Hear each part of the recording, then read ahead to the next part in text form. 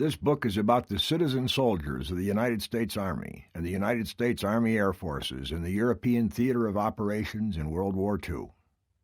It is not a comprehensive history of the campaign in Northwest Europe that began on D-Day and ended with Germany's surrender 11 months later.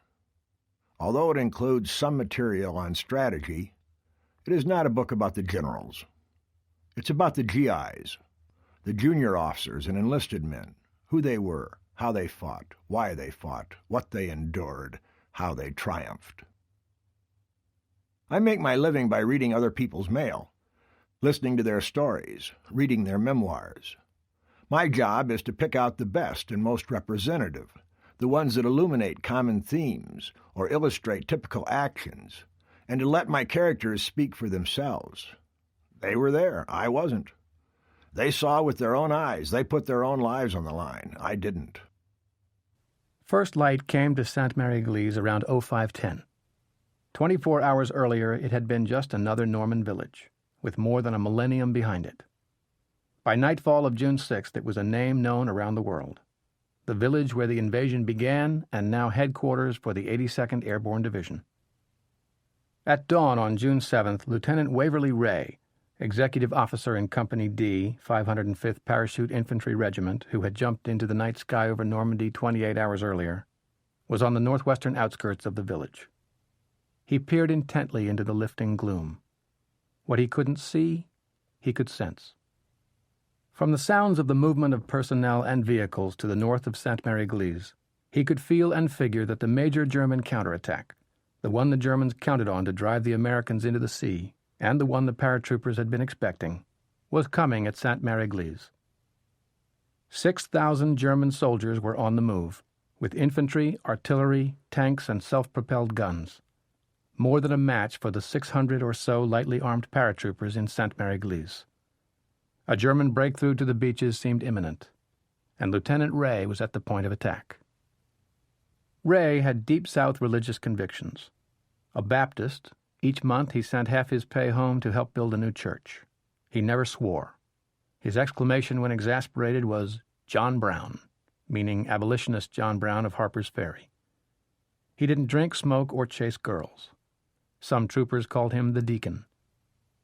Colonel Ben Vandervoort, commander of the 505th, had something of a father-son relationship with Ray, always calling him by his first name, Waverly.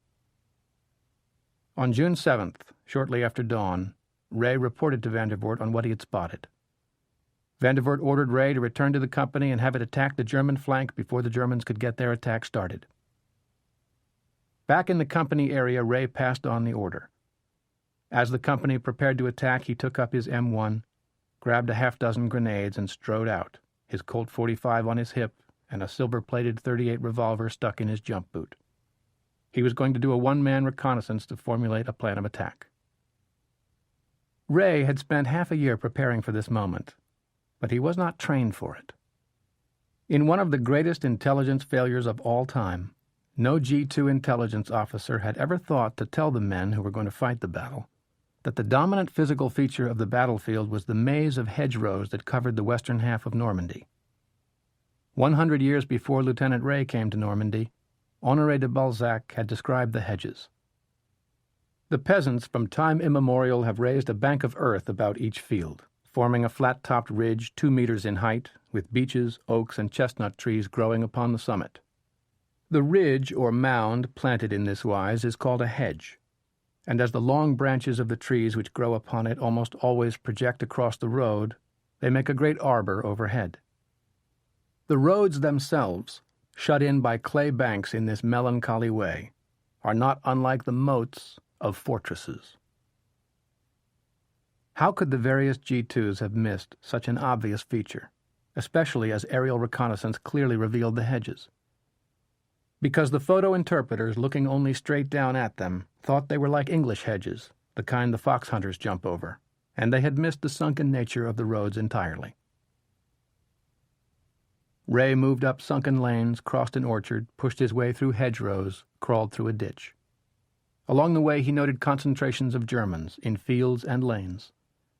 He reached a point near N13, the main highway coming into Sainte-Mère-Église from Cherbourg. The N-13 was the axis of the German attack. Ray got to a place where he could hear guttural voices on the other side of a hedgerow. He rose up, burst through the obstacle, swung his M1 to a ready position, and barked in his strong command voice, "Hande hoch," to the 8 German officers gathered around a radio. 7 instinctively raised their hands. The 8th tried to pull a pistol from his holster. Ray shot him instantly between the eyes. 2 Germans in a slit trench 100 meters to Ray's rear fired bursts from their Schmeisser machine pistols at him. Bullets cut through his jacket. One cut off half of his right ear. Ray dropped to his knee and began shooting the other 7 officers, one at a time, as they attempted to run away. When he had used up his clip, he jumped into a ditch, put another clip into his M1, and dropped the German soldiers with the Schmeissers with 1 shot each. Ray made his way back to the company area to report on what he had seen. At the command post, he came in with blood down his jacket, a big chunk of his ear gone, holes in his clothing. "Who's got more grenades?" he demanded. Then he started leading. He put a 60-millimeter mortar crew on the German flank and directed fire into the lanes and hedgerows most densely packed with the enemy. Next, he sent D Company into an attack down one of the lanes. The Germans broke and ran. By mid-morning, Sainte-Mère-Église was secure, and the potential for a German breakthrough to the beaches was much diminished. Before the battle was joined, Hitler had been sure his young men would outfight the young Americans. He was certain that the spoiled sons of democracy couldn't stand up to the solid sons of dictatorship. If he had seen Lieutenant Ray in action in the early morning of D-Day +1, he might have had some doubts. The campaign in Northwest Europe 1944-45 was a tremendous struggle on a gigantic stage. It was a test of many things, such as how well the Wehrmacht had done in changing its tactics and weapons to defend the empire it had seized in blitzkrieg warfare, how well the assembly lines of the Allies and of the Axis were doing in providing the weapons, the skill of the generals, the proper employment of airplanes on the defense and on the offense, and much more. The test we will look at is how well General George C. Marshall and that relative handful of professional officers serving in the U.S. Army in 1940 had done in creating an army of citizen soldiers from scratch. America had the numbers of men and could produce the weapons for a mass army and transport it to Europe, no question about it. But could she provide the leaders that an 8-million-man army required? The leaders at the people level, primarily captains, lieutenants, and sergeants? Hitler had thought not, and even U.S. Army Chief of Staff George Marshall had his doubts. The success of D-Day was a good start. On D-Day, the Allies put some 175,000 men ashore in Normandy. But the Allies had barely penetrated Germany's outermost defenses and had engaged only a tiny fraction of the German army in France. The Wehrmacht was not the army it had been 3 years earlier, but it was an army that had refused to die, even after Moscow, Stalingrad, and Kursk. At dawn on June 7, 1944, hundreds of thousands of soldiers from Britain and the States began coming in as reinforcements. This is the story of how those forces teamed up and overcame determined German resistance, to broaden the beachhead, then to overrun Normandy, then to overrun France and drive to the German border. Expanding the beachhead, June 7th to 30th, 1944. Shortly after dawn on June 7th, Lieutenant Horace Henderson of the 6th Engineer Special Brigade landed on Omaha Beach. I noticed that nothing moved on the beach except one bulldozer.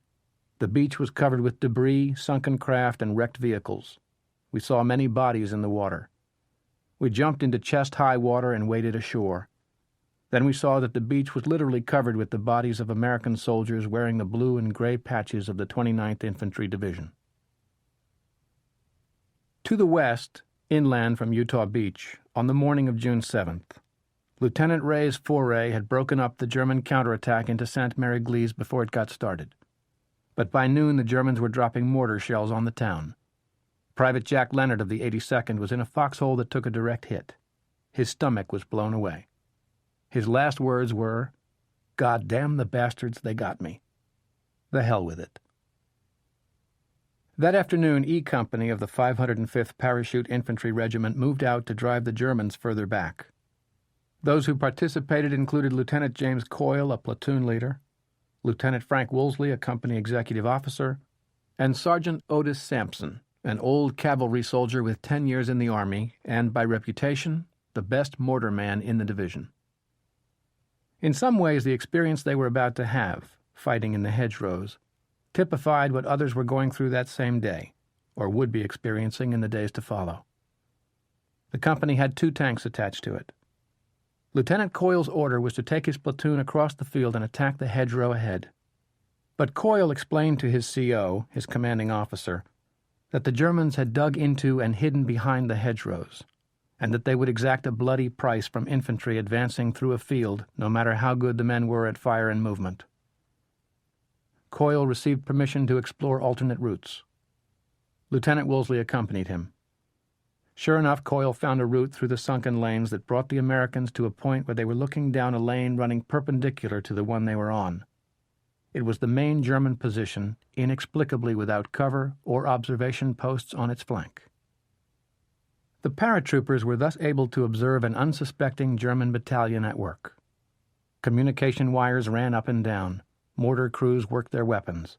Sergeants with binoculars leaned against the bank and peered through openings cut in the hedge, directing the mortar fire. Other forward observers had radios and were directing the firing of heavy artillery from the rear. Riflemen at the embankment also had cut holes through which they could aim and fire.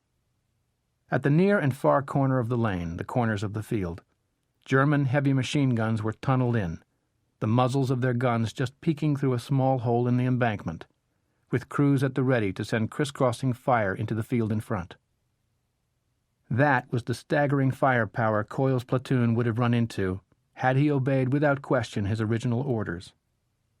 He was now on the German flank with his men, and 2 tanks behind him. The tanks did a 90-degree turn. The men laid down a base of rifle and machine gun fire, greatly aided by a barrage of mortars from Sergeant Sampson. Then the tanks shot their 75mm cannon down the lane. Germans fell all around. Sampson fired all his mortar shells, then picked up a Browning automatic rifle. I couldn't miss. That road was their death trap. It was so easy I felt ashamed of myself and quit firing. I felt I'd bagged my quota. The German survivors waved a white flag. Coyle told his men to cease fire, stood up, walked down the lane to take the surrender. 2 grenades came flying over the hedgerow and landed at his feet. He dove to the side and escaped, and the firing opened up again.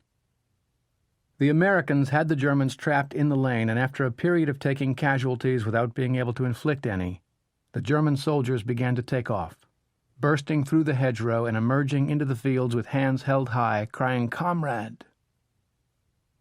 Soon there were 200 or so men in the field, hands up. Coyle and his men had effectively destroyed an enemy battalion without losing a single man. E Company's experience on June 7th was unique, or nearly so. An unguarded German flank was seldom again to be found. But in another way, what the company went through was to be repeated across Normandy in the weeks that followed. In the German army, the slave troops from conquered Central and Eastern Europe and Asia would throw their hands up at the first opportunity. But if they misjudged their situation and their NCO was around, they were likely to get shot in the back. Ethnic Germans also surrendered. Even veterans of the Eastern Front. Corporal Friedrich Bertenrath of the 2nd Panzer Division explained, "In Russia, I could imagine nothing but fighting to the last man. We knew that going into a prison camp in Russia meant you were dead.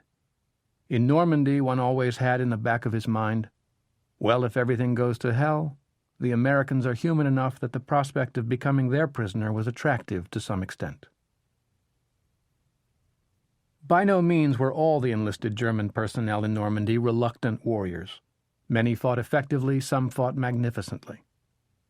Among elite German outfits in Normandy there were paratroopers. They were a different proposition altogether from the Polish or Russian troops. The 3rd Fallschirmjäger Division came into the battle in Normandy on June 10th, arriving by truck after night drives from Brittany. It was a full-strength division, 15,976 men in its ranks, mostly young German volunteers. It was new to combat, but it had been organized and trained by a veteran paratroop battalion from the Italian campaign. Training had been rigorous and emphasized initiative and improvisation. The equipment was outstanding.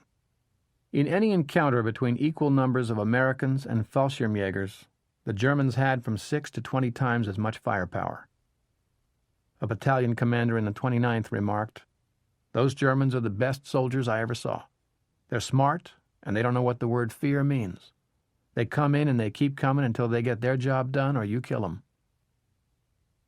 These were the men who had to be rooted out of the hedgerows, one by one. All through the Cotentin Peninsula from June 7th on, GIs died doing it, 2 hedgerows a day. The Norman hedgerows dated back to Roman times. They were mounds of earth to keep cattle in and to mark boundaries. Typically, there was only one entry into the small field enclosed by the hedgerows. On the sunken roads, the brush often met overhead, giving the GIs a feeling of being trapped in a leafy tunnel. It was like fighting in a maze.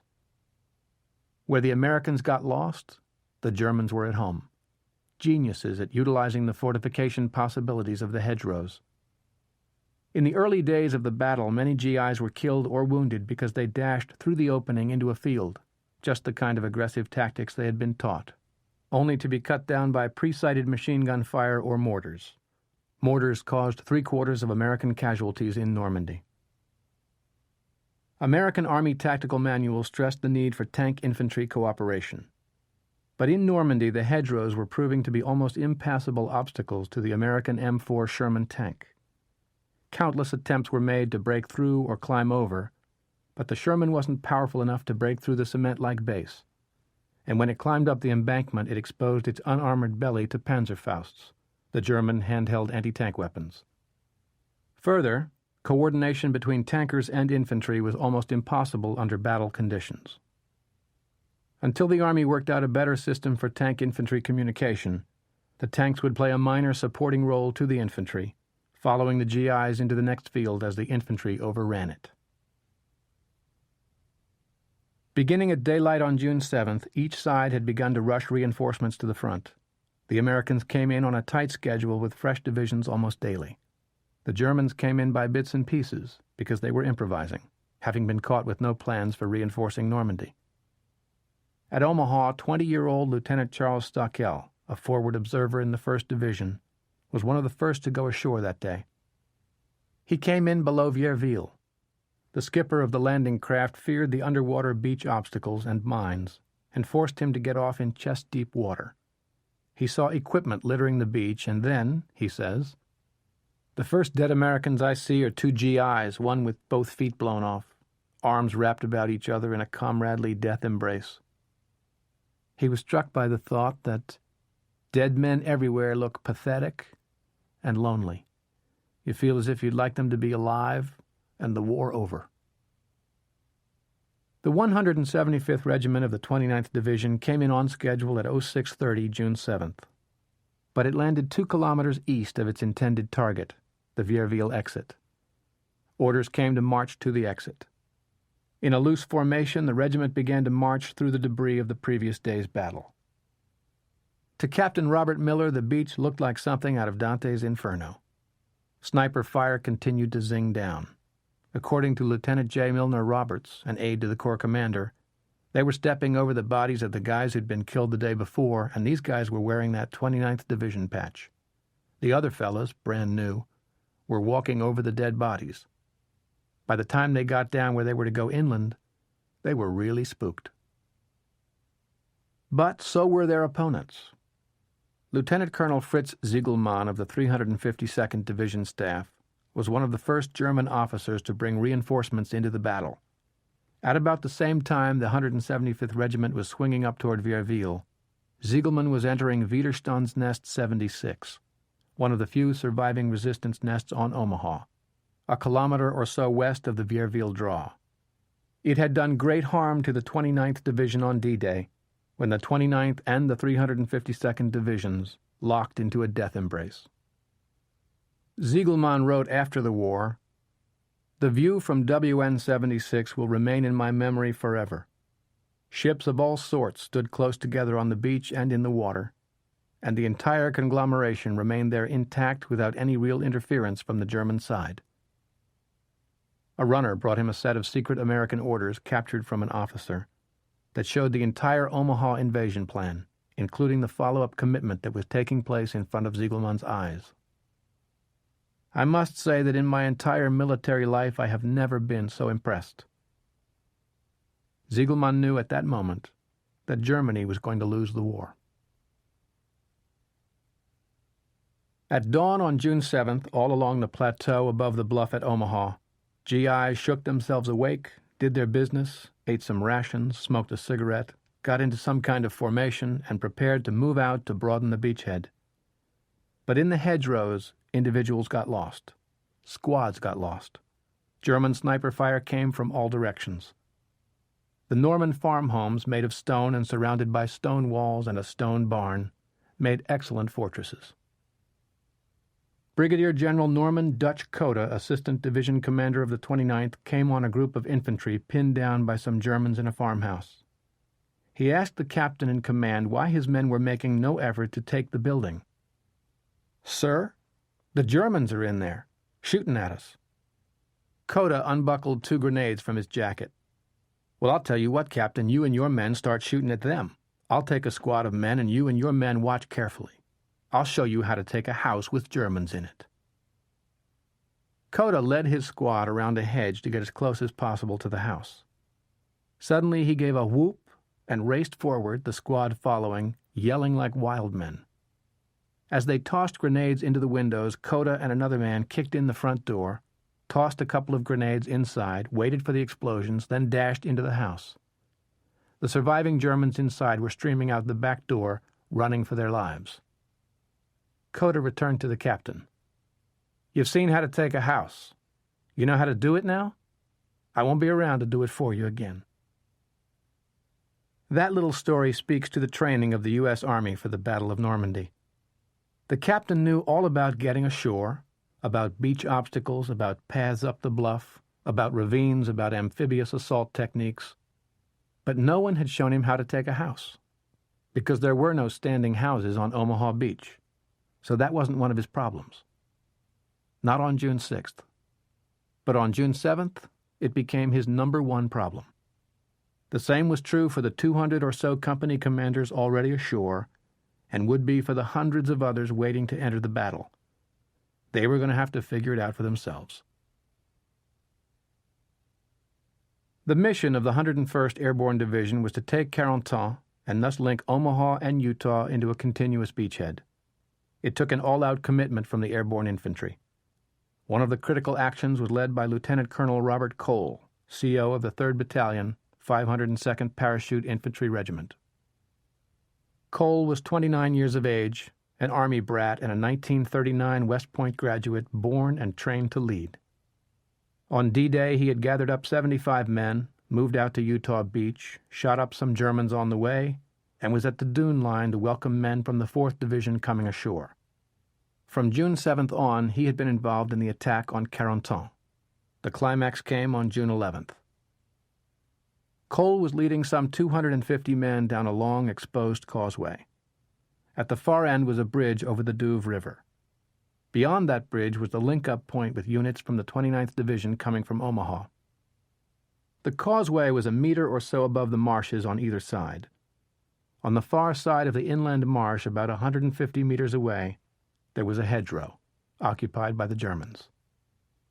Once Cole was fully committed along the causeway, the German machine gunners, riflemen, and mortarmen along the hedgerow opened fire. Cole's battalion took a couple of dozen casualties. The survivors huddled against the bank on the far side of the causeway. They should have kept moving. But the hardest lesson to teach in training, the most difficult rule to follow in combat, is to keep moving when fired on. Every instinct makes a soldier want to hug the ground. Cole's men did. And over the next half hour the Germans dropped mortars on the battalion, causing further casualties. Whenever an American tried to move down the causeway, he drew rifle and machine gun fire. For yet another half hour the GIs were pinned down. Then Cole could take no more and took command. He passed out an order seldom heard in World War II. Fix bayonets. Up and down the line he could hear the click of bayonets being fitted to rifle barrels. Cole's pulse was racing, his adrenaline pumping. He pulled his .45 caliber pistol, jumped onto the causeway, shouted a command in so loud a voice he could be heard above the din of the battle. Charge! Turned toward the hedgerow, and began plunging through the marsh. His men watched, fearful, excited, impressed, inspired. First, single figures rose and began to follow Cole. Then small groups of 2 and 3. Then whole squads started running forward, flashing the cold steel of their bayonets. The men began to roar as they charged, their own version of the rebel yell. The Germans fired and cut down some, but not enough. Cole's men got to the hedgerow, plunged into the dugouts and trenches, thrusting with their bayonets, drawing blood and screams, causing death. Those Germans who dodged the bayonets ran out the back way. Paratroopers took them under fire and dropped a dozen or more. Cole stood there shaking, exhausted, elated. Around him the men began to cheer. Cole got his men down the causeway to the bridge and over it to the far side of the Douve River. There, the following day, Omaha and Utah linked up. Cole's victory, memorable in itself, also serves as an example not only of heroism and spirit, but also of the many things the Americans were doing wrong. Later in the war in Holland and Belgium, the 502nd would not have advanced over a causeway crossing a swampy area with an unsecured hedgerow 150 meters away.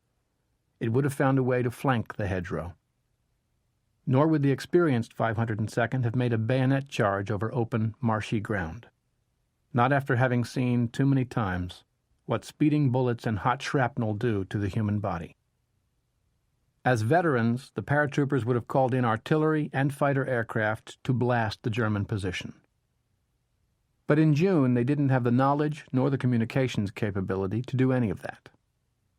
No one had foreseen the need for air-ground communication, pilot to tank commander, infantry captain to forward observer over the radio, just as no one had seen the need for the infantry to be able to communicate with tankers when the hatch was down. Throughout First Army, young men made many discoveries in the first few days of combat, about war, about themselves, about others.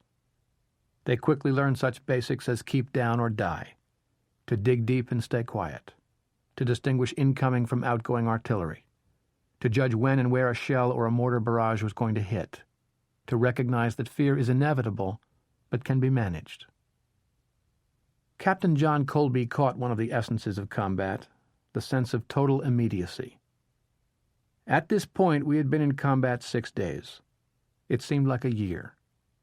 In combat, one lives in the now and does not think much about yesterday or tomorrow. Another thing Colby learned in his first week in combat was, artillery does not fire forever. It just seems like that when you get caught in it. The guns overheat or the ammunition runs low and it stops. It stops for a while anyway. He was amazed to discover how small he could make his body. If you get caught in the open in a shelling, he advised, the best thing to do is drop to the ground and crawl into your steel helmet. One's body tends to shrink a great deal when shells come in. I am sure I have gotten as much as 80% of my body under my helmet when caught under shell fire. Colby learned about hedgerows. Once there was a situation where I had to push through a hedgerow. A submachine gun emitted a long burst right in front of my face. The gun was a Schmeiser, which had a very high rate of fire that sounded like a piece of cloth being ripped loudly. The bullets went over my head. I fell backward and passed out cold from fright. About themselves, the most important thing a majority of the GIs discovered was that they were not cowards. They also learned that while combat brought out the best in some men, it unleashed the worst in others.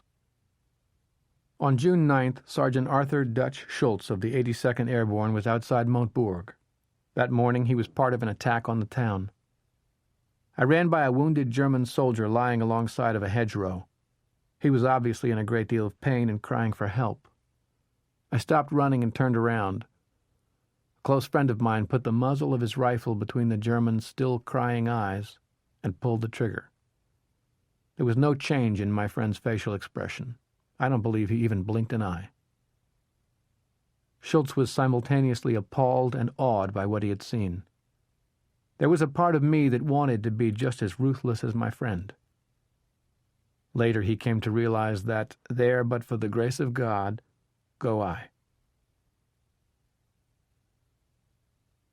Over Normandy, Allied fighter pilots owned the skies. Thanks to air supremacy, the Americans were flying little single-seat planes, Piper Cubs, about 300 meters back from the front lines and some 300 meters high. German riflemen fired at them ineffectively. Still, the bullets worried the pilots. Like all men at war, they feared above all getting hit in the testicles. Ground maintenance men eased their worry by welding a steel plate under their seats. When the Cubs appeared, all German mortar and artillery firing stopped. As Sergeant Sampson described it, they didn't dare give their positions away, knowing if they fired, our pilot would call in, and artillery would be coming in on them pinpoint. The results could be devastating. Air supremacy freed Allied fighter bombers, principally P-47 Thunderbolts, to strafe and machine gun and bomb German convoys and concentrations. From D-Day +1 onward, whenever the weather was suitable for flying, the P-47s forced nighttime movement only on the Germans. During the day, Germans caught in the open quickly paid. The Jabos would get them. The name Jabo comes from the German words Jäger-Bomber or hunter-bomber. 50 years later, in talking about Jabos, German veterans still have awe in their voice and glance up over their shoulders as they recall the terror of having one come right at them, all guns blazing. The B-26 Marauders, a two-engine bomber, continued their all-out assault on choke points in the German transportation system, principally bridges and highway junctions. There were no Luftwaffe fighters, partly because the B-26s flew tight formations and stayed low, discouraging fighter attacks, but more because most German pilots were on the far side of the Rhine River, trying to defend the homeland from the Allied four-engine bombers, and the Luftwaffe was chronically short on fuel. But in Normandy, air power could not be decisive alone. The Germans already were dug in well enough to survive strafing, rocket, and bombing attacks on their lines. They could move enough men, vehicles, and materiel at night to keep on fighting. Once reinforcements and supplies reached Normandy, they could move along the leaf-covered sunken lanes. The frequently foul weather gave them further respite, and there were more of those days than there were clear ones. Over the first 10 days of the battle, the Germans fought so well that the Allies measured their gains in meters. By June 16th, the euphoria produced by the D-Day success was giving way to fears that the Germans were imposing a stalemate in Normandy. These fears led to blame and recriminations among the Allies. The difficulty centered around the taking of Caen. General Bernard Law Montgomery, commanding the ground forces, had said he would take the city on D-Day, but he had not. Nor did he do so in the following 10 days. Nor was he attacking. The British Second Army had drawn the bulk of the panzers in Normandy to its front. It was at Caen that the Germans were most vulnerable, because a breakthrough at Caen would put British tanks on a straight road through rolling terrain with open fields headed directly for Paris. Therefore, the fighting north of Caen was fierce and costly. But there was no all-out British attack. The Americans, themselves frustrated by their glacial-like progress in the hedgerows, were increasingly critical of Montgomery. Monty sent it right back.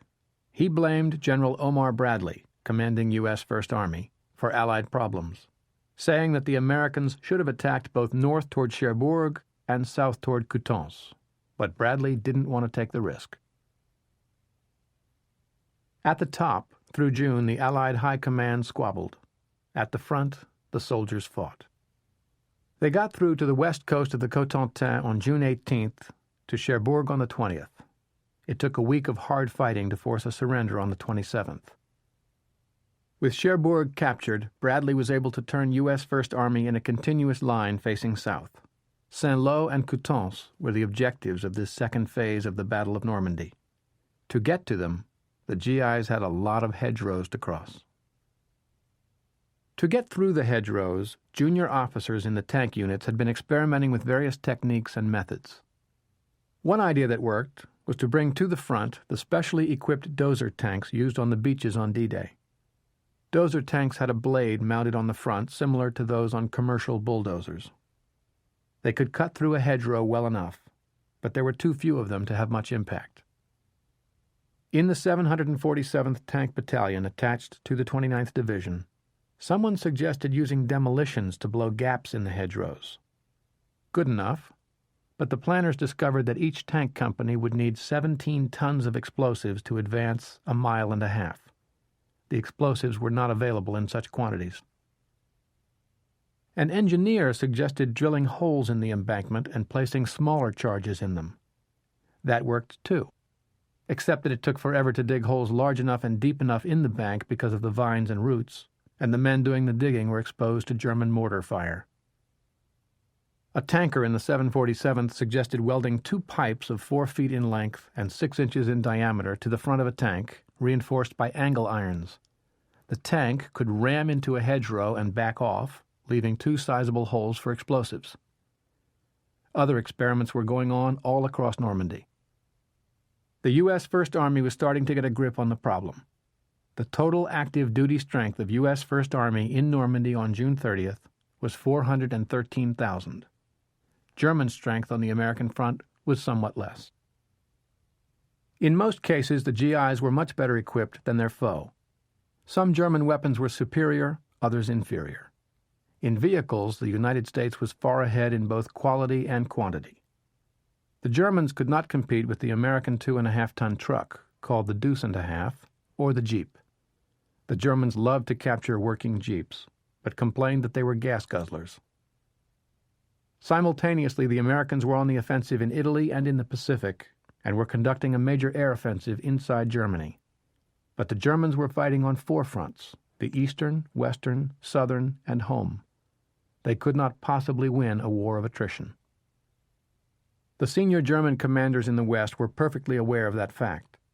Having failed to stop the Allied assault on the beaches, having failed to prevent a link-up of the invasion forces, completely lacking any air support and seriously deficient in air defense, chronically short on fuel, sometimes short of ammunition, taking heavy casualties, they despaired.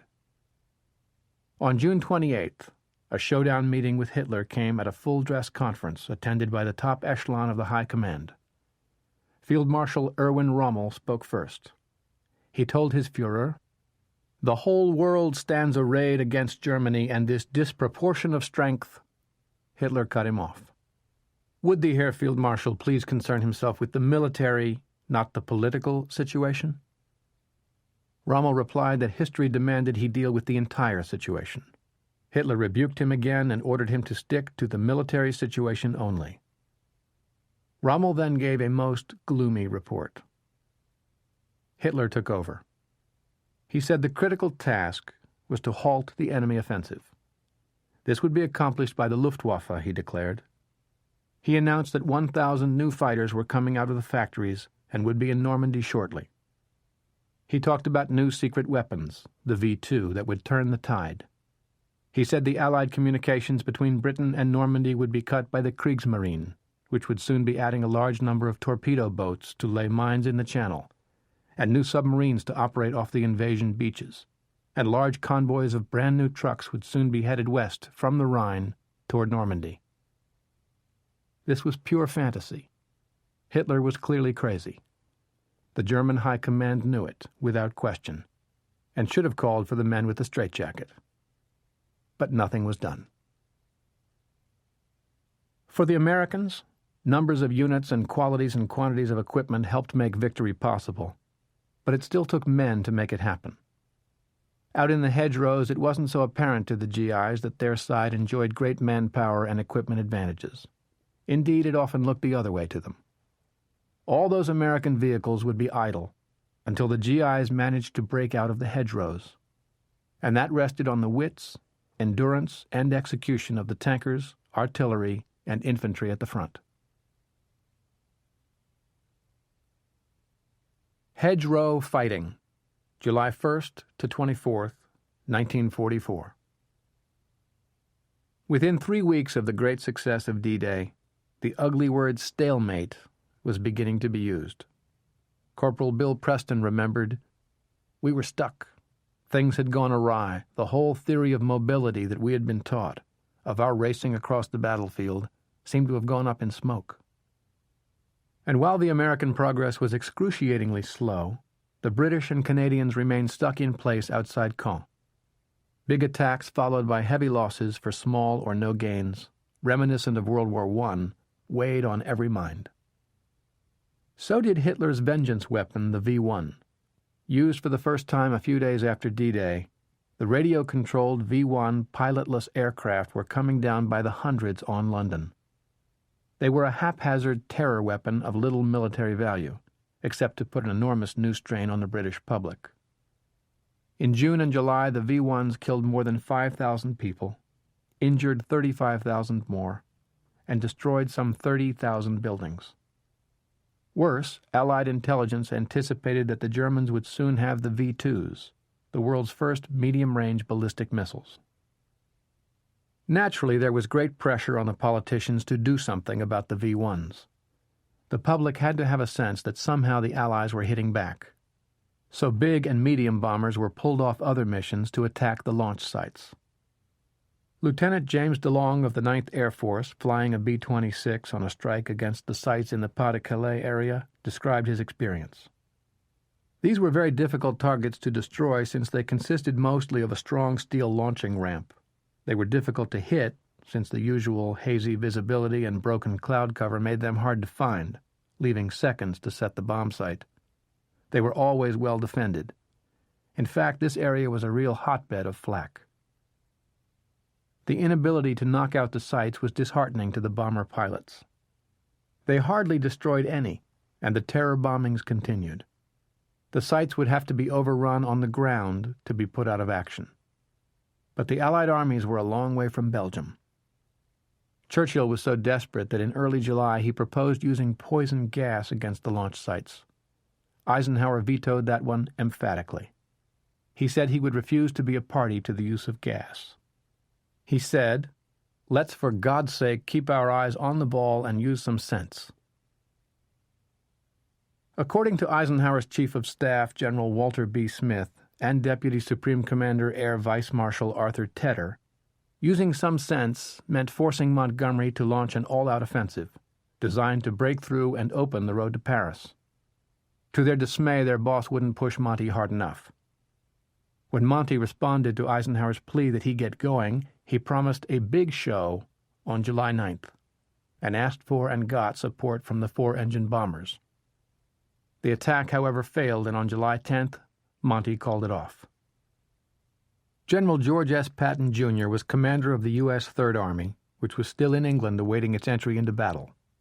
Patton had gone to Normandy to observe Monty's attack.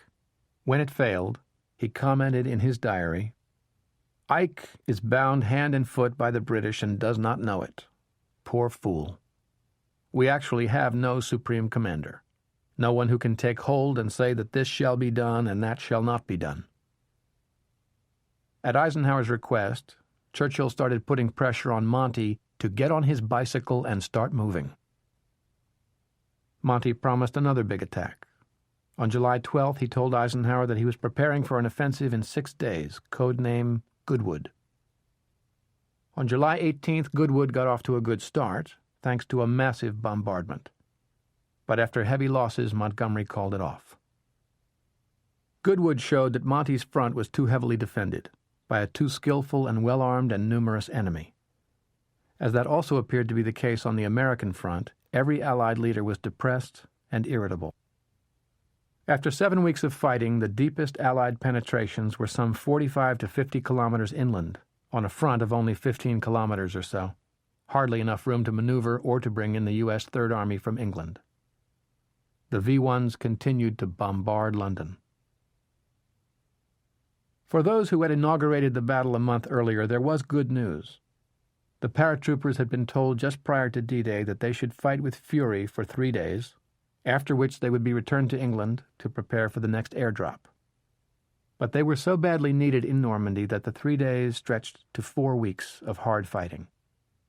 The 82nd and 101st Airborne Divisions took heavy casualties, close to 50%.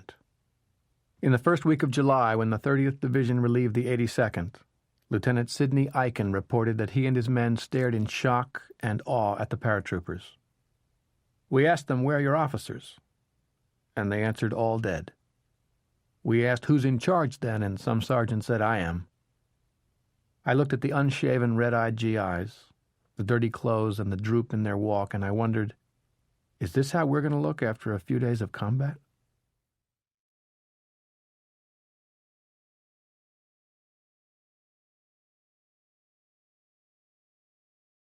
But the paratroopers brought with them back to England priceless experience, which they could pass on to the recruits as they rebuilt to full strength for the next jump. Private Fayette Richardson of the 82nd, for example, told a story that contained 2 lessons from one incident.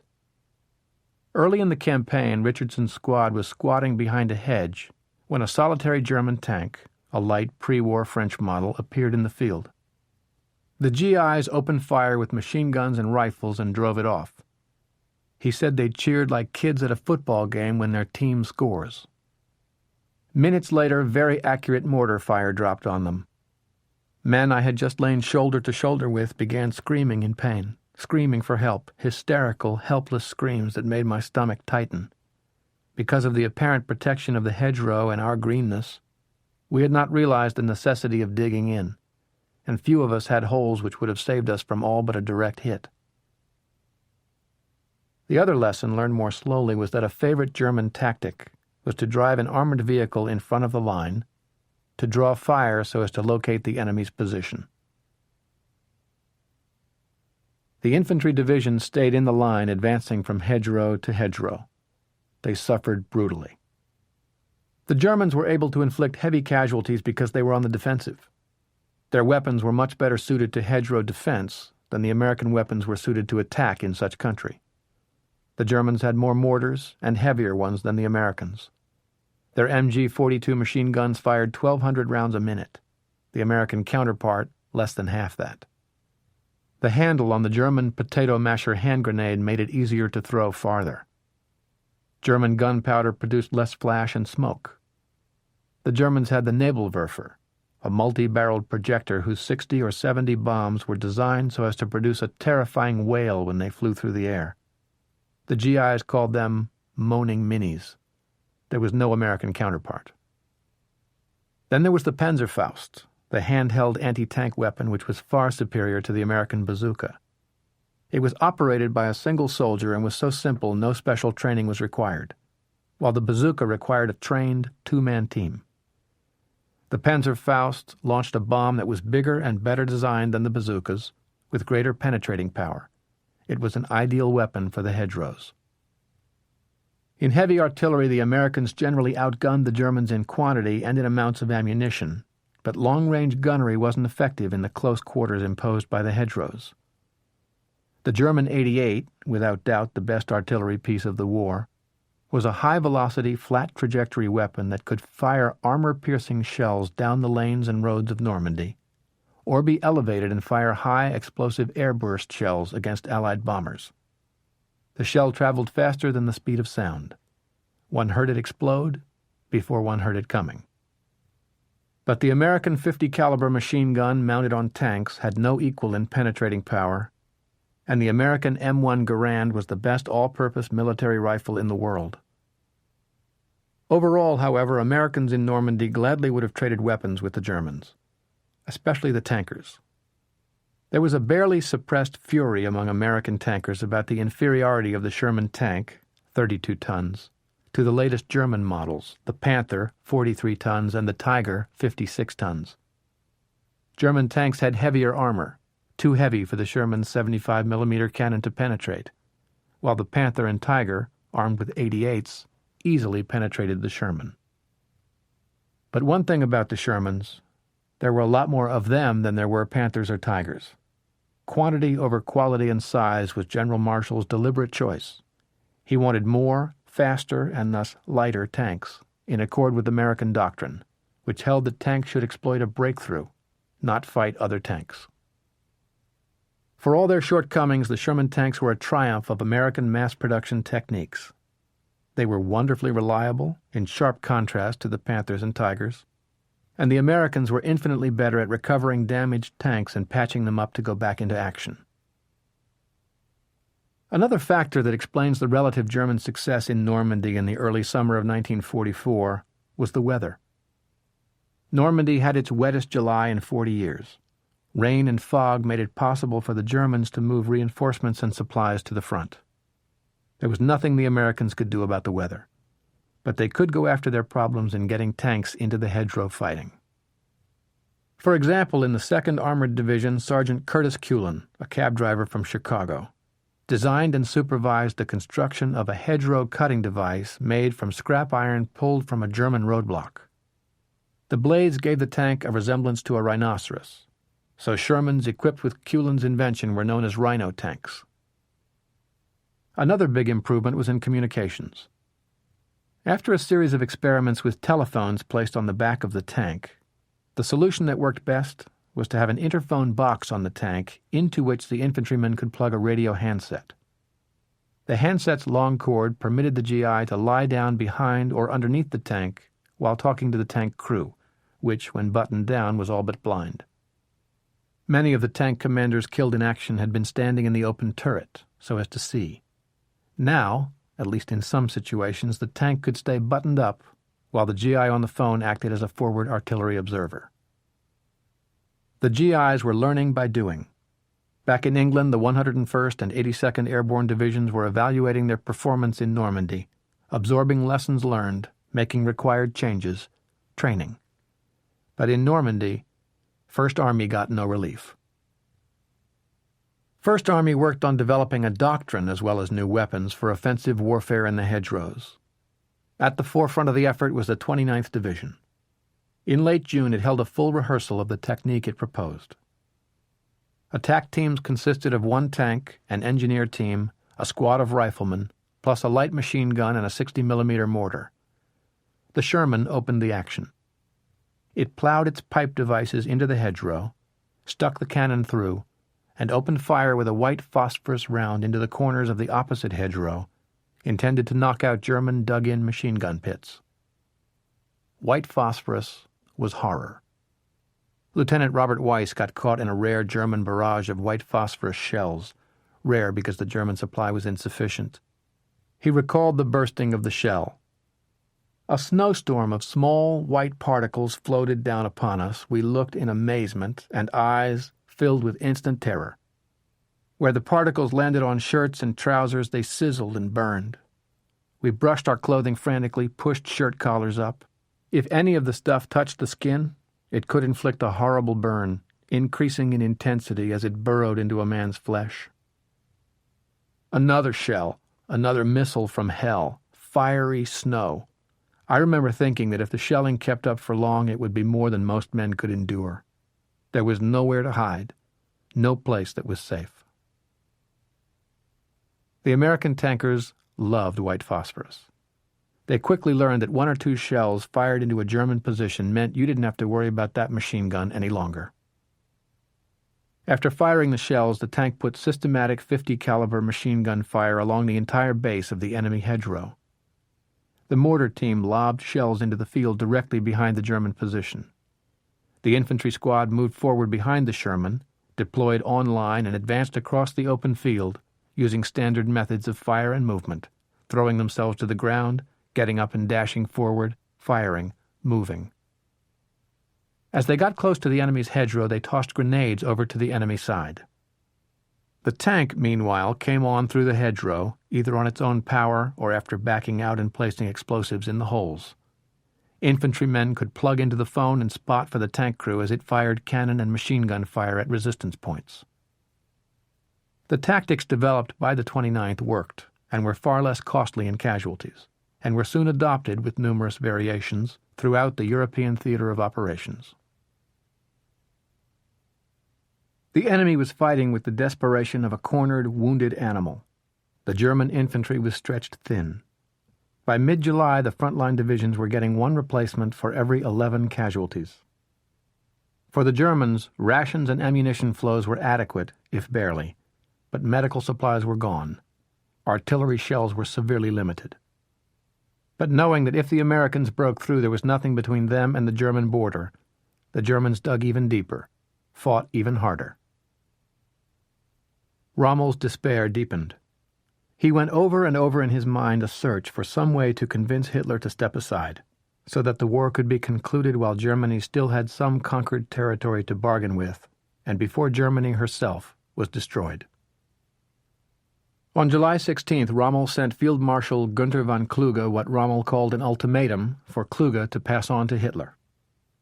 It was a 2.5-page document.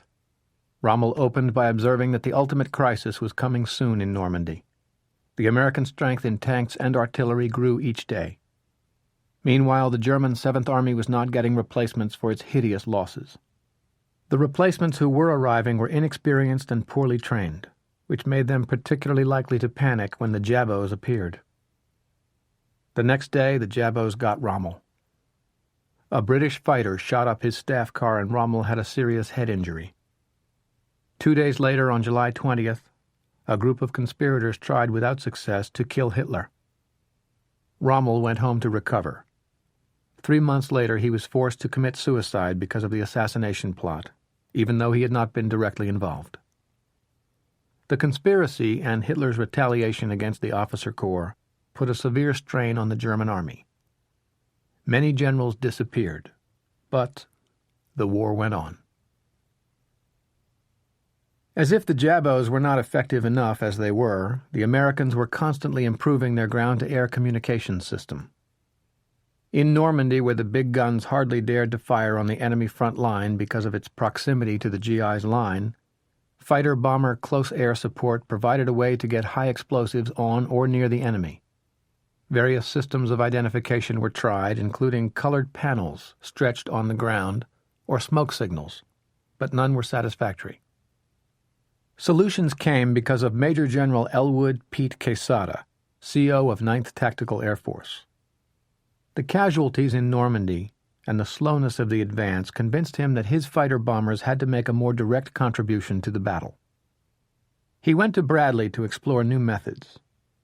For example, Quesada said, artillery units have forward observers who radio target information to the gunners. Why don't we equip the planes and artillery units with VHF radios so that they can spot for and talk to each other? They tried, and it worked. But weather continued through July to hamper the effectiveness of the Allied air forces. 50% of the missions in July for all planes in England and France had to be scrubbed due to weather. By contrast, the Luftwaffe in Normandy was pathetic. Its sole contribution to the battle came at night, when 1, 2, or sometimes a dozen Luftwaffe bombers flew over the beaches, dropped bombs at random, and got out of there as soon as possible. The Americans called the night visitors bed-check Charlies. Every weapon on the beach was fired at the bombers. The tracers made such a dazzling array the Germans named the beaches Golden City. The Luftwaffe did little damage except to nerves. On the ground, the Americans continued to advance slowly, except at Saint-Lô. Outside Saint-Lô, more or less stuck in place for nearly a month, despite many attacks, was the 29th Division. General Charles Gerhardt, the CO of the 29th, was under great pressure from Bradley to take Saint-Lô. So far, he had already lost more men outside Saint-Lô than he had on Omaha Beach on D-Day. Gerhardt figured the Germans were in worse condition and ordered a general assault to take Saint-Lô, putting all his strength into it. No reserves. On July 17th, an hour before dawn, the attack began. Major Tom Howie, a mild-mannered teacher of English literature before the war, led the 3rd Battalion of the 116th Regiment in the 29th. Howie told his men to keep going no matter what. He limited each platoon to 2 men firing their rifles, and then only in emergency. The others were to use their bayonets and hand grenades. The idea was to achieve surprise. In the pre-dawn attack, the infantry from the 29th broke through or passed through the German line and took the high ground just 1 kilometer from Saint-Lô. The road into the city was open. Howie called the company commanders to a conference and to give them their objectives.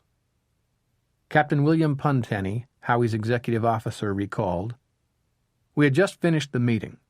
The COs had been dismissed, and before they could get back to their companies, the Germans began dropping a mortar barrage around our ears. Before taking cover in one of the foxholes, Major Howie turned to take a last look to be sure all his men had their heads down. Without warning, one of the shells hit a few yards away. A fragment struck the Major in the back and pierced his lung. 'My God, I'm hit,' he murmured, and I saw he was bleeding at the mouth. As he fell, I caught him. He was dead in 2 minutes." Captain Puntenny took over just as a counterattack from the Fallschirmjäger hit the battalion.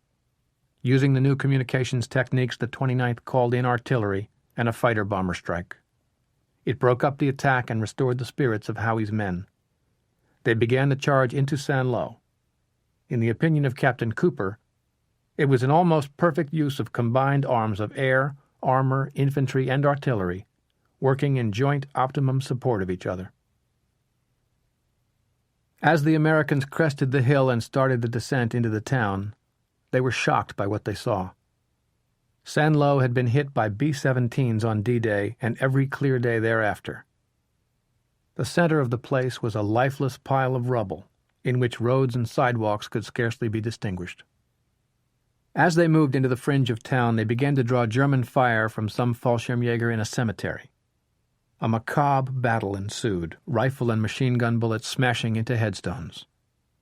Rhino tanks that had busted through the hedgerow came up in support, fired their cannons and machine guns, and drove the Germans off.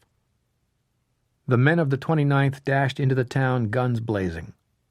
There was still hard fighting to go before the town was completely cleared of the enemy.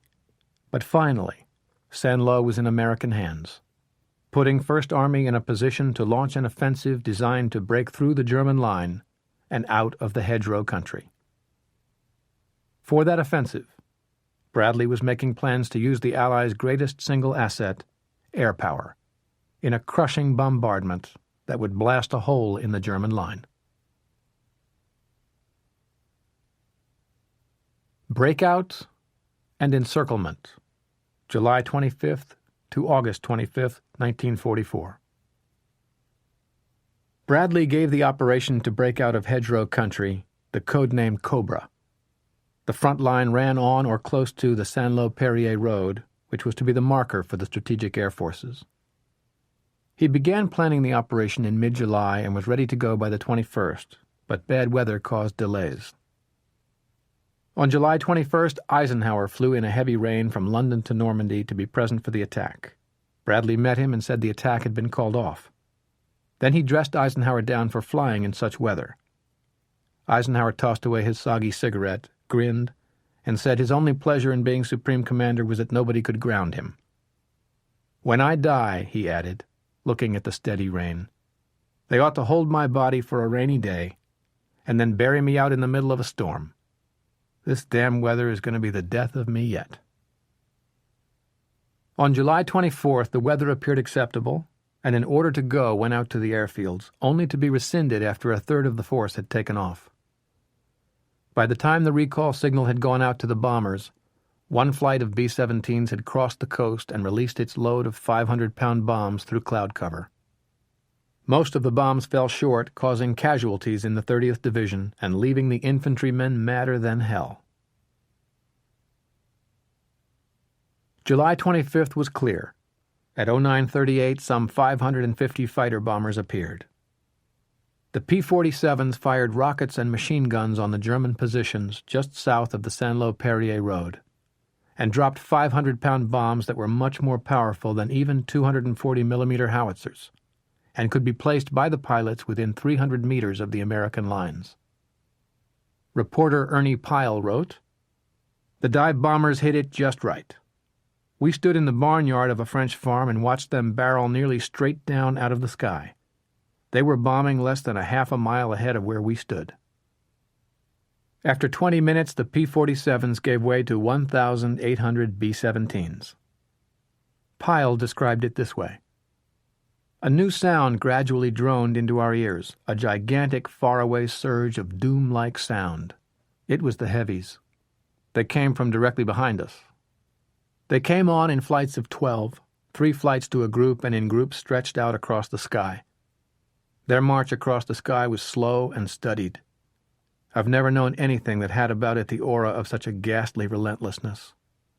You had the feeling that even had God appeared beseechingly before them in the sky with palms outward to persuade them to turn back, they would not have had within them the power to turn off their irresistible course. The B-17s were overhead for a full hour. Their strike saturated the area just south of the road. When the first wave of bombers appeared, the 88s, German anti-aircraft fire, knocked 3 of them out of the sky. But little Piper Cubs were flying near enough to the German lines to spot the flashes and call in the German batteries' positions to American artillery. Medic Edward Buddy Gianalone was struck by the sight. The funniest thing I ever saw was those Piper Cubs. They were spotting for the artillery so the 88s couldn't hit our bombers. Little bitsy Piper Cub protecting these great big sons of bitches way up there with the bombs. When the shells started coming down on them, the German artillerymen dove into their bunkers and the 88 anti-aircraft fire ceased. Overhead, as the B-17s departed, 350 P-47s swooped in for another 20-minute strike against the narrow strip just south of the road, dropping napalm-filled drums on the target. Altogether, some 16,000 tons of bombs hit the Germans, supplemented by artillery fire, 1,000 guns in all. It was the greatest expenditure of explosives for a single attack in the Army's history. The results for the Germans were near catastrophic. The bombed area looked like the surface of the moon. Craters had overlapped each other in many areas. Entire hedgerows were blasted away. General Fritz Bayerlein reported that he lost at least 70% of his troops out of action, dead, wounded, crazed, or numbed. Everywhere there was death and destruction. Men not hit by shrapnel were bleeding from the nose, ears, mouth. The world seemed to be coming to an end.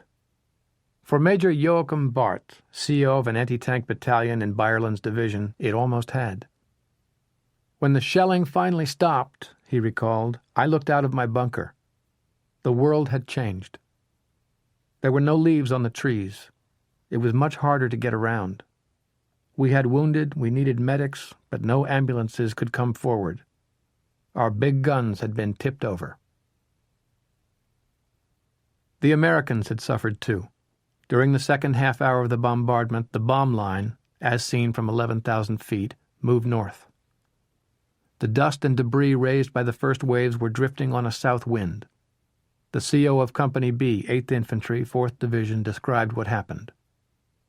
The dive bombers came in beautifully, dropped their bombs right in front of us just where they belonged. Then the first group of heavies dropped theirs. The next wave came in closer, the next one closer, still closer. Then they came right on top of us. The shock was awful. Lieutenant Sidney Eichen of the 30th Division had a similar experience. My outfit was decimated, our anti-tank guns blown apart. I saw one of our truck drivers, Jesse Ivey, lying split down the middle. Captain Bell was buried in a crater. But his division CO, General William Harrison, put the pressure on Eichen's regimental commander. Colonel, the attack goes ahead as scheduled. Even if you have only 2 or 3 men, the attack is to be made. The colonel ran from company to company, shouting, "You got to get going, get going." So Eichen said, half-heartedly, we started to move. There were 111 GIs killed and 490 wounded by the Shorts. Among the dead was General Leslie McNair, Chief of the Army Ground Forces, who was in the front line to witness the attack. When Bradley got the news of the Shorts, he wrote that at his headquarters, dejection settled over us like a wet fog.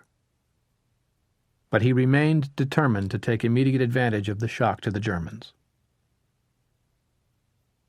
The first advancing GIs passed disabled German vehicles, shattered corpses, and stunned and disoriented survivors.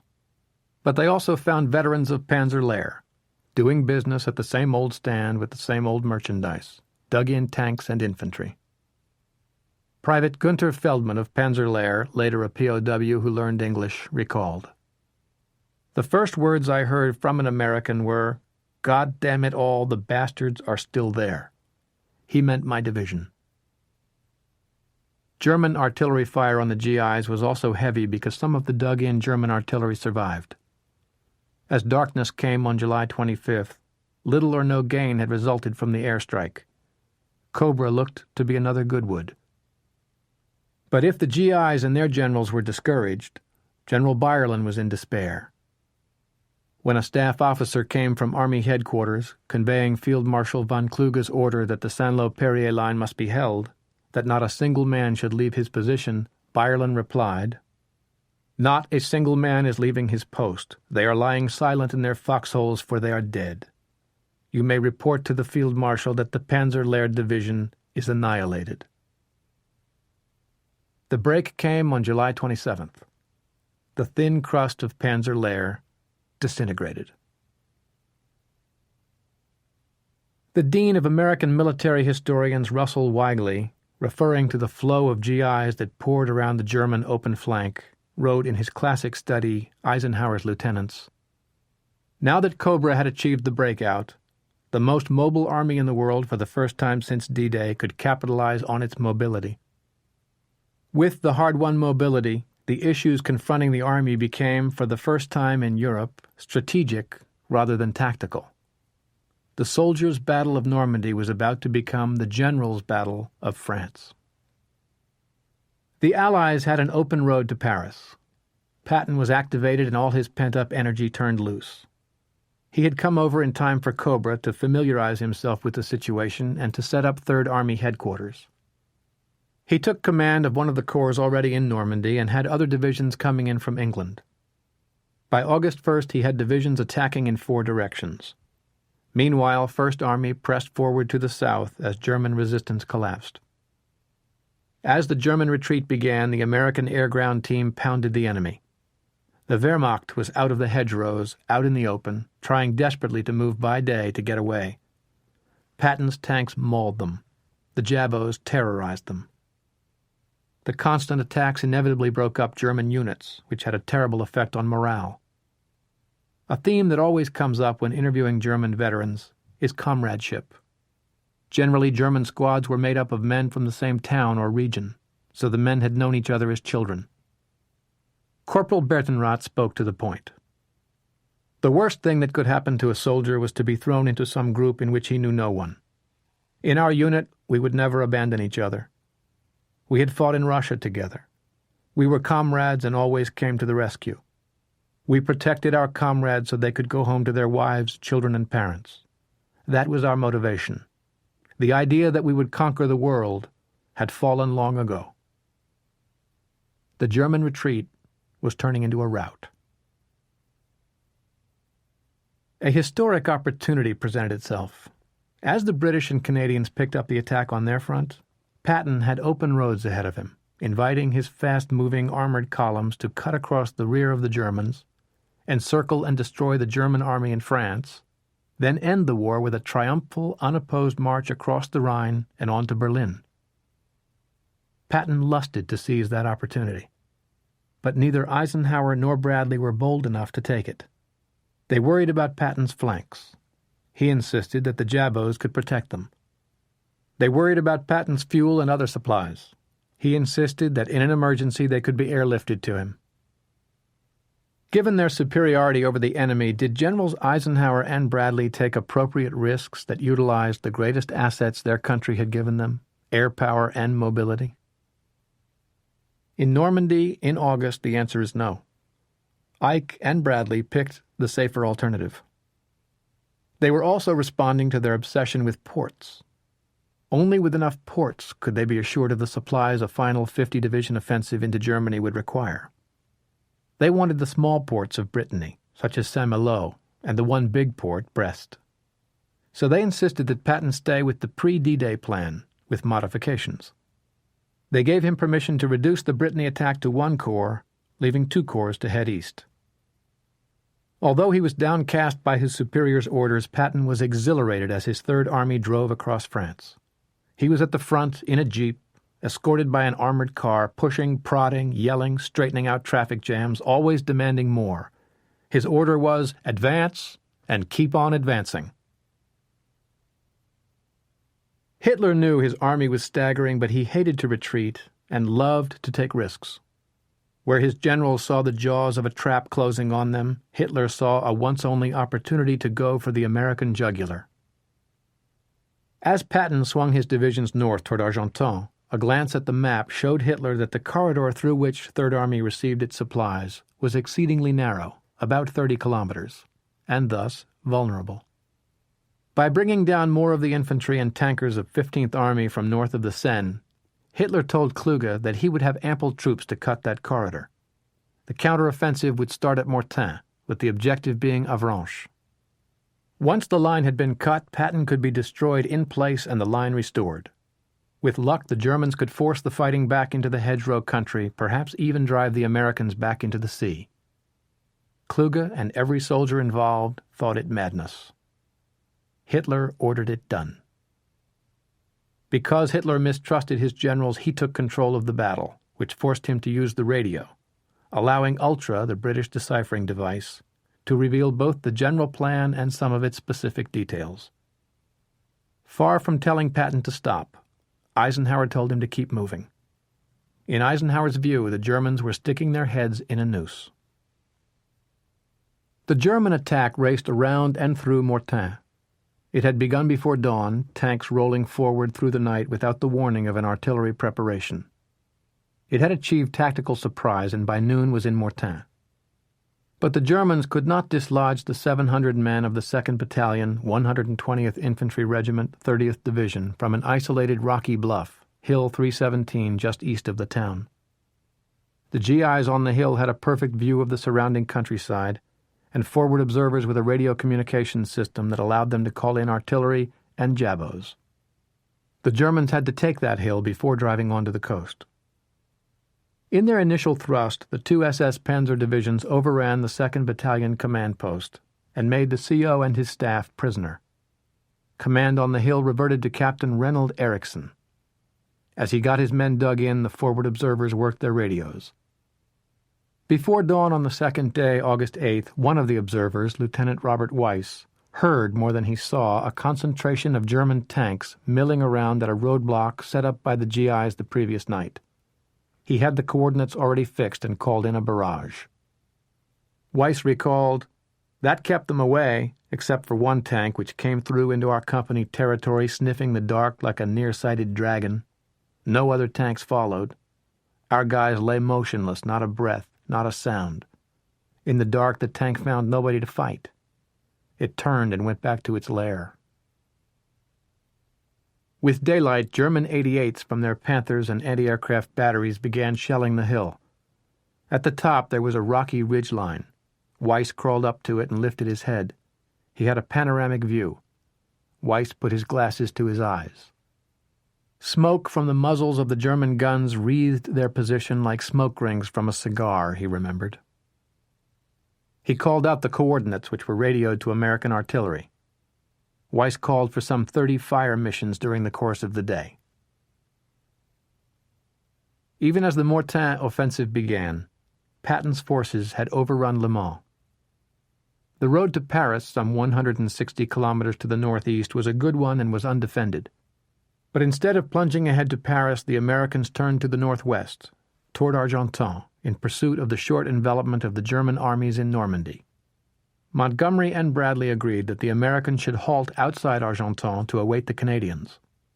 When they met, the entire German army in Normandy, still attacking in the wrong direction at Hill 317, would be encircled. For 5 days, Hill 317 was surrounded, but the Germans could not just bypass it. On August 11th, Kluge finally got Hitler's permission to break off the attack at Mortain and begin the retreat through the Falaise Gap. Once the retreat began, there was no place to stop, turn, and defend short of the Siegfried Line at the German border.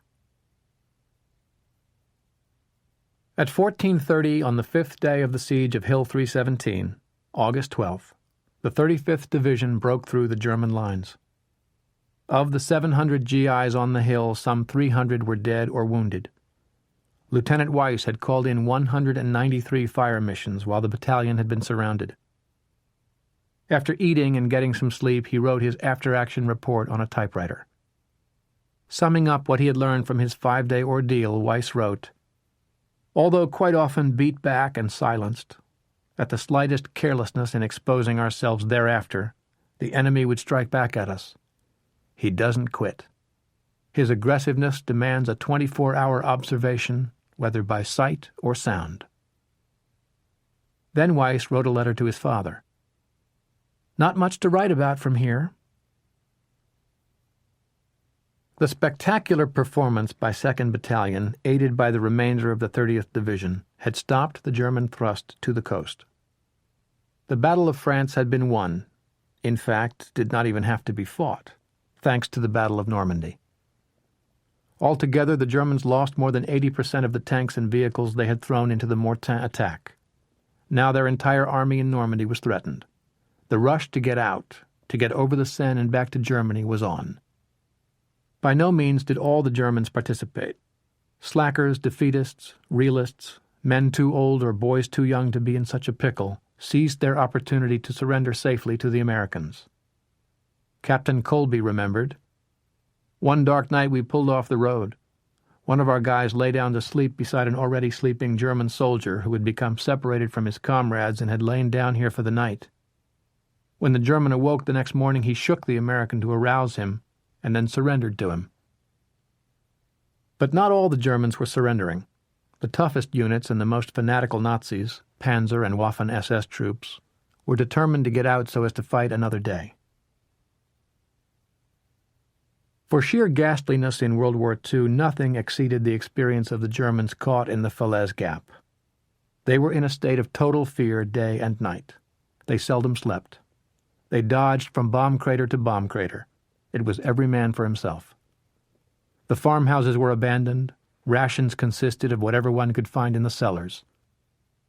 Lieutenant Günther Materna recalled, "It was terrible, especially for those lying there in pain. It was terrible to see men screaming, 'Mother,' or 'Take me with you, don't leave me here, I have a wife and child at home, I'm bleeding to death.'"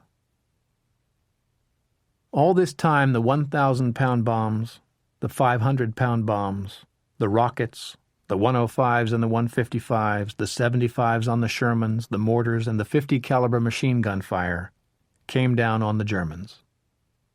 Along the roads and in the fields, dead cows, horses, and soldiers swelled in the hot August sun, their mouths agape, filled with flies.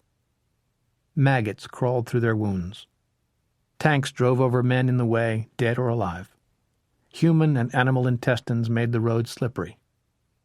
The stench was such that even pilots in the Piper Cubs threw up.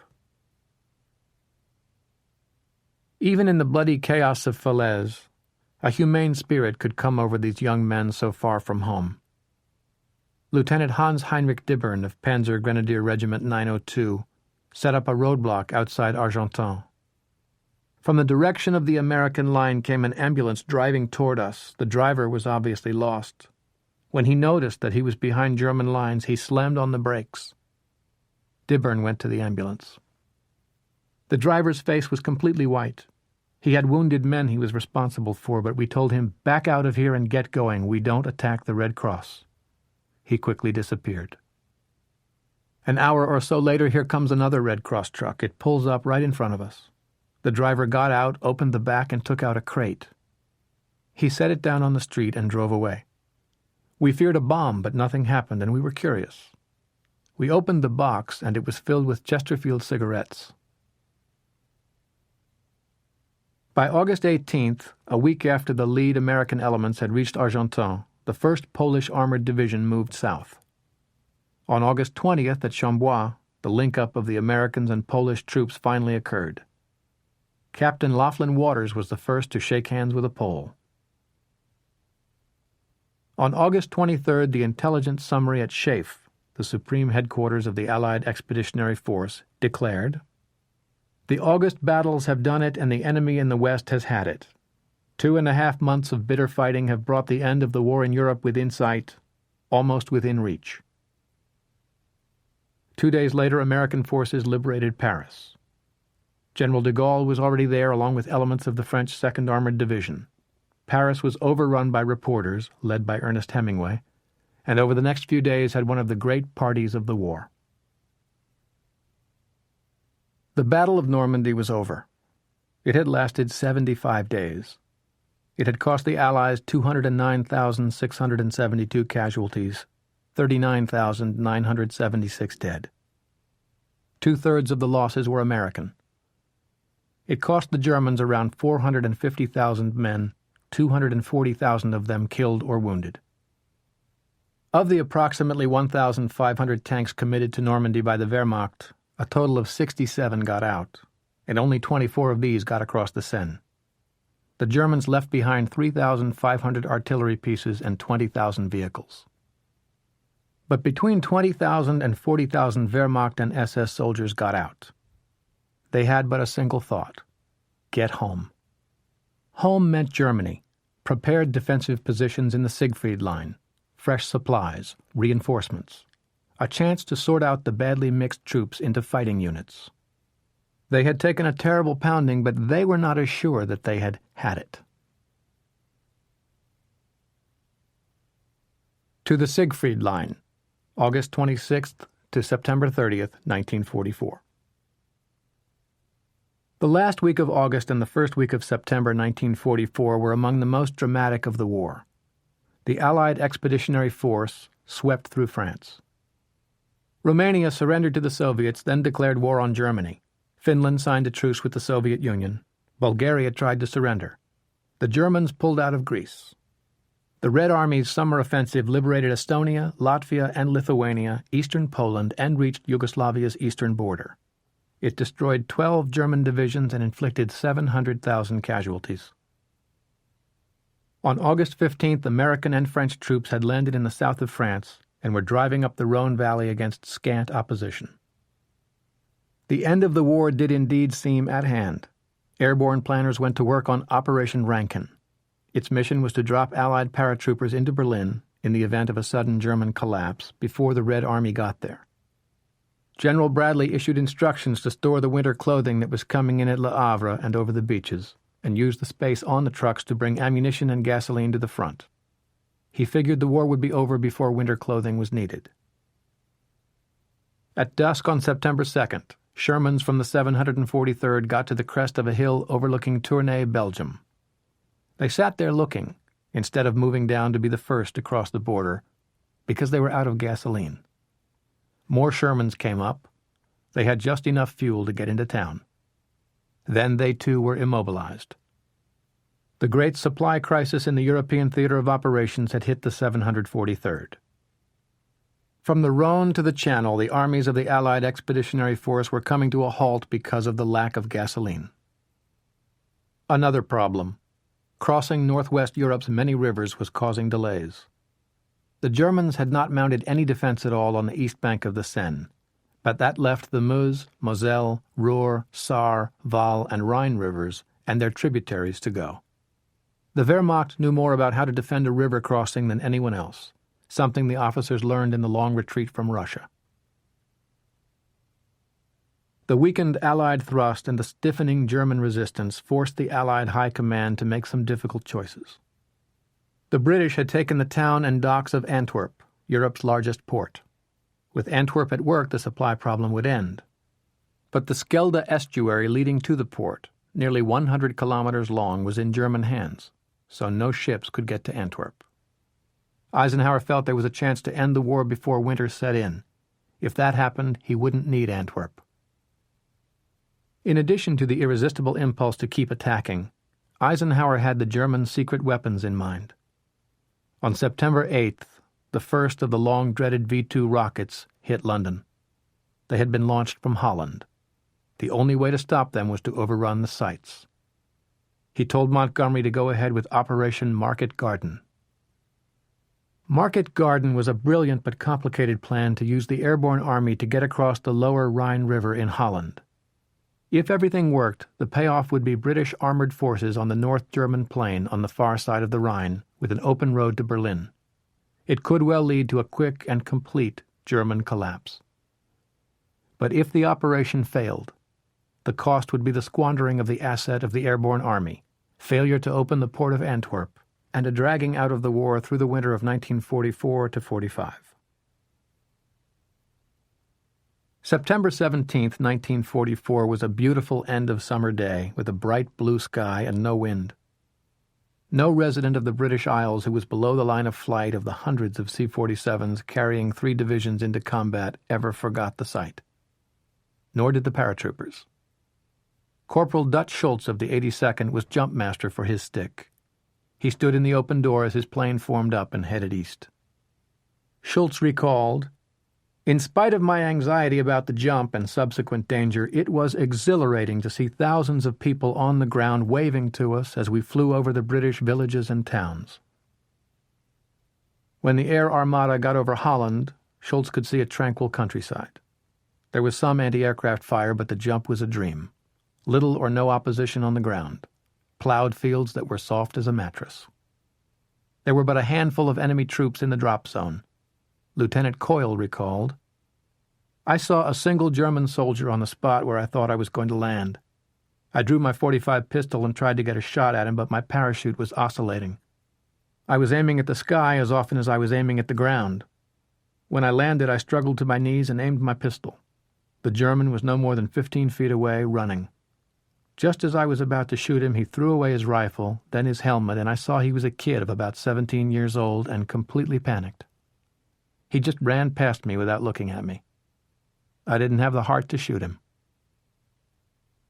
The Germans had been caught by surprise but were waking up. They got units to the various bridges to defend them or blow them if necessary. By the end of September 17th, the Americans had achieved most of their objectives. The British 1st Airborne Division, meanwhile, had landed on the far side of the Rhine, north of Arnhem, and secured the area for reinforcements to come in the next day. The British Second Army failed to reach its objectives, but it had made progress. Not a spectacular, but still a good start. On September 18th, however, almost everything went wrong. German 88s, quickly assembled in woods on either side of the single raised road the British tanks and vehicles were using, began firing with devastating effectiveness. Soon, disabled vehicles blocked the road, causing gigantic traffic jams. The weather in England turned bad: rain, fog, mist, grounding all airplanes. There would be no reinforcements, no supply drops coming from England. At the beginning of September, the Allied armies were streaming across France, driving a dispirited, disorganized army before it. Thoughts of being home for Christmas were in the air. At the end of the month, Patton's Third Army was stuck. So was Hodge's First Army. The supply crisis was worse than ever. Antwerp wasn't open, and Market Garden had failed. What would be the consequences?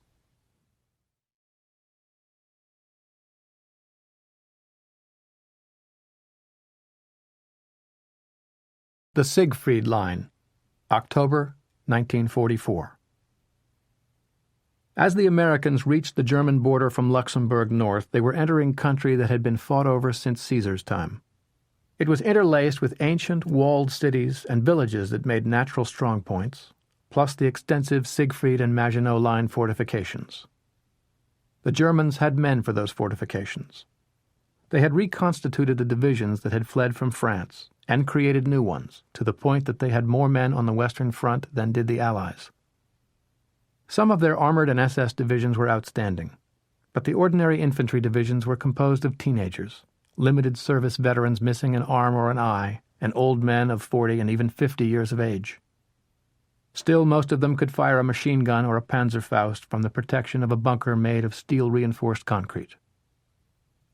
As against this, Eisenhower commanded 3 army groups, the 21st under Montgomery, the 12th under Bradley, and the 6th on the southern flank under Lieutenant General Jacob Devers. In firepower, the Allies had a tremendous advantage. It was 2.5 to 1 in artillery, but the supply crisis had hit hard on shells, so that most American batteries were limited to a few rounds only per day. The advantage was 20 to 1 in tanks. In the air, the Allies had 5,059 American bombers, 3,728 American fighters, and 5,104 RAF planes. The Germans on the Western Front had 573 planes.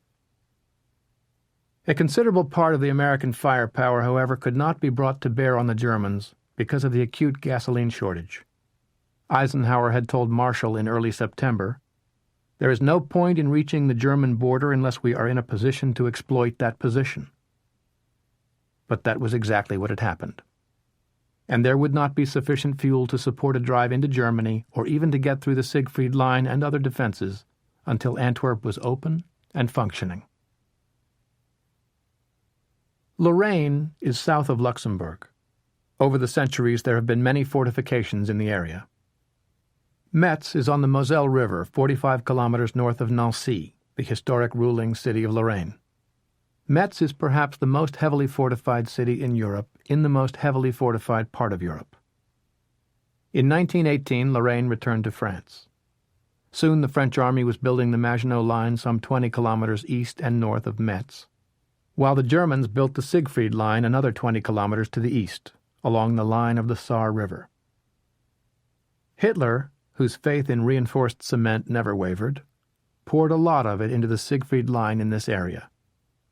By 1940, the strongest part of the Siegfried faced the strongest part of the Maginot Line.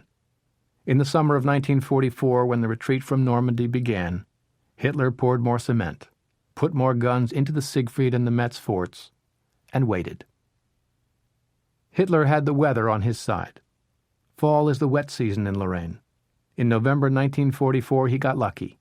6.95 inches of rain fell during the month. Patton cursed.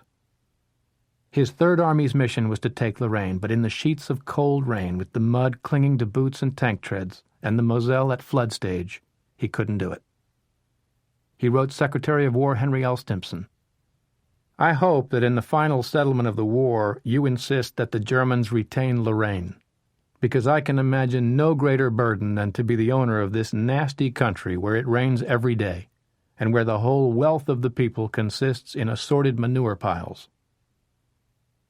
He lusted for Metz. To get it, he had to take Fort Driant.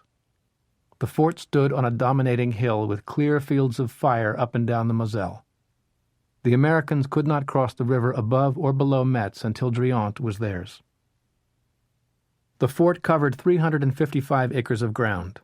It was surrounded by a 20 meters wide and 10 meters deep moat, which in turn was surrounded by a 20-meter band of barbed wire. It had living quarters for a garrison of 2,000. Its big guns rose from the earth, sniffed around, fired, and disappeared back into the earth. Most of the fortification was underground, along with food and ammunition supplies, aid stations, and radio rooms, enough for a month or more of battle. The only way in was over a causeway. Concealed machine gun pillboxes were scattered through the area. On September 27th, Third Army had made its first attempt to take Driant. From dawn to 14-15 hours, the Americans hit the fort with all the high explosives in their arsenal. The men of the 11th Infantry Regiment who led the assault were confident that nothing could have survived inside the fort.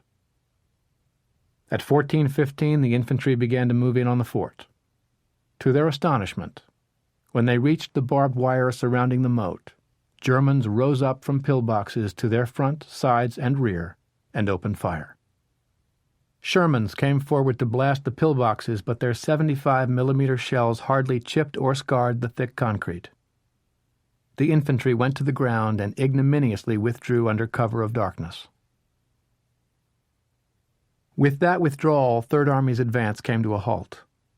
It now faced a new problem in its experience: how to overcome a fortified position. It helped considerably that the Americans finally got their hands on the blueprints of the fort, which showed a Warren's den of tunnels. No amount of high explosive was going to knock it down. Infantry would have to get inside the fort, kill the German defenders who resisted, and take possession. On October 3rd, the second assault on Driant began. Company B was able to get into the fort. Captain Harry Anderson led the way, tossing grenades into German bunkers as he ran across the causeway, inspiring his men to follow him into Driant, where he established a position alongside one of the casements. An intense firefight ensued. Germans popped out of their holes like prairie dogs, fired, and dropped back. They called in their own artillery from other forts in the area. Some American engineers got forward with TNT to blast a hole in the casement so that the GIs could enter the fortress system. But the heavy walls were as impervious to TNT as to shells and bombs. On top of the casement, Private Robert Holmland found a ventilator shaft. Despite enemy fire, he managed to open the shaft's cover and dropped several Bangalore torpedoes down the opening. Germans who survived evacuated the area, and Captain Anderson led the first Americans inside the fort. The room they had taken turned out to be a barracks. They quickly took an adjacent one. The Germans counterattacked. B Company was stuck there. Captain Jack Jerry, CO of G Company, 11th Infantry, led the reinforcements. On October 4th, he tried to knock down the steel doors at the rear of the fort. Direct cannon fire couldn't do it, and protruding grillwork made it impossible to put TNT charges against the doors themselves. The Germans again called down fire on Driant, which forced G Company to scatter to abandoned pillboxes, ditches, shell holes, and open bunkers, anywhere they could find shelter. Patton ordered that Driant be seized if it took every man in the XX Corps, but he could not allow an attack by this army to fail. Over the next 3 days, Third Army threw one more regiment into the attack with similar ghastly results. Patton finally relented. Still not until October 13th were the GIs withdrawn. About half as many returned as went up. This was Third Army's first defeat in battle. The only good thing about a defeat is that it teaches lessons. The Driant debacle caused a badly needed deflation of Patton's and Third Army's hubris. That led to a recognition of the need to plan more thoroughly, to get proper equipment, to take units out of the line to integrate their replacements, and to conduct courses and exercises on the use of explosives in an assault on a fortress. The next time, Third Army was going to get it right. North of Luxembourg at Eilendorf, just outside Aachen, Captain Dawson was commander of G Company, 16th Infantry, 1st Division. G Company was holding its position on the ridge astride the Siegfried Line. The Germans needed to restore the integrity of their line, so they kept counterattacking. By October 4th, G Company had repulsed 3 German counterattacks and endured 500 shells per day from 105s. Then the Germans came on in division strength, but again Dawson's company beat them back, with help from the artillery and air. The fighter-bombers were not always or even regularly available because of the weather. Patton was stuck. To his right, south, the 6th Army Group made only limited gains. Antwerp was what Eisenhower wanted, but Montgomery failed to open it. Under the post-Market Garden circumstances, an obvious strategy would have been to abandon any offensive moves, create defensive positions facing the German border, go into winter camp, and wait for the supply situation to improve and the roads to dry and the weather to clear. But Eisenhower gave no thought to the possibility. With the V-2s coming down on London, he could not. With thousands dying daily in the German concentration camps, he could not. Eisenhower urged his subordinates to offensive action. He justified what many critics considered a sterile, cold-blooded strategy on the grounds that in the long run, this policy would result in shortening the war and therefore in the saving of thousands of Allied lives. The campaign that resulted was the least glamorous yet one of the toughest of the war. There wasn't much strategy involved. The idea was just to attack to the east. To carry out those missions, the American Army needed to learn new forms of warfare, 1944 style. These would be set-piece attacks, like D-Day but in different terrain, cities, villages, forts, and forests. As in the Norman hedgerows, the Army would have to develop new tactics to overcome the enemy. Problems there were aplenty. For the first time since early August, when they had fled the hedgerow country, the Germans had prepared positions to defend. One of the first tasks they accomplished as they manned the Siegfried Line was to put S-mines, thousands of them, in front of their positions. They were called bouncing Bettys and sprang, when triggered by a tripwire or foot pressure, a meter or so into the air before exploding. The canister contained 360 steel balls or small pieces of scrap steel. They were capable of tearing off a leg above the knee or inflicting the wound that above all others terrified the soldiers. Lieutenant George Wilson had joined the 4th Division as a replacement at the time of Saint-Lô. By early October he had been in combat for 9 weeks, but he had not yet seen an S-mine. On October 10th, when he led a reconnaissance platoon into the Siegfried Line straight east of Normandy, Belgium, suddenly they were everywhere. The only defense was to not move at all, he said. Engineers came forward to clear the mines and use white tape to mark paths through the fields. They took every precaution, but one of the engineers lost his leg at the knee to an S-mine. So they set to probing every inch of ground with trench knives, gently working the knives in at an angle, hoping to hit only the sides of the mines. They began uncovering and sometimes exploding devilish little handmade mines in pottery crocks set just below the ground. The only metal was the detonator, too small to be picked up by mine detectors. They blew off hands. A squad to Wilson's right got caught in a minefield. The lieutenant leading it had a leg blown off. 4 men who came to help him set off mines, and each lost a leg. Wilson started over to help, but the lieutenant yelled at him to stay back. Then the lieutenant began talking calmly to the wounded men around him. One by one, he directed them back over the path they had taken into the minefield. One by one, on hands and knee, dragging a stump, they got out. Then the lieutenant dragged himself out. Wilson had seen a lot, but this was horribly gruesome. 5 young men lying there, each missing a leg. Wilson stayed in the war to the end. He saw every weapon the Wehrmacht had in action. After the war, he flatly declared, "The S-mine was the most frightening weapon of the war, the one that made us sick with fear."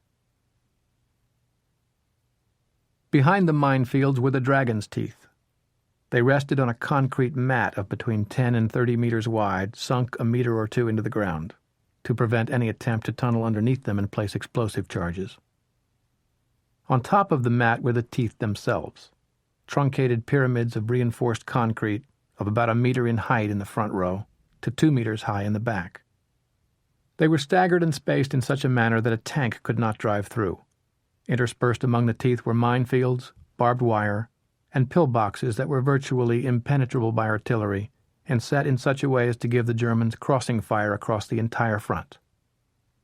According to Captain Belton Cooper, the Siegfried Line was undoubtedly the most formidable man-made defense ever contrived. Its intricate series of dragon's teeth, pillboxes, interconnected communication trenches, gun pits, and foxholes in depth, supported by an excellent road net and backed up by a major autobahn system that ran back to Cologne, Dusseldorf, and other manufacturing sites less than 50 kilometers to the east, provided the Germans with not only an excellent defense system but also a base from which to launch a major offensive. Cooper was describing the Siegfried Line as it faced Belgium.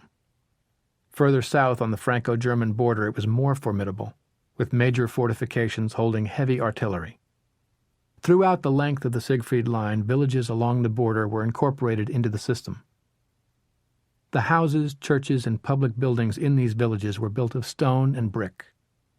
The second floors of the buildings and the belfries on the churches provided excellent observation. The streets were jumbled and tanks had difficulty maneuvering. Mortar crews had a fix on each crossroad, and riflemen and machine gunners on the second floors had crisscrossing fields of fire. The U.S. Army had no preparation, no training for attacking the Siegfried Line or driving Germans out of villages. It was going to have to learn by doing. First Army's mission was to break through the Siegfried Line. The route would be along the narrow Aachen corridor between the fens of Holland to the north and Hürtgen Forest and Ardennes to the south. After fighting through the Siegfried Line, First Army would drive east and close to the Rhine from Dusseldorf to Bonn. To avoid getting caught up in the urban congestion of Aachen, the breakthroughs would take place north and south of the city. When the 2 wings linked to the east, Aachen would be enveloped and could be neutralized by a relatively small force, while the bulk of First Army pushed east. Aachen had little military value. As it was on the border with Belgium rather than France, it had relatively few fortifications. Aachen's psychological value, however, was immense. It was the first German city to be threatened, and a city central to German and Western civilization. The Romans had medicinal spring baths there, the Aquis Granum. It was the city where Charlemagne was born and crowned. It was the seat of the Holy Roman Empire, what Hitler called the First Reich. First Army's attack on the Siegfried Line north of Aachen was reminiscent of its attack on Omaha Beach 4 months earlier. It had put to use what it had learned. Practice exercises had been realistic and extensive, as the men were trained in assault tactics specific to the Siegfried Line. H-hour was set for 1100 October 2nd.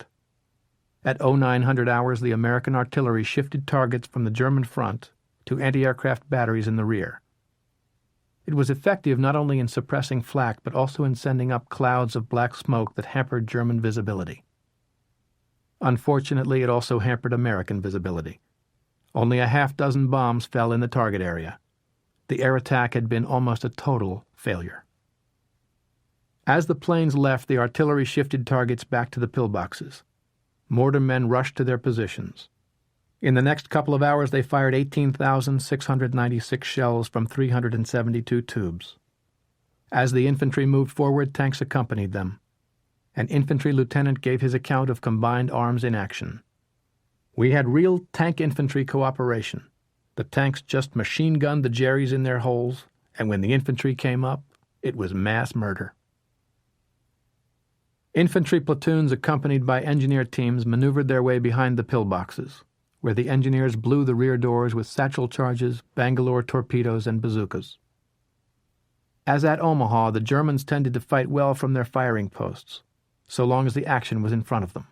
But as soon as the troops appeared to their rear, they surrendered. The Americans found they needed an average of 30 minutes to capture a single pillbox. The GIs also learned that they had to resist the temptation to occupy the pillboxes and catch their breath. If they did not keep moving forward, they were certain to catch a downpour of German artillery and mortar fire, to be followed by a counterattack. By the end of the day, the 30th Division had breached the first line of pillboxes. The next day, the 2nd Armored joined the attack. It took 3 more days, but by October 7th, the Americans had made a clean break through the Siegfried Line north of Aachen. The 1st Division, meanwhile, broke through to the south. On October 10th, the 2 wings hooked up and Aachen was surrounded. This was blitzkrieg warfare, a rupture of the enemy's main line of resistance, bypassing a city considered an obstacle rather than an objective, and an exploitation deep into the enemy's rear area. First Army was on the verge of a classic victory. But doubts and hesitations set in, and minds were changed. The German resistance was stronger than anticipated. The German ability to counterattack had not been fully appreciated. Without Aachen cleared, it would be impossible to maintain supply lines to support the divisions heading for the Rhine. First Army decided that Aachen would have to be taken after all before any exploitation to the east could begin. On October 10th, First Army sent the German CO Colonel Gerhard Wilch an ultimatum. When he rejected it, the 1st Division prepared to take the city. Thus were the GIs committed to exactly the kind of action the brass had wanted to avoid in the first place: street fighting. It fell to Lieutenant Colonel Darrell Daniel, CO of the 2nd Battalion of the 26th Infantry 1st Division, to lead the attack. His position was just north of Dawson's G Company. Dawson was facing outward, defending against German attacks. Dawson and his men were holding high ground east of Aachen, which gave them observation posts to call in targets to the gunners and pilots. The Germans were desperate to get him off that ridge. At 2300 hours, October 15th, an SS Panzer Division hit G Company. The first shots came as a surprise because the leading tank in the column was a captured Sherman with American markings on it. The battle that was thus joined went on for 48 hours. There was hand-to-hand fighting with rifle butts and bayonets.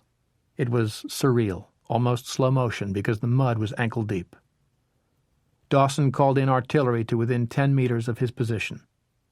At one foxhole, a German toppled dead over the barrel of an American machine gun, while in another a wounded American waited until the German who had shot him came up and looked down on him, then emptied his Tommy gun in the German's face.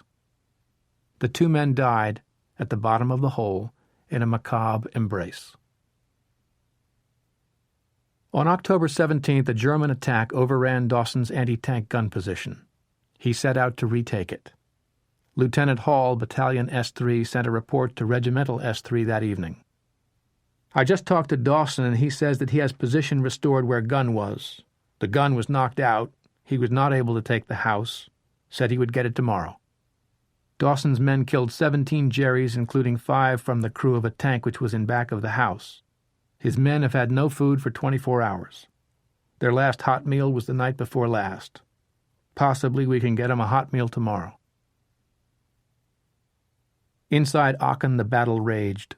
The Germans fell back to the center of the city, charging a price for every building abandoned. The rubble in the streets grew to monstrous proportions. Finally, on October 21st, Daniel's men secured the downtown area. Colonel Wilk dared to disobey Hitler and surrendered his 3,473 survivors. American losses were heavy, over 5,000. German losses were heavier, 5,000 casualties and 5,600 prisoners of war. Aachen was destroyed, with the exception of the cathedral which housed Charlemagne's coronation chair. It escaped major damage. Outside Aachen, Dawson's company continued to hold. After Aachen fell, there were fewer, less vigorous German attacks. On October 22nd, reporter W.C. Hines of the New York Sun got to Dawson's headquarters to do an interview. Dawson summarized the action simply, directly. "This is the worst I've ever seen. Nobody will ever know what this has been like up here." Hines wanted to know, as best he could, and arranged to stay with Dawson for a few days to find out. The dispatches he filed beginning October 24th give a vivid portrait of a rifle company commander in action in World War II. Of course, Dawson was special, but not so special that what he was going through was that much different from what his fellow COs were experiencing. Of them, it can be truly said that they held the most dangerous and difficult job in the world. Dawson's headquarters was in a cellar in the village. There was a candle and a kerosene lamp, a table and some chairs, a radio playing classical music. There were a couple of lieutenants in the room and a radio man, and Dawson's dachshund, Frida. Heinz got Dawson talking about what it had been like. And the kid says to me, "I'll take that water to that platoon." And he starts out. He's about 50 yards from this doorway, and I'm watching him. He's running fast. Then I can see this 88 hit right where he is, and in front of my eyes he is blown apart.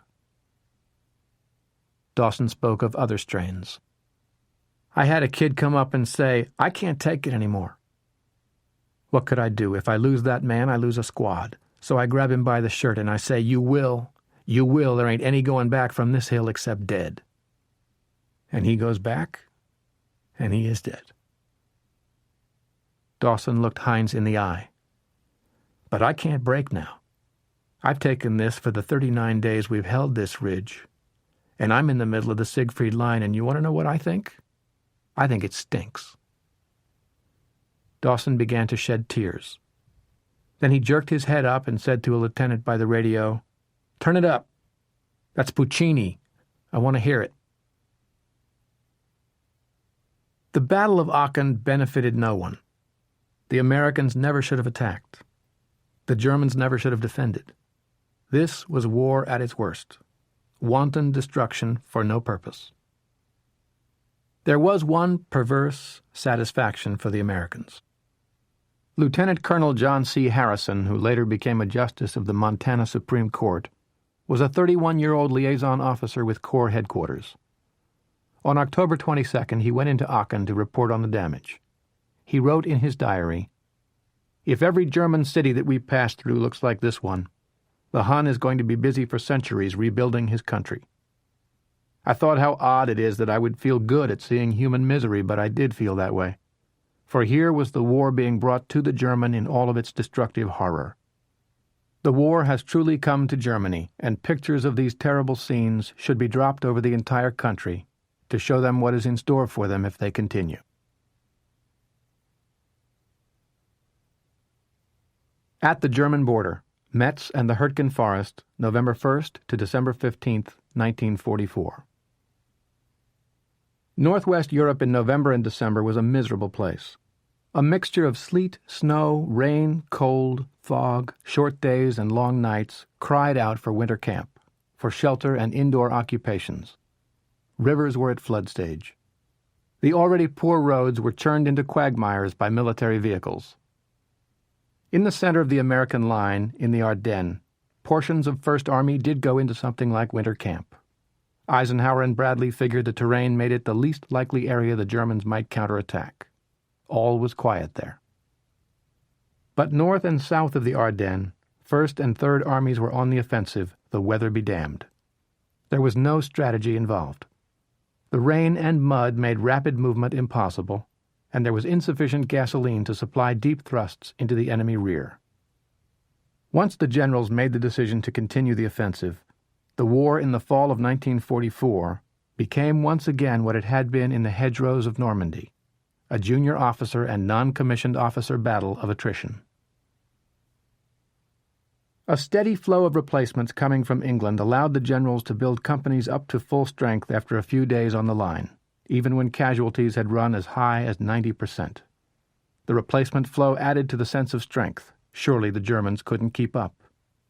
At higher headquarters, the feeling was just one more push here or another there, and we'll be through the Siegfried Line and up to and across the Rhine. In addition to individual replacements, new divisions were coming onto the line in a steady stream.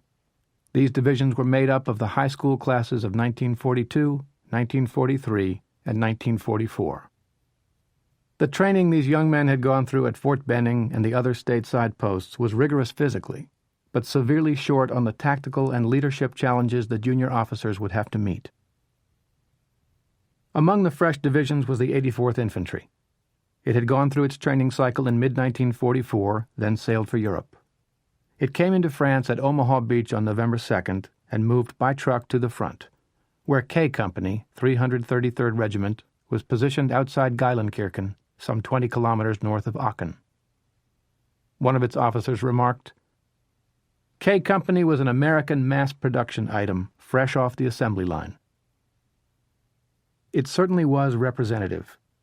There were men who could neither read nor write, along with privates from Yale and Harvard, class of 1946, and sergeants with college degrees.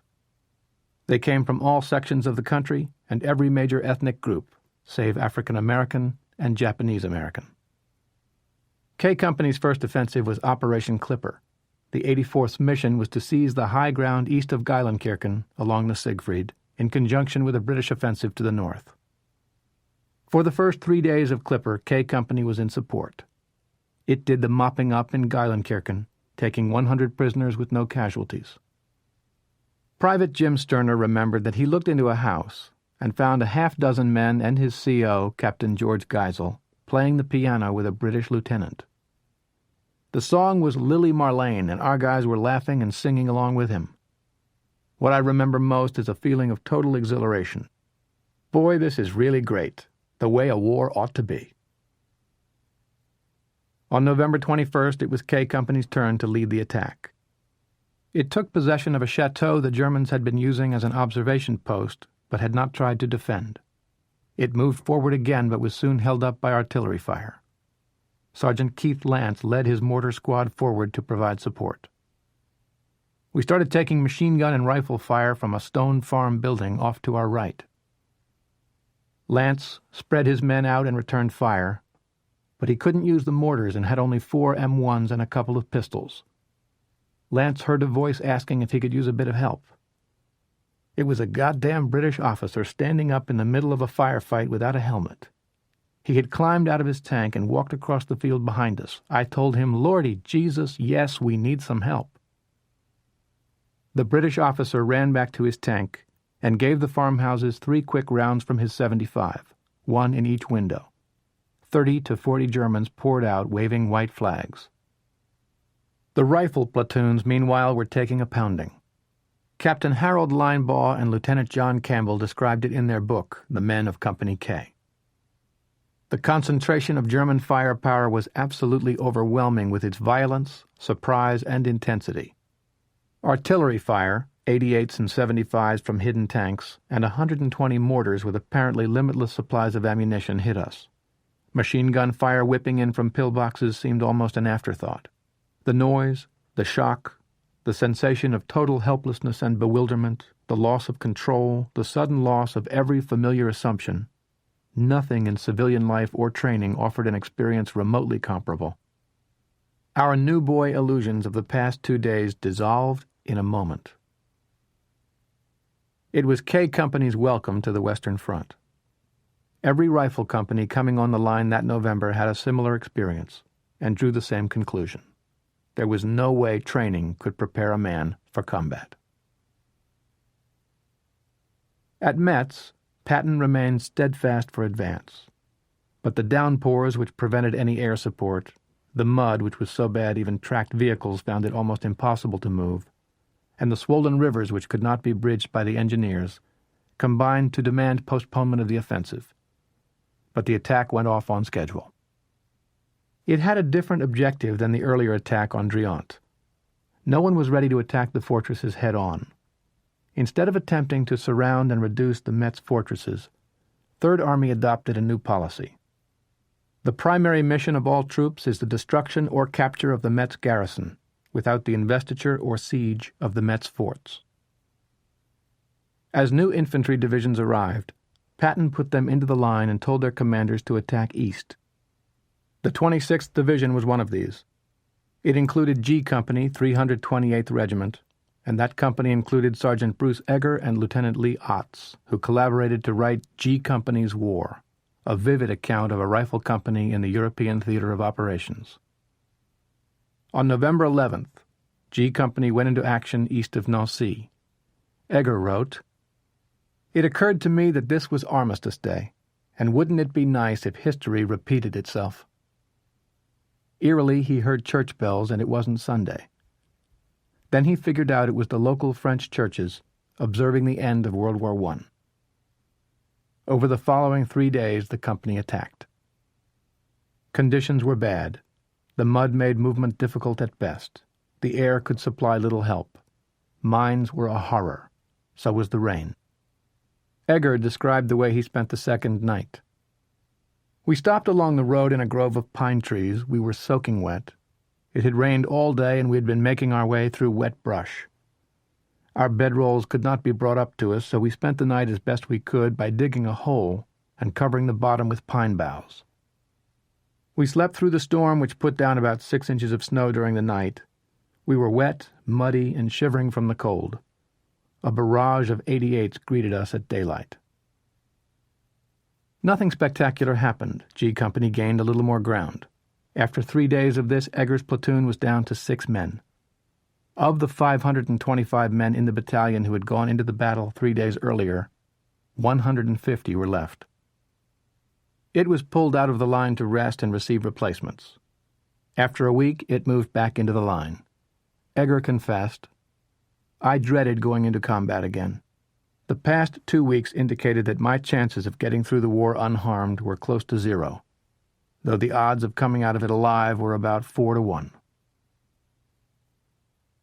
On November 22nd, Metz was secured, except that 6 forts around the city were still defiant.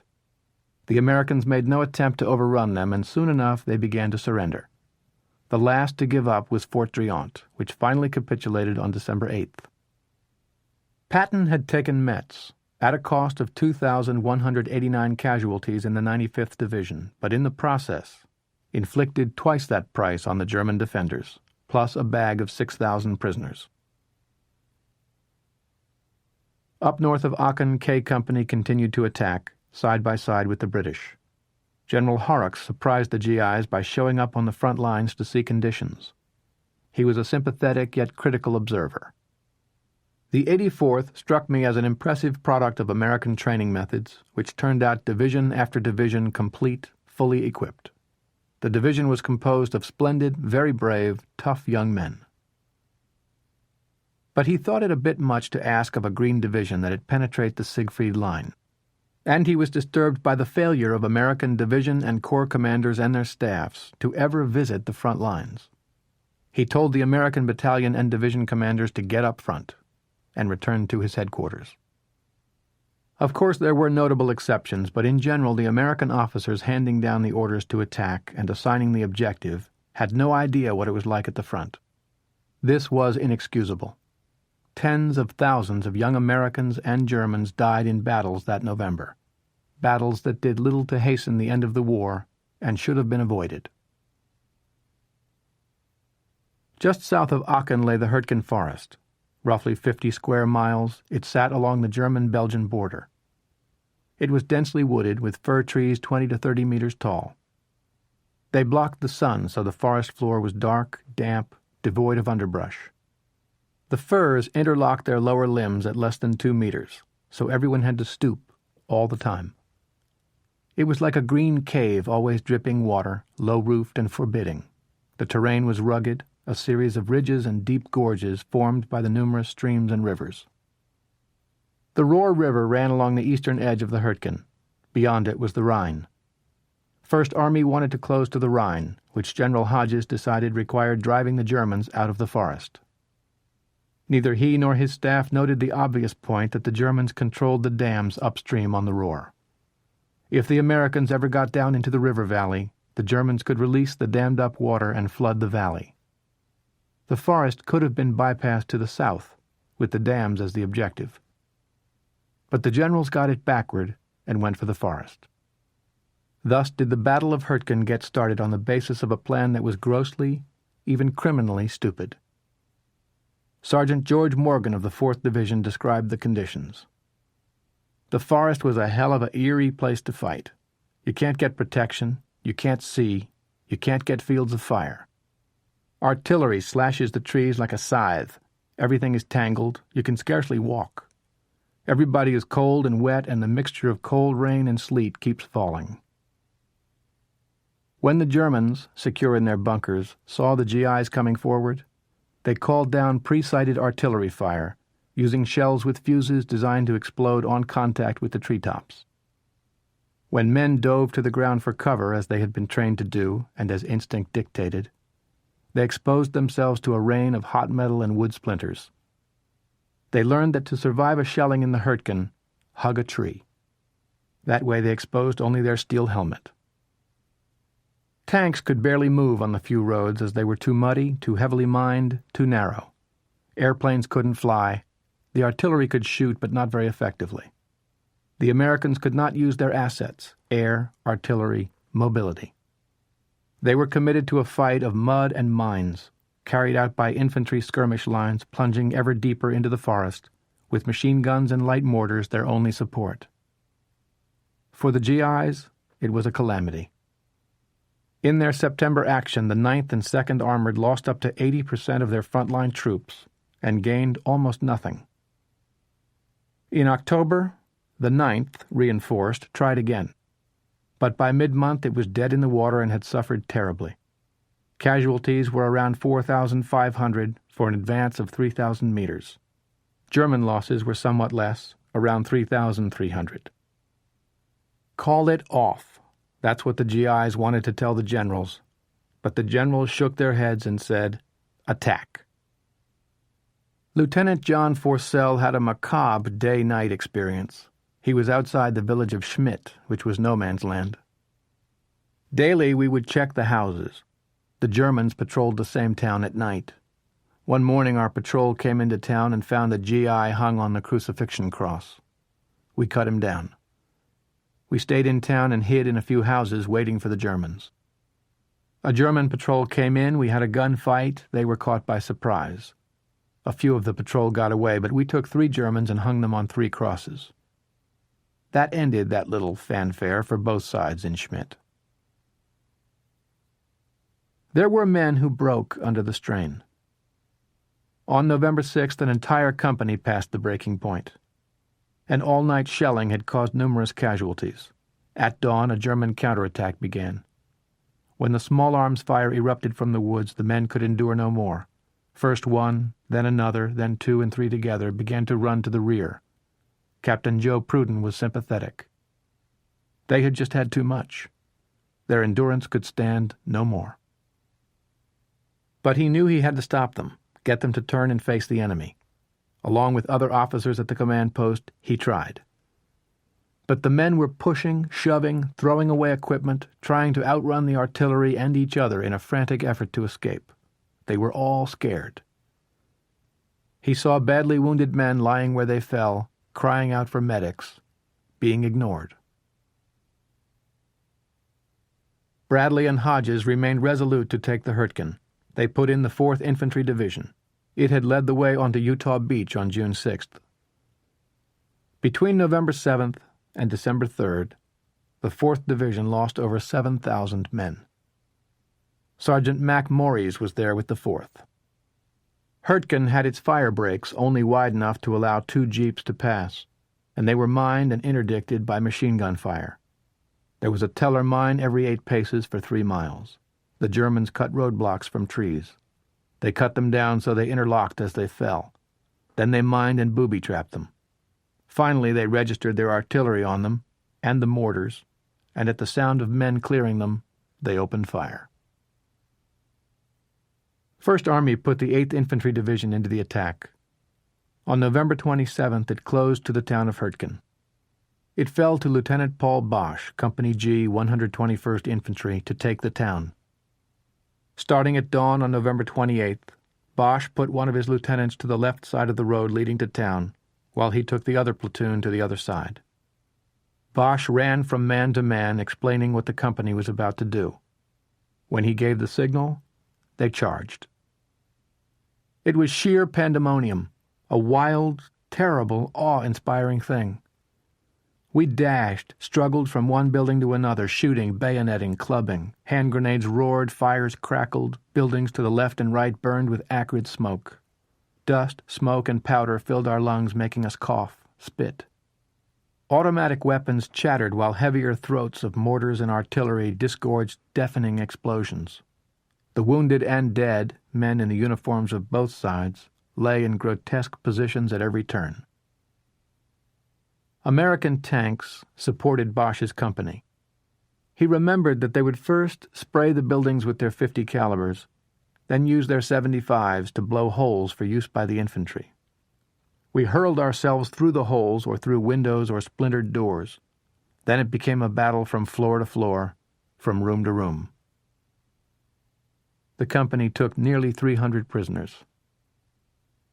As the battle sputtered to a close, Bosch said, "I started to shake, and it wasn't the cold. I realized that I had not been afraid during that whole day. Not once did I feel afraid. I was busy as hell, and that occupied my mind. But when I shook visibly on that floor with a roof at least 2 feet thick over my head, I was hoping that I would not forget to be afraid, because that was the best way to stay alive, to not make careless moves." He was wounded later that night by a German shell and was sent to a hospital in the States. The 8th Division didn't get far beyond Hurtgen. By December 3rd, it was used up. Many had trench foot, all had bad colds or worse, plus diarrhea. In late November, the 2nd Ranger Battalion entered the forest and was assigned to the 28th Division in the Hurtgen. As the battalion moved into the line, it took casualties from mines and artillery. Then the men sat in foxholes and took a pounding. This wasn't the Rangers' idea of war at all. On December 6th, opportunity arrived. Hill 400, named after its height in meters, was on the eastern edge of the forest and therefore was the ultimate objective of the campaign. It was the highest point in the area and provided excellent observation of the Roar River, less than a kilometer to the east, and of the mixed farmland and forest around it. The Germans had utilized it so effectively that neither GIs nor vehicles moved during the day. First Army had thrown 4 divisions at Hill 400. Hundreds had been sacrificed with no gain. Something new had to be tried. On December 6th, the desperate 8th Division commander asked for the Rangers. As Lieutenant Len Lommel put it, "Our Rangers' tactics seemed to be needed: stealthful and speedy infiltration and surprise assaults."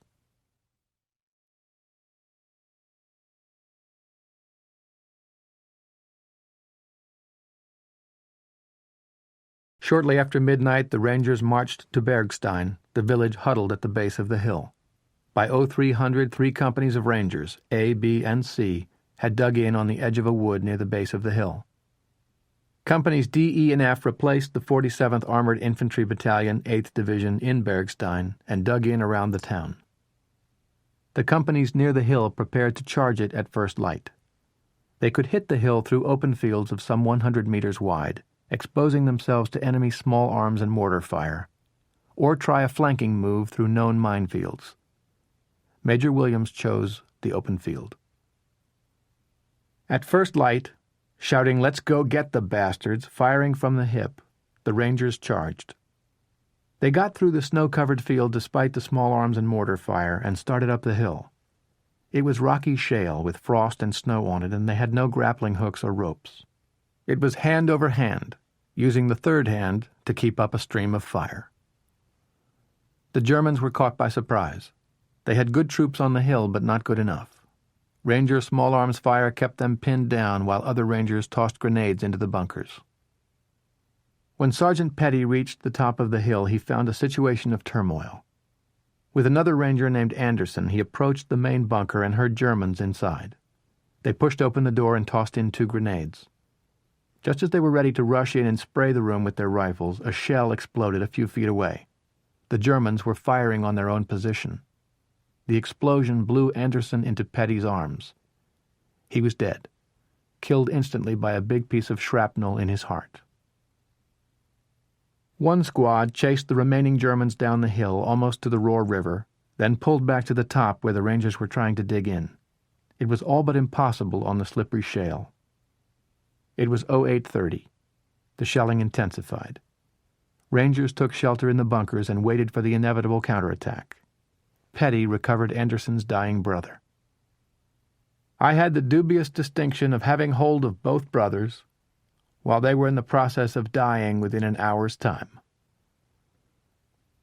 At 09:30, the first of 5 counterattacks that day began. Once on the hill, the Germans attempted to rush the positions. They used machine guns, burp guns, rifles, and threw potato masher grenades. Hand-to-hand fights developed on top of the hill in which some use was made of bayonets. Through the day and into the night, the Germans attacked Hill 400. Lieutenant Lommel remembered. "At times we were outnumbered 10-1. We had no protection, continuous tons of shrapnel falling upon us, hundreds of rounds coming in.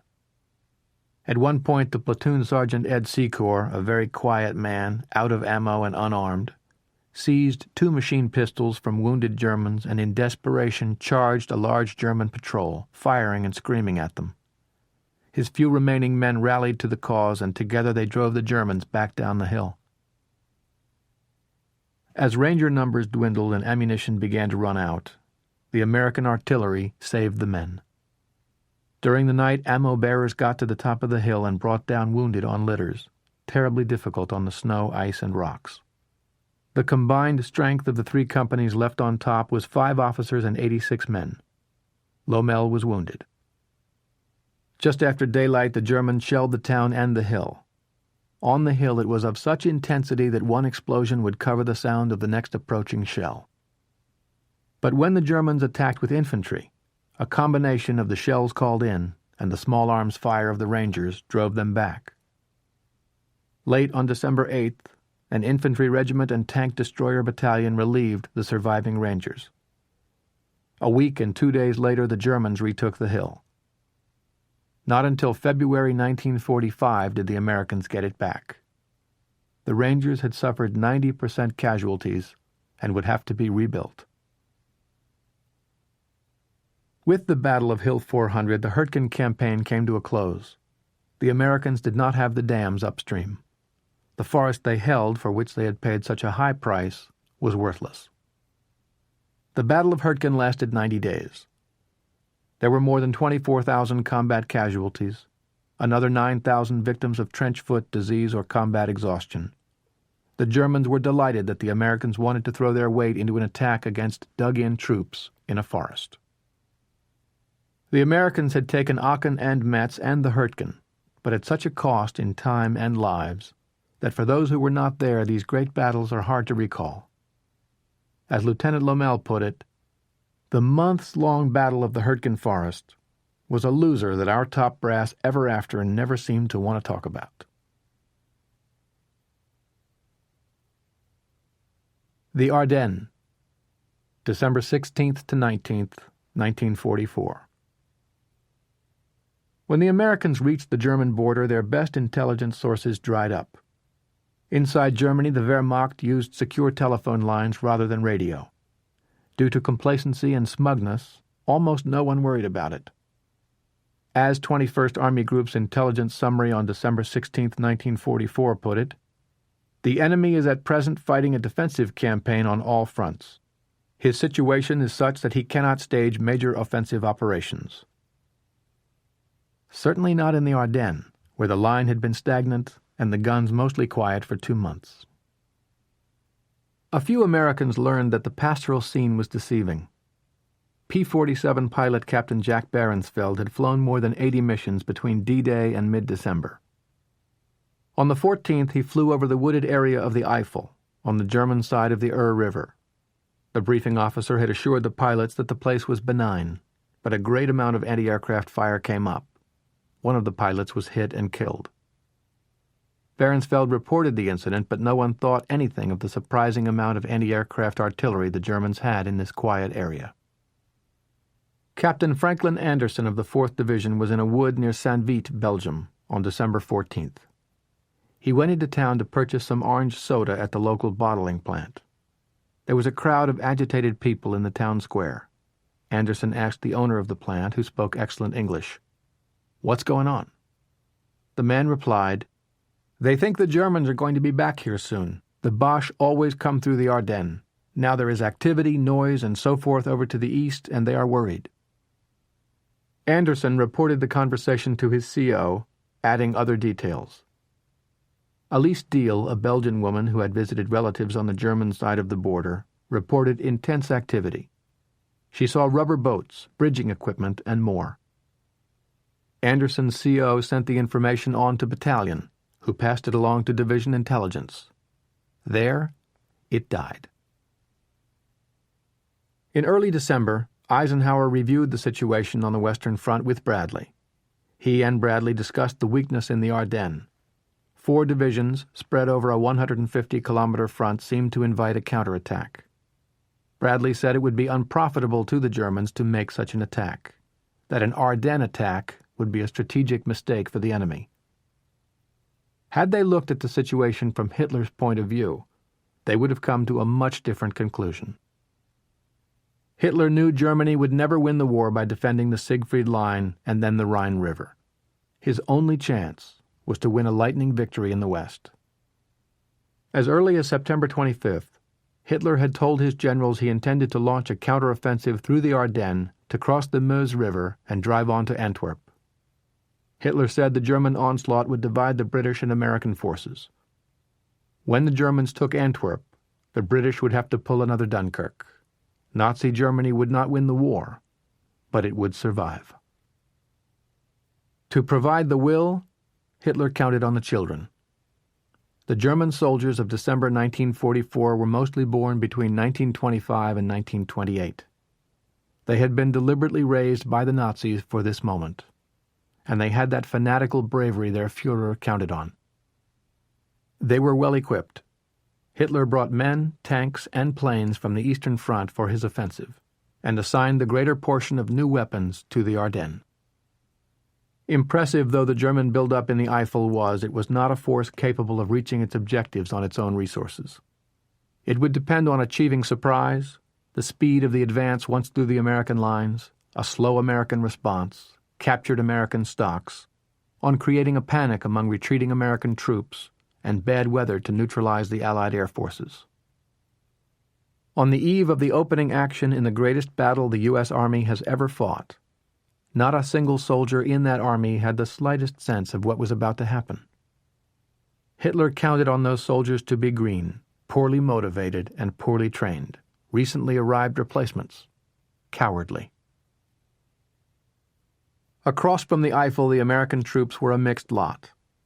The 2nd Infantry Division, in nearly continuous battle since June 7th, was moving through the 99th Division on its way to attack the Rohr River dams from the south.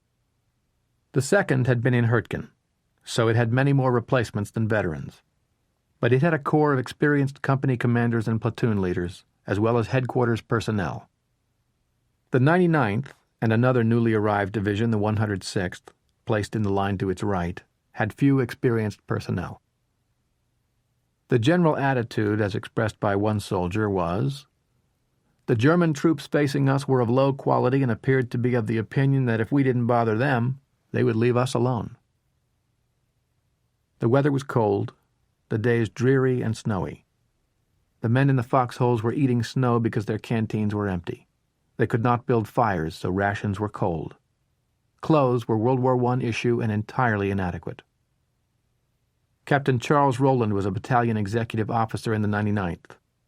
Looking out of the headquarters bunker on the afternoon of December 15th, he saw fir forests whose cone-shaped evergreens, standing in deep snow and sparkling with crystals, formed a scene of marvelous beauty. Going back inside, he read the latest intelligence report from division. "The enemy has only a handful of beaten and demoralized troops in front of us, and they are being supported by only 2 pieces of horse-drawn artillery." In fact, the 394th Regiment was facing the 1st SS Panzer Corps, hidden in those beautiful firs. This was an intelligence failure of the first magnitude. As darkness fell over the Eifel on December 15th, a kilometer or so east of Captain Rowland, a private in the Waffen-SS wrote his daily letter to his sister Ruth. "I write during one of the great hours before an attack, full of unrest, full of expectation for what the next days will bring. Everyone who has been here the last 2 days and nights, especially nights, who has witnessed hour after hour the assembly of our crack divisions, who has heard the constant rattling of panzers, knows that something is up and we are looking forward to a clear order to reduce the tension. Some believe in big wonders, but that may be short-sighted. It is enough to know we attack and will throw the enemy from our homeland." Later, just before dawn, he added, "Overhead is the terrific noise of V1, of artillery, the voice of war. So long now. Wish me luck and think of me." He sealed the envelope and was about to hand it in when he added a scribble on the back. "Ruth, Ruth, Ruth, we march." The private was in the van of the 1st SS Panzer Division and had cause to feel elated, for he was part of a powerful reinforced armored regiment commanded by Lieutenant Colonel Jochen Piper. Highly regarded in the German army, Piper was a veteran of many battles on the Eastern Front. As soon as the infantry opened the roads, Piper's force would speed west toward the Meuse River. Major Otto Skorseny, the most daring commando in the German army, world famous for his exploits, was accompanying Piper, along with the 500 men in the 150th Panzer Brigade. They were wearing American and British uniforms. All of them spoke English. Most of them had lived for some time in Britain or the United States. They had dog tags taken from corpses and POWs. They had 20 Sherman tanks and 30 deuce-and-a-half trucks. Once a breakthrough had been achieved, they were to drive west as fast as possible. Their mission was twofold. One group would dash ahead to the Meuse to seize bridges, while the other fanned out behind American lines to spread rumors, change signposts, in general accelerate the panic that hits rear echelon forces when they hear that the front line has broken. At 04:30 on December 16th, Piper briefed his troops. He stressed speed. He forbade firing into small groups of the enemy. He forbade looting. Just keep moving. Lieutenant Günther Matern, an artilleryman, recalled his battalion commander saying, "Now the war is going to be restarted." The excitement of gathering such a powerful force and going back on the offensive infected even the most realistic Germans. Corporal Friedrich Bertenrath, a radio man with the 2nd Panzer Division, recalled, "We had begun to act like a beaten army. Now, moving forward, the men were extremely happy and filled with enthusiasm. Everywhere there were signs of renewed hope. I never thought this attack would change the tide of the war, but it was a moment to enjoy." At 05:30 December 16th, Captain Rowland of the 99th, which was at the critical point of the attack, as it was there that Hitler had designated the roads he wanted Piper to use to get to the Meuse, was shaken by a thunderclap of massed artillery fire amid the blinding mist of the Ardennes winter. The bombardment lasted an hour. When it lifted, waves of infantry, supported by tanks, attacked. Rowland remembered. Time appeared to stand still. My mind seemed to reject the reality of what was happening, to say it was all make-believe. One of our young lieutenants danced a rubber-legged jig as he twisted slowly, making the bullet hole between his eyes clearly visible. One moment our battalion chaplain and his assistant were kneeling beside their disabled vehicle. The next moment they were headless, decapitated by an exploding shell, as if by the stroke of a guillotine. Lieutenant Lyle Bouck commanded the Intelligence and Reconnaissance I&R platoon of the 394th Regiment, 99th Division. The only man younger than he in the platoon was Private William James. The platoon was near Lanzarote. Shortly before dawn, December 16th, the sleepy-eyed men saw the sky lit up from the muzzle flashes of 100 pieces of German artillery. Bouck and his men were in deep, covered foxholes, so they survived the hour-long shelling without casualties. A couple of tanks that had been supporting the I&R platoon had pulled out when the shelling began. The men told Bouck it was time for them to retreat. Bouck said no. He started pushing men into their foxholes. Including Bouck, there were 18 of them. The German columns came marching on, one on each side of the road, in close order, weapons slung, no security on either flank. They were teenage paratroopers. The men of the I&R platoon were fingering the triggers of their weapons. Sergeant Slape took aim on the lead German. "Your mother's going to get a telegram for Christmas," he mumbled. Bouck knocked the rifle aside. "Maybe they don't send telegrams." Then he explained that he wanted to let the lead units pass so as to spring the ambush on the main body. He waited until about 300 men had passed his position and gone into the village. Then he saw his target. Separated from the others, 3 officers came along carrying maps and binoculars, with a radio man just behind. Obviously the battalion CO and his staff. Private James rested his M1 on the edge of his foxhole and took careful aim. A little blonde girl dashed out of the house just down the street. She made a vivid impression on James. Later he recalled the red ribbons in her hair, and he held his fire. The girl pointed quickly at the I&R position and ran back inside. James tightened his finger on the trigger. In that split second, the German officer shouted an order and dove into the ditch. So did his men on each side of the road. The ambush ruined, the firefight began. Bouck's men had the Germans pinned down. By noon, the I&R had taken some casualties, but no fatalities. Private James was amazed at the German tactics. Their paratroopers kept coming straight down the road, easy targets. By mid-afternoon, there were 400 to 500 bodies in front of the I&R platoon. Only 1 American had been killed, although half the 18 men of the platoon were wounded. An hour later, James and Bouck were both wounded, the platoon out of ammunition. They surrendered and were taken into a cafe set up as a first aid post. James thought he was dying. He thought of the mothers of the boys he had mowed down and of his own mother. He passed out, was treated by a German doctor. When he came to, a German officer tried to interrogate him but gave it up, leaned over James' stretcher, and whispered in English, "Ami, you and your comrades are brave men."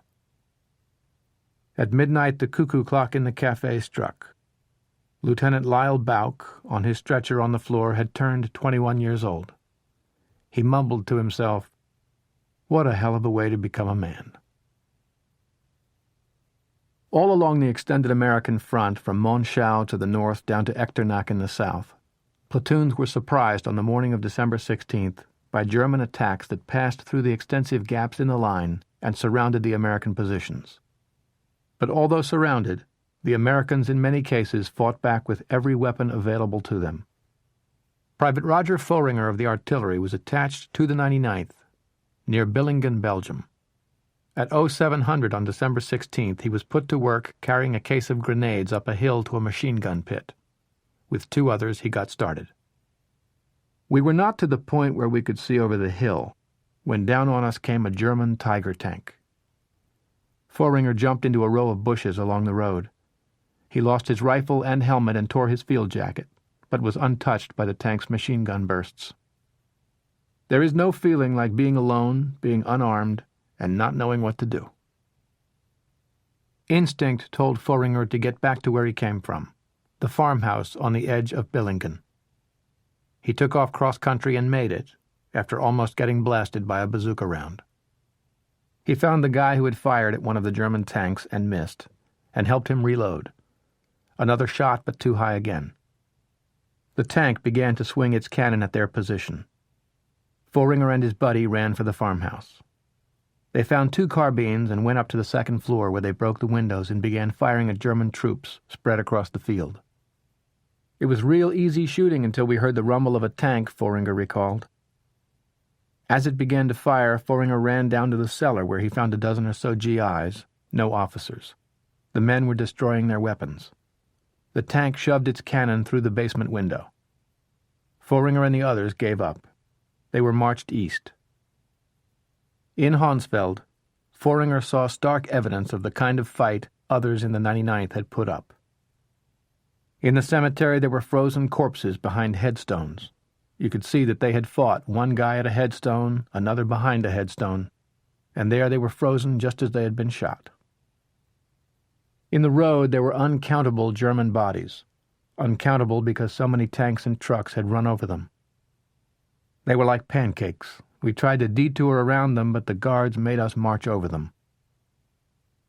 Major attacks with intense firefights in one area, quiet in another. That was how it was on December 16th for the 99th. Mainly, however, the story of December 16th was one of thwarted German plans.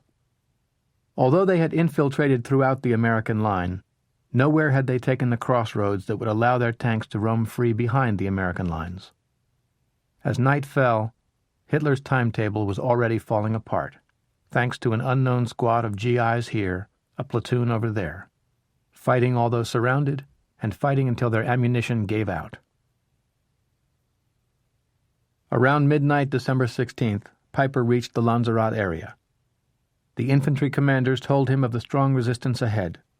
They said they had been repelled 3 times with terrible losses. At 0400 hours, Piper roared off with his troops, only to discover the village was empty. Piper was now loose behind American lines. The only Americans in the vicinity were service troops, drivers, medical personnel, and higher headquarters types. Nothing to stop an armored column. By 0800, Piper had gassed up his vehicles with captured fuel. Then he headed west toward Malmedy. Piper's breakthrough was one of many that second morning. The sheer weight of German numbers could not be denied. Isolated American groups continued to fight, but without ammunition resupply they couldn't do much. Many surrendered. 2 regiments of the 106th surrendered, 7,500 men, the biggest mass surrender in the war against Germany. Everywhere the Skorzeny units began to spread panic, issuing false orders, switching road signs, and otherwise carrying out their missions, but the units assigned to take the Meuse bridges failed in their task. Bradley spent most of December 16th driving from Luxembourg City to Versailles, so he was out of touch. At the Trianon Palace Hotel, Eisenhower's headquarters, he found his boss in a good mood. Eisenhower had just received word of his promotion to the rank of 5-star general. At dusk, an intelligence officer arrived with news. There had been an enemy attack that morning in the Ardennes. Bradley thought it an irritant, nothing major. Eisenhower disagreed. He said this was a counteroffensive, not a counterattack. On the night of December 16th, Eisenhower saw what no one else around him saw, that not only was this a major offensive, but that it was the best thing that could happen.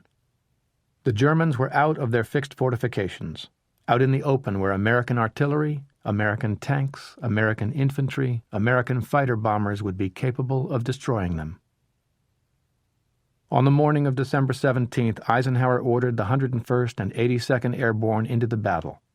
He sent the 101st to Bastogne, a crossroads town in the center of the German thrust. He wanted it held at all costs.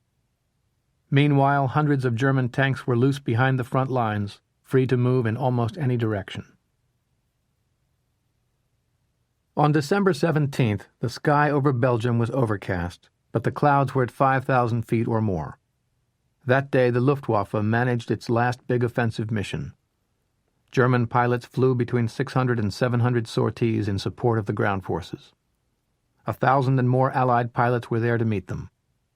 Each side had briefed its pilots to rendezvous over Saint-Vite. The planes arrived simultaneously and began a day-long dogfight. On the ground, the Germans made their major breakthrough in the center, in the direction of Bastogne. But the critical threat was to the north. If Piper could get across the Meuse, the roads to Antwerp were open. All through December 17th, Piper continued to drive west. By 1600 hours, he had reached the outskirts of Stavelot. The town was clogged with American trucks and other vehicles. He subjected it to a bombardment from his tanks, causing much destruction and confusion. Then he sent his battalion of armored infantry to attack the town. As darkness fell, American small arms repulsed the enemy. Through the night, Piper watched as the Americans pulled out their trucks. Piper's success in breaking through was heady stuff to the Germans, panic-inducing to the Americans. But as darkness fell on December 17th, he was behind schedule.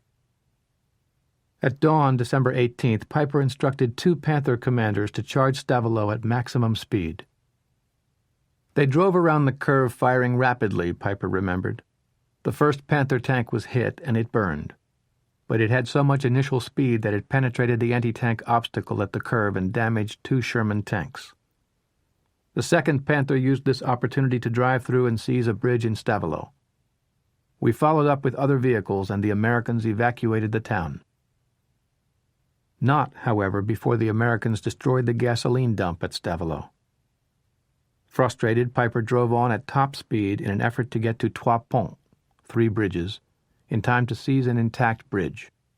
Once across the Amblève and Somme rivers, which flowed together in the village, he would have an open road to the Meuse. In some American headquarters, at supply dumps, and in the field there was confusion if not chaos. Men set to burning papers and maps, destroying weapons, throwing other items away and running to the rear. On December 17th, the trickle of frightened men fleeing the battle began to turn into a stream. By December 18th, the stream was becoming a flood. The U.S. Army in retreat was a sad spectacle. When the 101st Airborne got to Bastogne on December 19th, the columns marched down both sides of the road toward the front. Down the middle of the road came the defeated American troops, fleeing the front in disarray, mob-like. Many had thrown away their rifles, their coats, all encumbrances. Some were in a panic, staggering, exhausted, shouting, "Run! Run! They'll murder you! They'll kill you! They've got everything, tanks, machine guns, air power, everything." Major Richard Winters of the 506th Parachute Infantry Regiment recalled, "They were just babbling. It was pathetic. We felt ashamed." Major Winters was not alone in feeling ashamed. Private Kurt Vonnegut was a recently assigned replacement in the 106th Division. He was caught up in the retreat before he could be assigned. To his eyes, it was just rout, pure and simple. His unit surrendered. Vonnegut decided he would take his chances and bolted into the woods without a rifle or rations or proper winter clothing. He hooked up with 3 others who wouldn't surrender and set off hoping to find American lines. At dawn on December 19th, as German tanks prepared to surround Bastogne and the 101st marched into the town, Eisenhower met with his senior commanders in a cold, damp squad room in a barracks at Verdun. Eisenhower's lieutenants entered the room glum, depressed, embarrassed, as they should have been, given the magnitude of the intelligence failure. Eisenhower boldly declared, "The present situation is to be regarded as one of opportunity for us and not of disaster. There will be only cheerful faces at this conference table." Patton quickly picked up the theme. "Hell, let's have the guts to let the bastards go all the way to Paris. Then we'll really cut 'em off and chew 'em up." He had already seen the obvious. The Germans were putting their heads in a noose. By attacking the southern shoulder of the salient with his Third Army, Patton could cut the enemy supply lines, isolate the tanks inside what was already being called the Bulge, and destroy them. When Eisenhower asked him how long it would take for Third Army to turn 2 corps facing east to facing north and then attack the German southern flank, Patton boldly replied, 2 days. The other generals laughed. But in fact, Patton was already halfway into the movement. Eisenhower's decisiveness and Patton's boldness were electrifying. Their mood quickly spread through the system. From the supreme commander down to the lowliest private, men pulled up their socks and went forth to do their duty. They didn't like retreating. They didn't like getting kicked around. They decided they were going to make the enemy pay. That they had the time to adjust and prepare to pound the Germans was thanks to a relatively small number of frontline GIs. The first days of the Battle of the Bulge were a triumph of the soldiers of democracy, marked by innumerable examples of men seizing the initiative, making decisions, leading. The Ardennes, December 20th to 23rd, 1944. By midday, December 20th, Charlie Company, 395th Infantry Regiment, 99th Division, had been retreating for 3.5 days, mostly without sleep and water and not enough food, through mud. Sergeant Vernon Swanson said that when word came down at 1700 hours that the regiment was withdrawing to Elsenborn Ridge, where it would dig in beside the 2nd Division, and where more reinforcements were headed, it was certainly good news. We felt it was the equivalent of saying we were returning to the United States. The journey to Elsenborn, however, Swanson remembered as the worst march of that week. We left most of our supplies behind, but our weapons were always ready. Throughout this entire journey our men made their way, cold, tired, miserable, stumbling, cursing the army, the weather, and the Germans, yet none gave up. They arrived on the ridge around midnight, and although they were beyond exhaustion, the men dug in. A good thing, because at dawn a German artillery shelling came down on them. Too late, the Germans had realized the critical importance of Elsenborn. Piper could have taken it without difficulty on the 17th or 18th, but he stuck with Hitler's orders and moved west rather than north once through the American line. Captain Rowland of the 99th wrote, 50 years later, "The first night at Elsenborn was unforgettable. The flash and roar of exploding shells was incessant. In all directions the landscape was a Dante's Inferno of burning towns and villages. Everyone was aware that there would be no further withdrawal, whatever the cost. Moreover, I could sense in the troops that this resolution was written in their hearts." Enemy mortar and artillery fire hit the 99th. American artillery fired continuously. At night the temperature fell well below zero on the Fahrenheit scale. No GI had winter clothing. The wind blew in a gale that drove the pellets of snow almost like shot into our faces. Providing hot food on the front line became impossible, and we were obliged to live exclusively on K rations. Remaining stationary in damp, cold foxholes with physical activity extremely limited, we began to suffer casualties from trench foot. A few men broke under the strain, wetting themselves repeatedly, weeping, vomiting, or showing other physical symptoms. Sergeant Arnold Parrish of the 2nd Infantry recalled, "We were helpless and all alone, and there was nothing we could do, so I prayed to God. During the nights the time went by very slow as I tried to keep warm, but that wasn't possible. So I thought about my mother and hoped she didn't know where I was or what I was doing. I was glad I was not married." Suddenly German floodlights came on, shining against the clouds, and German tanks rolled forward. Parrish remembered thinking, perhaps this is the end of the world. But within seconds he and his platoon were firing back. The Germans were repulsed. Southwest of Elsenborn, the 82nd Airborne Division was arriving to bolster the northern shoulder and stop Piper's rush westward. On December 20th, Colonel Ben Vandervoort's 2nd Battalion, 505th Parachute Infantry Regiment, arrived at Trois Ponts, where the Somme and Amblève rivers flowed together. By 0300 hours they were in position to ambush any German force coming from the east. There they waited, no fires, no lights, no smoking, all wide awake. German armor, Piper's, was coming on, accompanied by infantry. Piper had a 20-to-1 manpower advantage over Vandervoort and a colossal firepower superiority. At 03:15 hours, an armored German vehicle approached E Company's position. As it rounded a curve on the road and wound its way down to the river, a bazooka team bushwhacked it. At first light, 0800 hours on December 21st, Piper attacked E Company with infantry and 5 tanks. Vandervoort sent F Company across the river to support E Company with a flank attack, but it had little effect on Piper's men and tanks. Disaster seemed imminent, but not one man of E Company left his fighting position. Vandervoort jumped into a jeep and had his driver take him over the bridge. He arrived at Lieutenant William Meadaw's command post just as the first wave of German infantry attacked. They were supported by tanks firing their cannon and machine guns, spraying the American positions. Enough, Vandervoort decided. He jumped out of his jeep, ran to Meadaw and ordered, "Pull out, and do it now." As Meadaw passed on the word, the Germans began to close in. On the bluff, Meadaw had his men withdraw, using lessons from close-quarter fighting in Holland. In Vandervoort's words, the men intuitively improvised walking fire in reverse. Moving backward and using the trees for cover, they simply outshot any pursuer who crowded them too closely. When the GIs reached the edge of the bluff, they had to jump down a sheer cliff, pick themselves up — there were a number of broken bones and many sprained ankles — run a 100-meter gauntlet across a road, cross over a railroad track, and wade the icy river.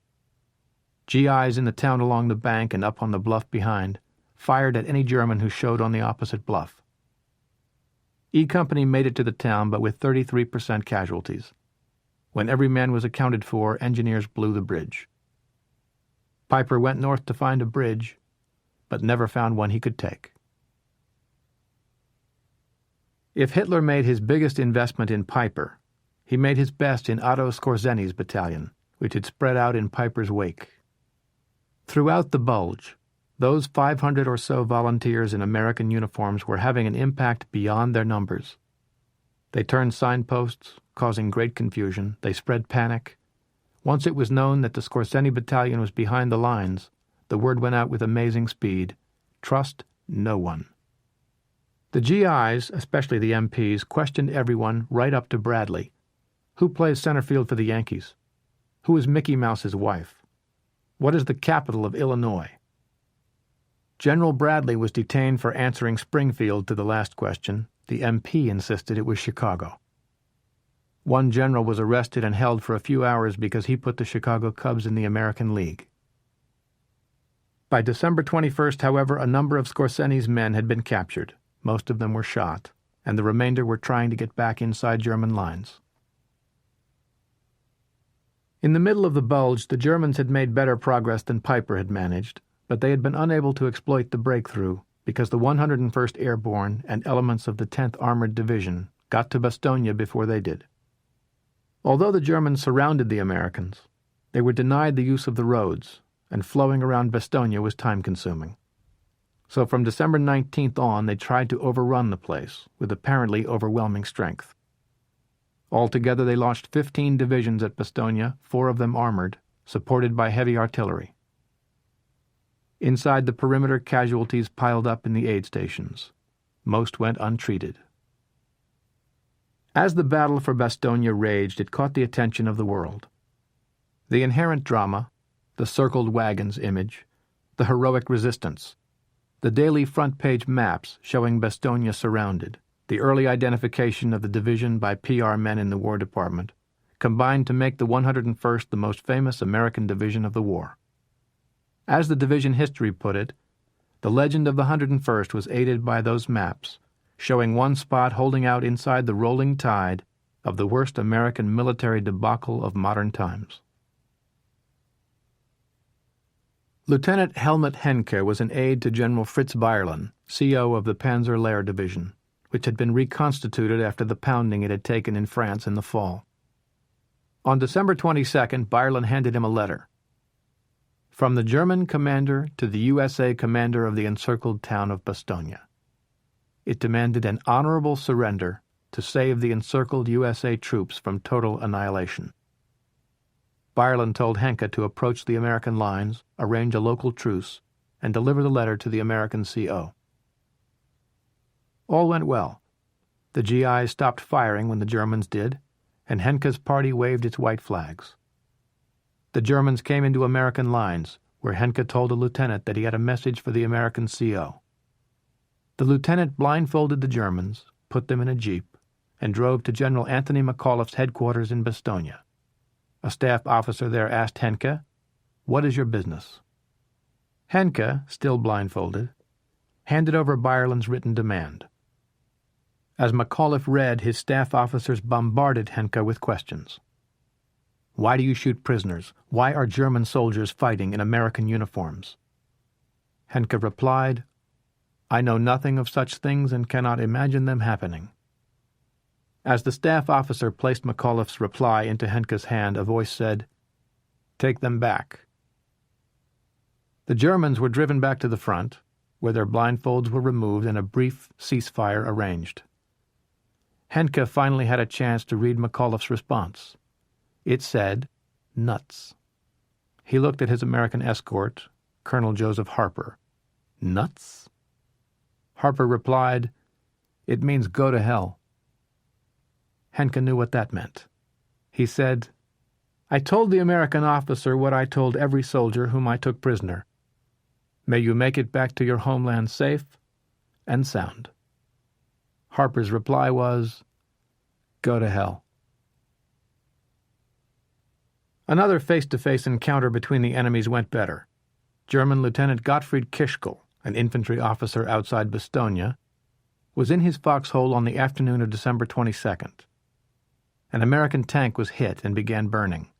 Kischl heard cries for help from the tank. So I crawled to it.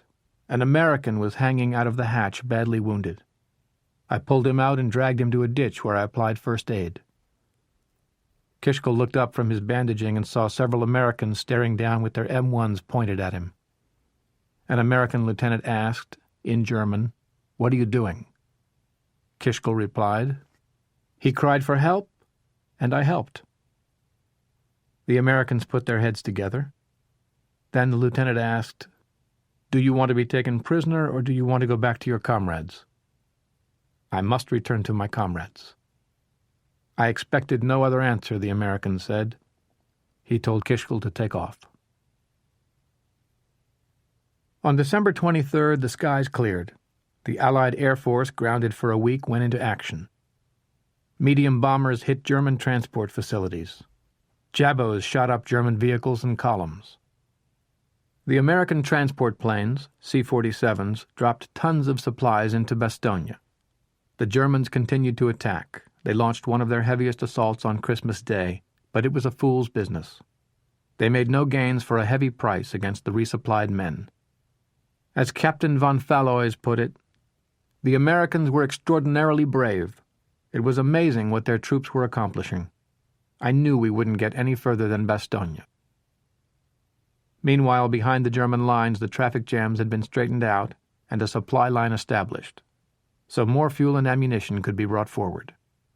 But by the time the roads cleared during the night of December 22nd to 23rd, so did the skies. Piper's advance ended. That afternoon at 1700 hours, he got an order via radio. Withdraw. Piper recalled, When I received that message, I realized that the only chance was to break out without any vehicles and wounded. Accordingly, on 24 December at 0100, we abandoned all our vehicles and started walking back.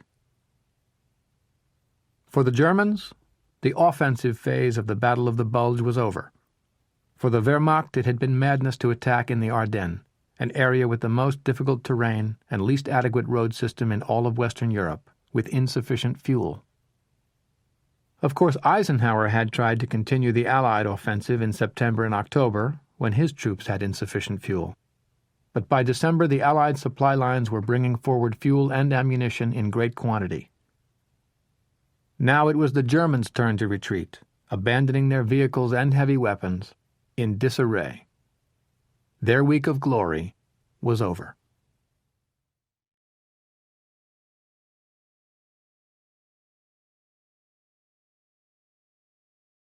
The Holiday Season, December 24th to 31st, 1944. During Christmas season of 1944, there were some 4 million young soldiers on the Western Front, the great majority of them Protestants or Catholics. They said the same prayers when they were being shelled, directed to the same God. They joined in denouncing godless communism, which was one side's ally and the other side's enemy. In World War II, no hatred matched that felt by Americans against Japanese or Russians against Germans, and vice versa. But in Northwest Europe there was little racial hatred between the Americans and the Germans. How could there be when cousins were fighting cousins? About 1/3 of the U.S. Army in the European theater of operations was German-American in origin.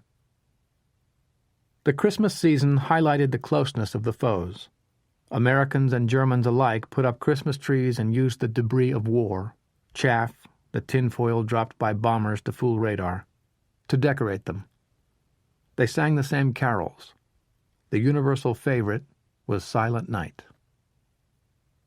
But they were there to kill each other. There was no stand down for Christmas. This is a series of snapshots of life at the front during the Christmas season. Except for their thoughts, for most of the men Christmas wasn't any different than any other day. So these snapshots provide a glimpse into the time, place, and living conditions as they were not just in the holidays, but throughout the winter campaign. The scenery was like a Christmas card. It drew oohs and ahs from even the most hardened warrior. One lieutenant said later, "If it hadn't been for the fighting, that would have been the most beautiful Christmas. The rolling hills, the snow-covered fields and mountains, and the tall, majestic pines and firs really made it a Christmas I'll never forget, in spite of the fighting." The towns evoked memories. In Arlon, Belgium, on December 20th, Sergeant Bruce Egger of the 26th was amazed. This area seemed to be untouched by the war, as the city and stores were bedecked with decorations and Christmas trees. Lieutenant Lee Otts, who was with Egger, remarked that the streets were crowded with shoppers and people going home from work. Everything had a holiday look about it. It really made us homesick.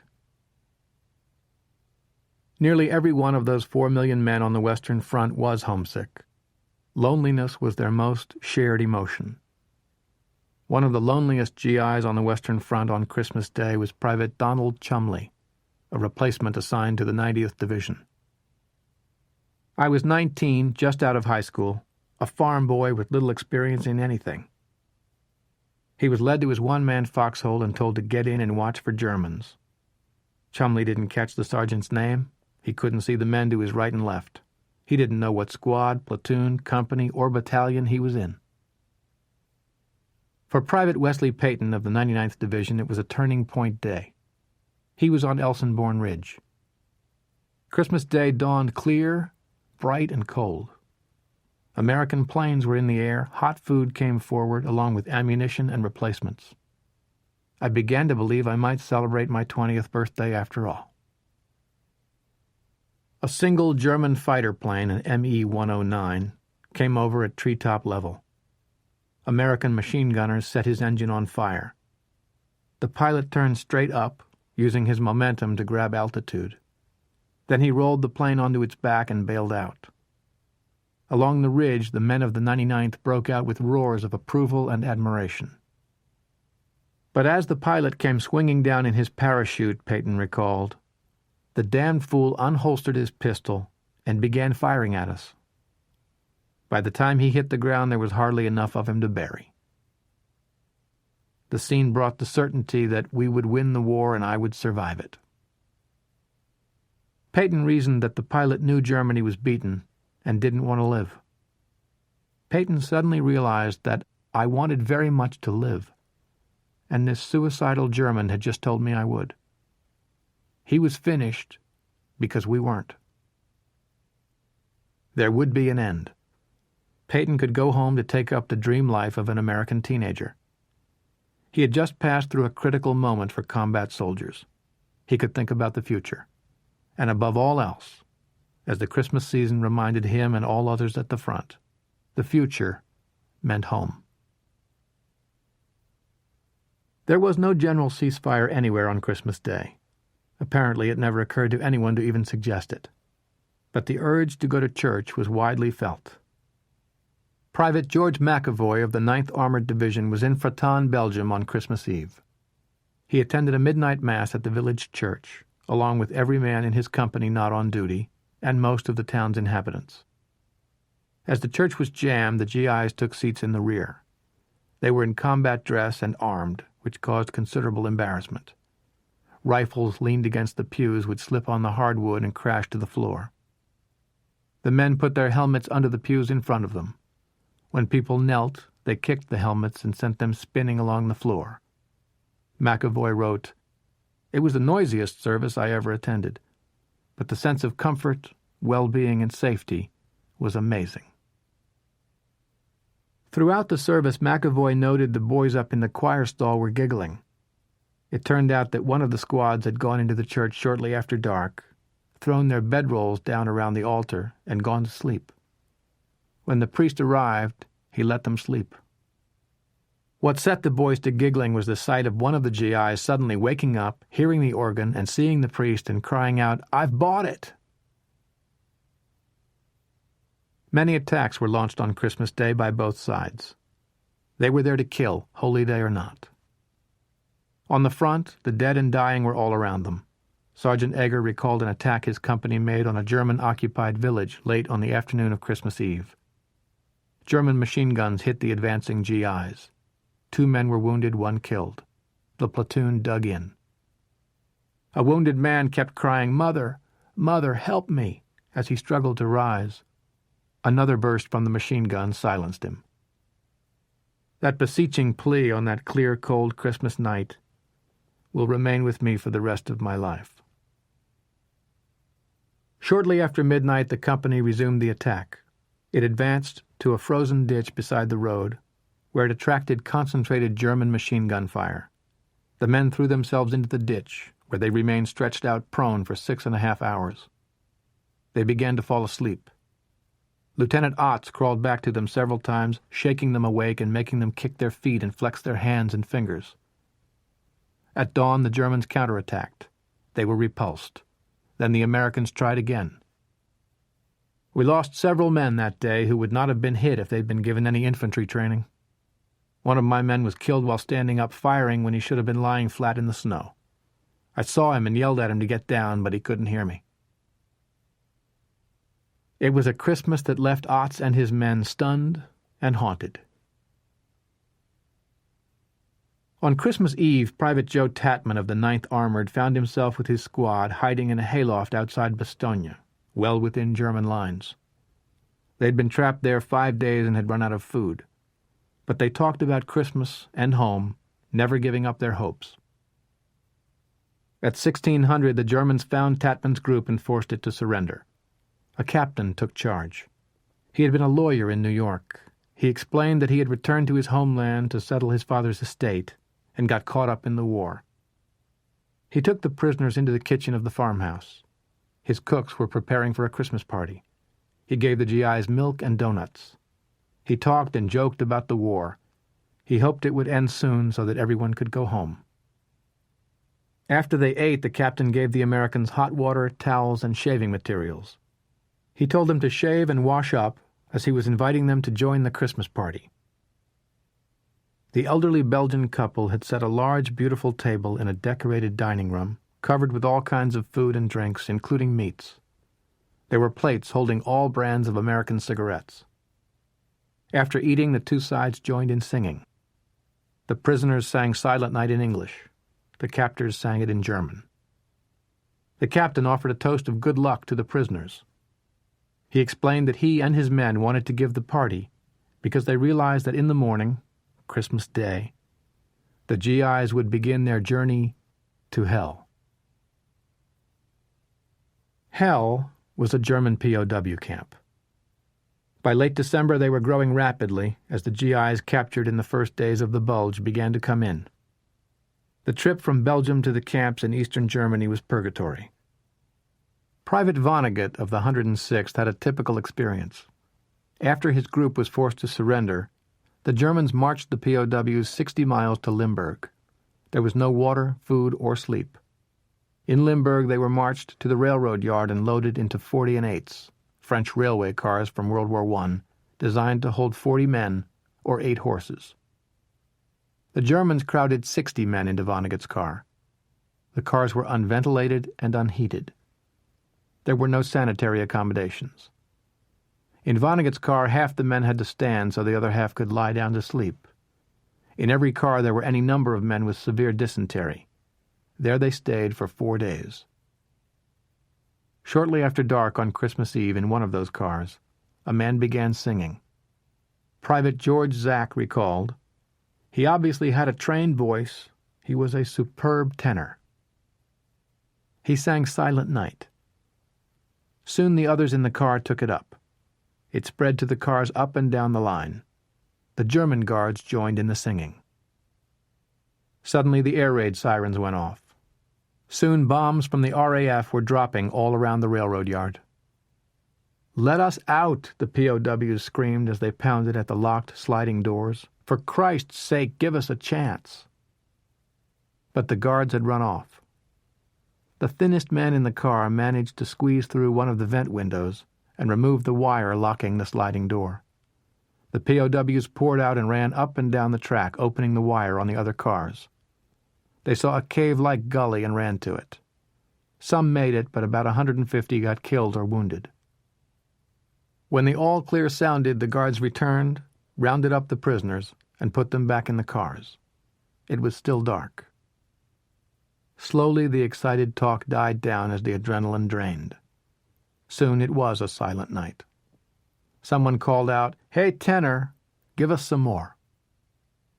A voice from the other end of the car responded, "He ain't here. He got killed." So it went on the Western Front during the Christmas season, 1944. Christmas Eve at the Flossenburg POW camp in Bavaria was a macabre experience. A few days earlier, 15 American paratroopers, captured in Holland in September, had escaped from the camp. But they were caught on December 23rd and returned to Flossenburg. There the SS guards held a sadistic Christmas party for the inmates, who were compelled to stand in ranks and watch as the guards hanged the recaptured paratroopers. Out in the English Channel, the transport Leopoldville, a converted luxury liner, was headed toward Le Havre, bringing 2,223 replacements for the Battle of the Bulge. There was a boom. A torpedo fired from a U-boat had hit amidships. The ship shivered, then began to sink. The officers and crew jumped into the lifeboats, there were only 14 of them, and took off, leaving the U.S. soldiers to fend for themselves. Altogether, 802 GIs died in the incident, but not one British officer or Belgian seaman died. The incident was covered up. There was no investigation, no court-martial. The survivors don't talk much about it. Asked for his story, Private George Baker replied, "That Christmas Eve, when I, with so many others, jumped into the sea filled with oh so many boys crying out to God and Mother, is just something that I do not want to recall." Lieutenant Bill Everard commented, "Along with many others, I've tried for almost 50 years to bury my memories of a night of fear, terror, and grief." He adds with some bitterness, "All of us have been helped in this attempt to forget by the governments of the United States, Great Britain, and Belgium." The American cover-up continued until 1959, when the U.S. Inspector General released a sanitized summary of its 1945 top-secret report. It charged that the Belgian crew was negligent in performance of their duties. They were not at their posts instructing passengers, reporting condition of the ship, and launching lifeboats. They seemed interested only in themselves. The British Admiralty's Board of Inquiry report was released in the 1960s. It exonerated the ship's officers and crew. The Belgian government in 1992 issued its report, which praised the officers and crew and claimed that the lifeboats were put to sea with GIs aboard. Patton woke on Christmas morning, looked at the sky, and said to himself, "Lovely weather for killing Germans." But to his disappointment, the spearhead 4th Armored Division for his thrust north to relieve Bastogne failed to break the siege that day. The next morning, 4th Armored moved out, with the 37th Tank Battalion, 20 Sherman strong, commanded by Lieutenant Colonel Creighton Abrams in the lead. Jabos, P-47s, preceded them, laying bombs into the German lines only a couple of 100 meters ahead of the advancing tanks. At 1650, December 26th, Lieutenant Charles Bocage drove the first vehicle from 4th Armored into the lines of the 101st Airborne. He was followed by Captain William Dwight. "How are you, General?" Dwight asked General McAuliffe, who had driven out to the perimeter to greet him. McAuliffe replied, "Gee, I am mighty glad to see you." With the siege of Bastogne broken, with Piper and the others in retreat, with the bad weather continuing, the week after Christmas was relatively quiet on the front. But to the rear, American trucks were rushing reinforcements and supplies forward, preparing for the counterattack. As 1944 drew to an end, the U.S. Army was getting ready to punish the Germans for coming out of their fortifications. The Army was preparing the final offensive. Life in the European Theater of Operations. It is not possible to follow the campaign in Northwest Europe without understanding the conditions under which the GIs fought. From June 7, 1944 through May 8, 1945, the factors that continued to have an impact on the fighting were such things as what it was like to spend a night in a foxhole, how bitterly the GIs resented the replacement and reinforcement policies, the terrors and triumphs of the men who fought the war in the skies, the universal praise of the GIs for the Army's medical corps, from medics in the field to the nurses and doctors in the tented hospitals, the cost paid by those who did their duty because of the ones who didn't, the experience of being a POW. Night on the line. In the winter camps of 1864 to 65, Civil War soldiers drilled, marched in closed ranks, built log shelters, repaired equipment, foraged for food. On outpost duty they swapped tobacco, coffee, and insults with the enemy. At night they cooked and ate, sang around the campfire, and retired to bunks. Night was the best time for Johnny Reb and Billy Yank. It wasn't like that at all in the winter of 1944 to 45 in Belgium, France, or Luxembourg. Night was the worst time. The difference between 1864 to 65 and 1944 to 45 came about because of technological improvements. The changes in weapons and equipment made World War II commanders far more aggressive at night than Civil War commanders. The people who paid the price for this aggressiveness were the frontline soldiers. The front line belonged to the men who worked there: riflemen and machine gunners, mortar men, forward artillery observers, communications men, and medics. Its depth varied, depending on the terrain, but generally it was about 1/2 a kilometer.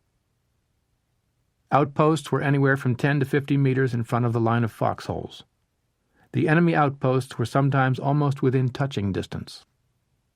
Lieutenant Otts remembered a time in March 1945 when his position was closer to the German foxholes than to his buddies in the holes to the left and right. He could hear the Germans talking so distinctly that he was able to take down their names. They were so close we could hear the clink of the metal and the gurgle of the water as they filled their canteens. Most of the time, the principal characteristic of the front line was how quiet it was. Artillery boomed in the distance, and the thump of mortars sounded sporadically. But otherwise, unless the enemy was shelling or attacking, there was little noise. Nor was there much movement. It was as if the earth had swallowed up all the human beings, as indeed it had, because on the front line men lived most of the time below the surface. Life-threatening violence was always present. Thousands of eyes searched their perimeters. Thousands of fingers were ready to pull triggers. Thousands of hands were prepared to throw grenades or fire mortars at the slightest motion, or at night, at the least noise or the light of a burning cigarette. In early December, the 84th Division was just inside Germany, near the border with Belgium, at Lindern. Private Chalmers Davis, a mortarman, found an observation post on top of a wrecked house. From it, he spotted a haystack moving across an open field. He got on the phone to tell the command post that there was a camouflaged tank out there. American artillery knocked out the tank inside. Thus the first rule of life on the front line: don't move around, because someone is watching. Compounding the isolation was the unnatural situation of living below the surface of the earth, plus the physical misery of digging a hole big enough for your coffin at the end of an exhausting day. But it had to be done, a lesson quickly learned. Battalions that didn't dig in for the night didn't last long. On June 10th, shortly after midnight, the 2nd Battalion of the 29th Division settled in for the night. The men had just marched 15 miles in the previous 20 hours. Major Maurice Clift, the executive officer, picked out a bivouac area, 2 enclosed pastures. The men moved into them and slumped against the hedgerow embankments, so exhausted they didn't bother to remove their haversacks. Most were asleep immediately. Few paid attention to the sound of engines, and those who did figured they were American vehicles. But they were German, and German scouts detected the American movement into the pastures. The German column crept forward and surrounded the fields. The Germans fired flares. In the eerie light, almost as bright as midday, they fired assault guns over the hedgerows at the sleeping men. Along one hedgerow a full platoon rose up, only to be cut down by a burst of machine gun fire. Other frantic Americans dashed to and fro looking for an escape route. German riflemen cut them down. One survivor reported, "It was terrible. We had crawled about 100 yards away from the field when we heard a lot of guys screaming. I think that the Germans must have been making a bayonet charge." The battle lasted only 20 minutes. The battalion suffered 150 casualties, 50 killed. Shortly before dawn, one agonized young lieutenant, reporting the disaster to the division commander, General Charles Gerhardt, fell to his knees and pounded the ground with his fists, sobbing that all his men were dead and that he had let them down. Gerhardt was enraged. No security. They just went into the field and went to bed. From June 10th on, every frontline soldier in the 29th dug a foxhole before going to sleep. Digging the hole was often arduous, sometimes exhausting. A typical position would be in or on the edge of a wood, which meant many roots. During the second half of December, when the nighttime thermometer began to go down to near or below zero, the ground was frozen to the depth of a foot or more. Men used grenades or satchel charges to blow away the frozen earth. The holes were usually rectangular, under the best conditions 4 or 5 feet deep, 2 or 3 feet wide by 6 feet long. When the men were in them for more than one night, or if they were veterans, they got them covered. The cover protected the men from shrapnel and broken branches hurtling down from tree bursts.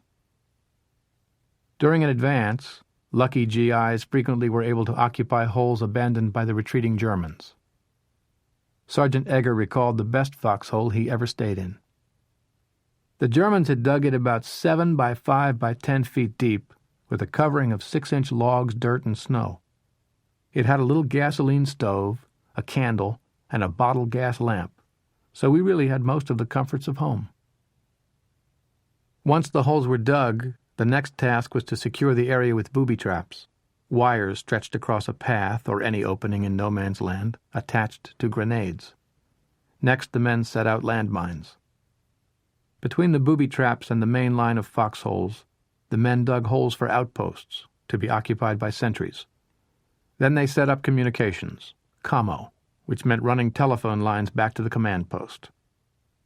If at all possible, the quartermasters would try to get bedrolls up to the men before full dark, bringing them forward on jeeps.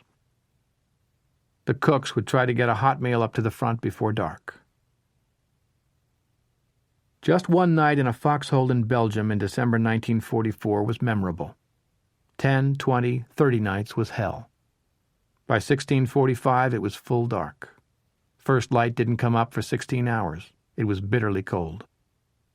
3 days before the Bulge began, Colonel Ken Reimers of the 90th Division noted, "Every day more men are falling out due to trench foot.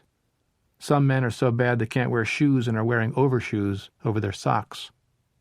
These men can't walk and are being carried from sheltered pillbox positions at night to firing positions in the daytime." In place of good boots, the men got directives on how to prevent trench foot. Sergeant Lick recalled, "We would remove our wet socks, hang them around our neck to dry, massage our feet, and then put on the dry socks from around our neck that we had put there the day before. Then a directive came down stating that anyone getting trench foot would be tried by court-martial." Sergeant Lick lost all his toenails, but through regular massages and a rotation of his socks he avoided trench foot. Thousands of others got it. Trench foot put more men out of action than German 88s, mortars, or machine gun fire. During the winter of 1944-45, some 45,000 men had to be pulled out of the front line because of trench foot, the equivalent of 3 full infantry divisions. First, a man lost his toenails. His feet turned white, then purple, finally black. A serious case of trench foot made walking impossible. Many men lost their toes, some had to have their feet amputated. If gangrene set in, the doctors had to amputate the lower leg.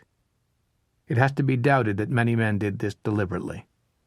A shot in the foot was much quicker, less dangerous, and nearly impossible to prove that it hadn't been an accident. Captain Rowland of the 99th Division recalled, "In time, the combination of extreme cold, fatigue, boredom, and hazard became maddening. Men began to wound themselves one way or another in order to get away from the front. Sometimes this was intentional. Sometimes it occurred through a gross negligence born of fear, exhaustion, and misery." Corporal Claire Galdonic of the 90th Division remarked, "There were 2 things in front of you always, the enemy and death. Sometimes morale was so low that you preferred death instead of a day-by-day agonizing existence. When you were wet, cold, hungry, lonely, death looked very inviting. It was always close at hand, and I found myself being envious of a dead comrade. At least he suffered no more physically or mentally." Getting out of there honorably was every man's dream. Thus the expression $1,000,000 wound. Sergeant John Sabia took 5 machine gun bullets in his right thigh.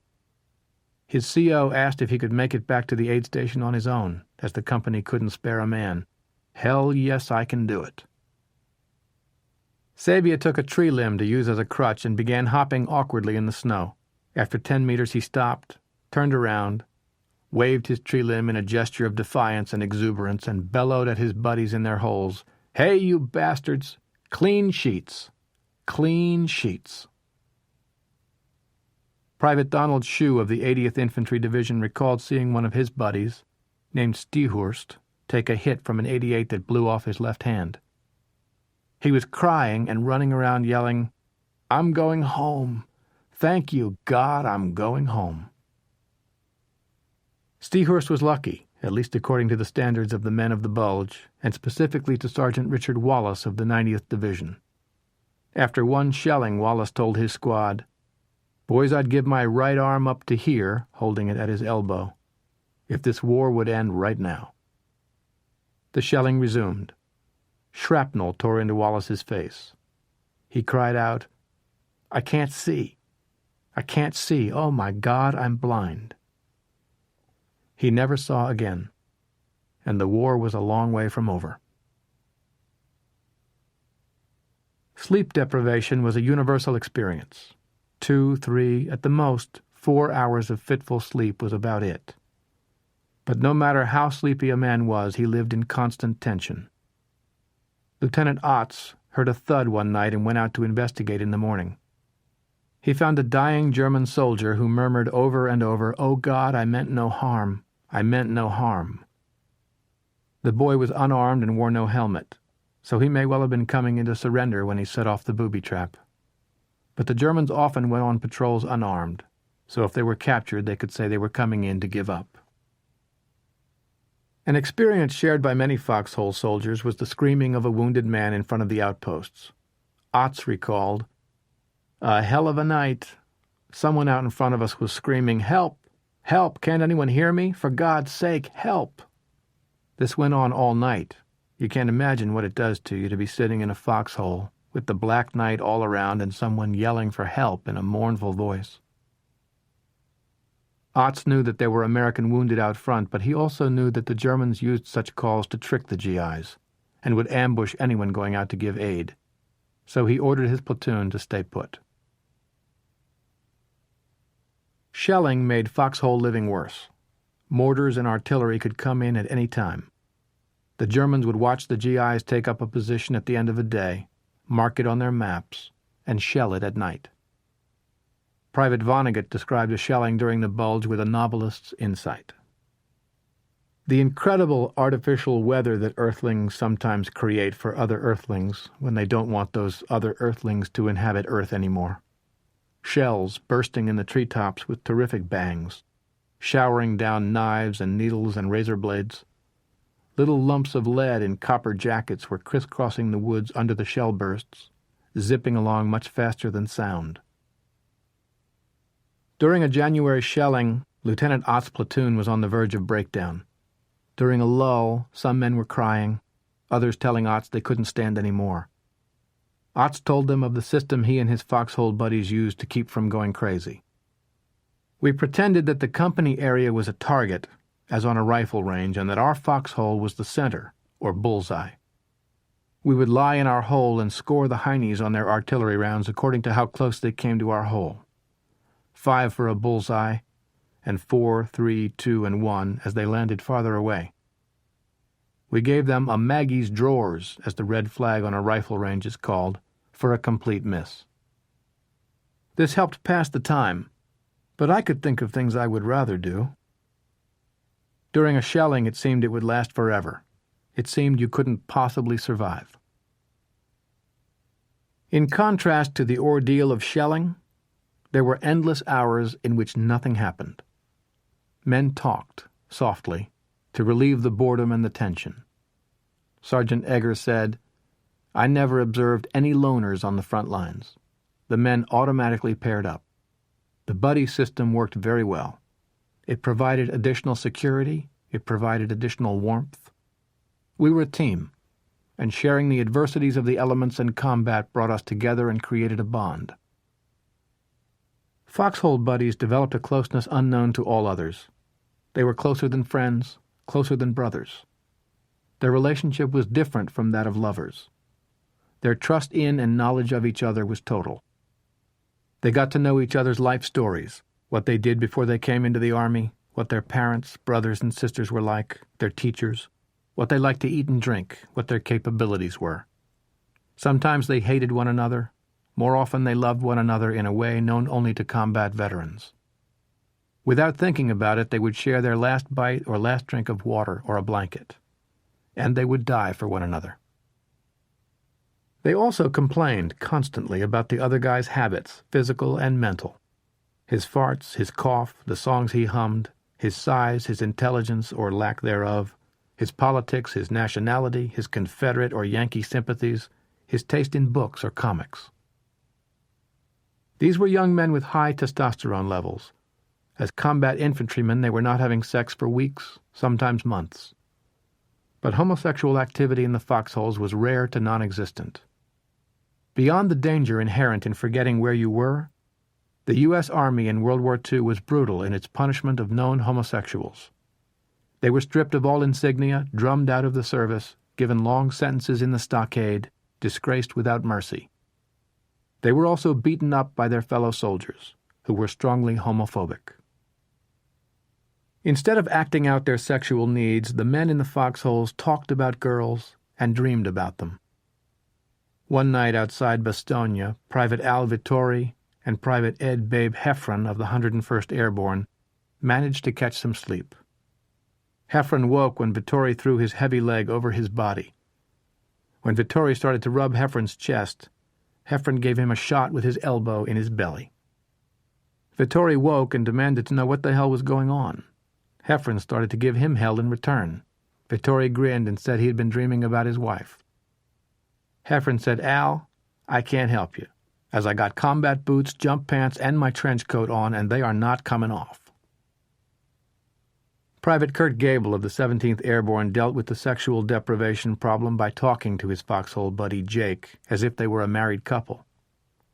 On one of their first nights together following a shelling at the chow line, Jake commented indignantly, "This is no way for civilized human beings to dine." They lay down in their hole and tried to get comfortable. Gable turned, jabbing Jake with his elbow. Jake jabbed back and issued a warning. "And another thing, dearie, if you thrash around like this habitually, you'll simply have to sleep in the guest room." "Calm down, dear," Gable replied. "We'll be moving out of here before long, and I just know you'll find us a much nicer and larger place. Now let's kiss and make up, and I'll take you to a fantastic little place for dinner." Sitting in frontline foxholes was bad. Being on OP, outpost duty, was worse. Going on combat patrol at night was worse than that. Sometimes on night patrol, young Germans passed by young Americans within touching distance. Despite the adrenaline rush, most often each side waited to see what the other would do, which usually was nothing. Private Gus Schroeder of Wisconsin grew up speaking German. He was in the 90th Division. A buddy described him as a big man, incredibly strong and almost a child otherwise. One night on patrol, Schroeder fell in with a German patrol and spoke to them in fluent German. He was brave to the point of being foolhardy, but he personally captured 100 German soldiers. Being attacked by a German force at night was the worst experience. On the night of December 27th, Sergeant Dwayne Burns of the 82nd Airborne had it. He was on outpost duty when at 01:15 the Germans attacked. A machine gun crew to his right put a string of tracers into a haystack 100 meters in front of the line. As it flared up, all we could see were Germans. They were down on their bellies crawling toward our lines. The men in their holes started shooting. I didn't see how anyone could live through it, but the Germans were still coming. They just kept coming, right into our fire. Some of them reached the ditch on the other side of the line. It looked like they would overrun our position just by the sheer strength of numbers. The observer called for American fire right on top of the line. The German attackers fell back. The artillery fire died down. God-awful though the conditions were, men endured and prevailed. But all had a sense of fatalism. Private Ken Webster of the 101st Airborne expressed his feelings and insights in a letter to his mother. "I'm living on borrowed time. If I don't come back, try not to take it too hard. I wish I could persuade you to regard death as casually as we do over here. In the heat of battle, you expect casualties. You expect somebody to be killed, and you are not surprised when a friend is machine-gunned in the face. You have to keep going. It's not like civilian life where sudden death is so unexpected." When his mother wrote to express her considerable alarm at this attitude, Webster replied, "Would you prefer for somebody else's son to die in the mud? Somebody has to get in and kill the enemy. Somebody has to be in the infantry and the paratroops." Carwood Lipton was a sergeant in the 101st Airborne on D-Day, a lieutenant with a battlefield commission during the Bulge. Lipton said, "When men are in combat, the inevitability of it takes over. They are there. There is nothing they can do to change that, so they accept it. They immediately become calloused to the smell of death, the bodies, the destruction, the killing, the danger. Enemy bodies and wounded don't affect them. Their own wounded and the bodies of their dead friends make only a brief impression, and in that impression is a fleeting feeling of triumph or accomplishment that it was not them. There is still work to be done, a war to be won, and they think about that." According to Lipton, it was only later, when a man got off the front line, that he had time to think about how buddies were killed or wounded, or about the times when he personally was inches from death. There are no unwounded foxhole veterans. Sergeant George Thompson said that when he came home, the sounds of war came with him. "Decades later, when I'm home by myself at night time, it all comes back. I'll hear the noise, the shells exploding. I stay awake thinking about it. I guess it comes from being in a foxhole, the long hours of nighttime." Replacements and Reinforcements, Fall 1944. General Marshall made the decision to keep American divisions at full strength through regular infusions of replacements, brought forward not in company or even squad strength, but as individuals. That system seemed to hold great promise. American divisions would be able to stay in the line continuously, as they would be drawing in fresh men daily. The replacements would join veteran squads, platoons, companies. They could be integrated into the unit and taught the tricks of survival in combat by old-timers. They would be young, fit, eager, and well-trained. When a ship arrived at Le Havre, a replacement went directly to a reception depot, a tent city where he knew no one. Then on to a stockage depot where he received a rifle, lectures in hygiene, and, if lucky, some desperately needed additional training. After 2 days to a week at the stockage, the replacement went to the 3rd Replacement Depot, or Reppeldepot, and later to a forward battalion supporting a corps. Finally, he was brought forward to a company command post and led out to a foxhole. He did not know the name of anyone around him. Private Morris Dunn, who ended up with the 84th Division, spent weeks in a Reppeldepot. "We were just numbers, we didn't know anybody, and I've never felt so alone and miserable and helpless in my entire life. We'd been herded around like cattle at roundup time. On the ride to the front it was cold and raining with the artillery fire louder every mile, and finally we were dumped out in the middle of a heavily damaged town. That was how most of the replacements got to the most dangerous place in the world. Unknown, unknowing, scared, bewildered, untrained. Had the Germans been given a free hand to devise a replacement system for the Americans that would do the most harm and least good, they could not have done a better job. The replacements paid the cost. Often more than half became casualties within the first 3 days on the line. According to Private Ken Russell of the 82nd Airborne, "They came in all good boys with the strength of a mule and the ignorance of old maids. We pitied the scared, shy, eager youngsters who were awestruck around us old boys." Russell was 19. In the first battle they usually died in heaps. It was to the obvious benefit of the old boys to help the new kids, but nevertheless most veterans tried to avoid replacements. For one thing, the new men tended to draw fire because they bunched up, talked too much, or lit cigarettes at night. For another, men just didn't want to make friends with guys who they expected to die soon. So most of a recruit's first days on the line, he remained alone. War is full of surprises. On at least one occasion, the greenness of a replacement officer paid big dividends. During the Bulge, Company Commander John Colby told a platoon leader, fresh from the States, to capture a house. He walked up to it and knocked on the door. Jesus! I had not given him instructions on how to take a house on the outskirts of a village. Instead of heaving in a grenade and having his men kick in the door and rush in, firing away, he was standing there waiting for someone to open it. A German sergeant in his undershirt, suspenders hanging down, answered the knock. The replacement lieutenant said something to him. The German came outside and yelled. Several other Germans rose up from positions behind a fence and barn and put their hands in the air. The sergeant sent a runner to a machine gun crew with orders to come in and give up. The entire group, American and German, moved into the village. At each house, the German sergeant called on more of his men to give up.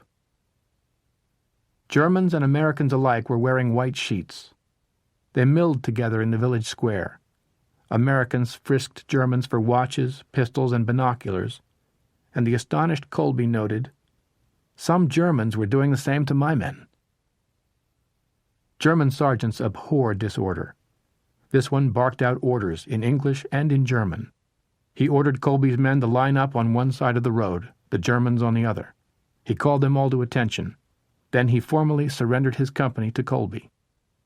Colby commented, "Had our new, green, inexperienced officer taken that first house properly, as I intended, all kinds of shooting would have broken out with lots of casualties. As it was, no one got hurt and we took about 100 prisoners. That's the way to fight a war." It was bad enough being an untrained infantry replacement. It could be worse going into armor untrained. Yet many did. One tank commander remembered, "In the Bulge I spent long hours in the turret when I was literally showing men how to feed bullets to the gun. Could they shoot straight? They couldn't even hold the gun right. In the midst of the toughest fighting of the Third Army's campaign, I was teaching men what I had learned in basic training. The replacements paid the price for a criminally wasteful replacement system that chose to put quantity ahead of quality. Its criteria was the flow of bodies. Whose fault was this? Eisenhower's first. He was the boss, and Bradley's, and Patton's. They demanded an ever greater flow of replacements while doing precious little to insist on improving the training. Eisenhower, Bradley, and others had no clear conception of life on the front line. They didn't listen to foxhole GIs often enough. So they threw the 18-year-olds into the battle untrained, alone. The American Army approaching Germany in the fall of 1944 was in part a children's crusade. It had hundreds of thousands of 18 to 20-year-old soldiers, almost none of them properly trained for combat. As noted, Eisenhower said that in war, everything is expendable, even generals' lives, in pursuit of victory. If victory required replacements, some of them would have to be expended. One had to be tough. The problem here is that the replacement system was guilty of the worst sin of all in war: inefficiency. It was paying lives but getting no return. It was just pure waste, and the commander should have done something about it.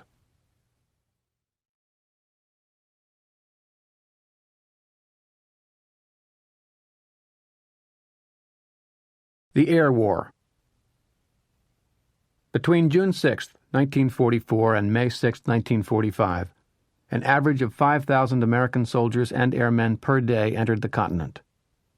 At the end of 1944, the U.S. Army in the European theater of operations numbered 2,700,000 men. Of these, 500,000 were in the Army Air Force. Of the Air Force personnel, about half were ground crews and administrative types. The other half, some 250,000 young Americans, were pilots or air crew in the 8th and 9th Air Forces.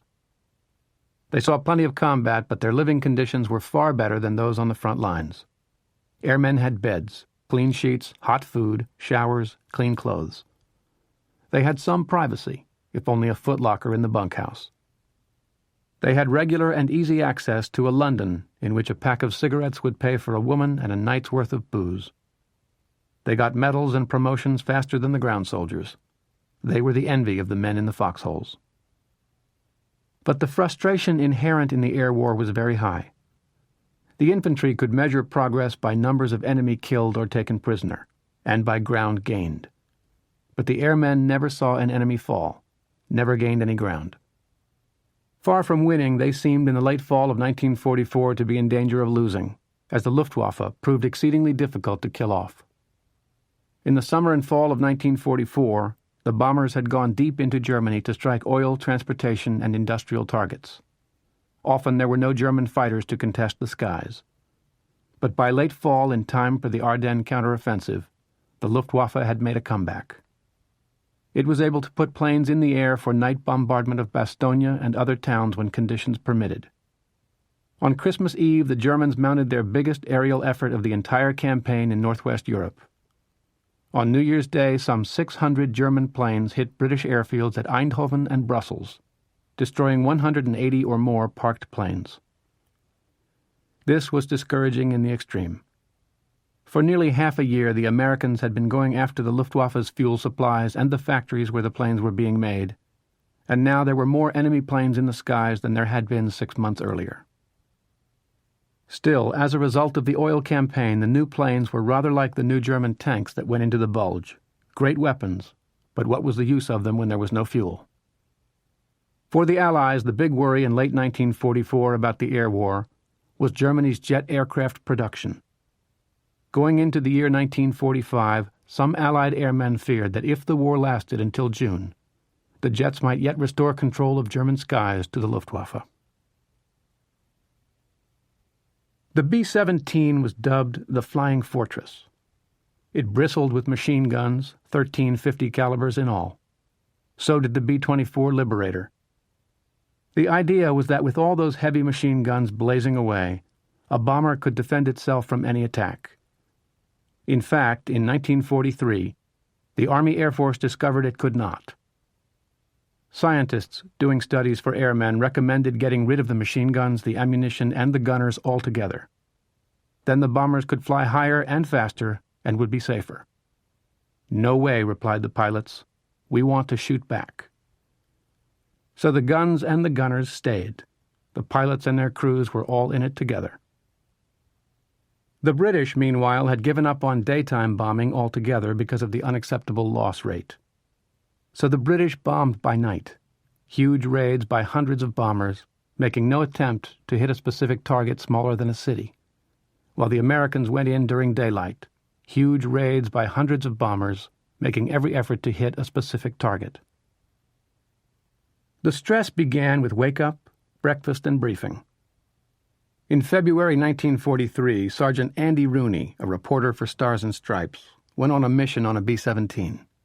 He stumbled with the officers through the pre-dawn darkness to the briefing hut. The briefing officer stood in front of a wall covered with a blanket. He had a long pointer in his hand. When all were seated, he stepped up to the wall, scanned the room, then grasped the lower right-hand corner of the cloth and threw it back. Rooney recalled, "There was a hush at first as the flyers stared intently at the map. Gradually a murmur developed and then gasps as they realized it was a large-scale map of a western sector of Germany. Our destination was Wilhelmshaven." Wilhelmshaven meant flak and terror.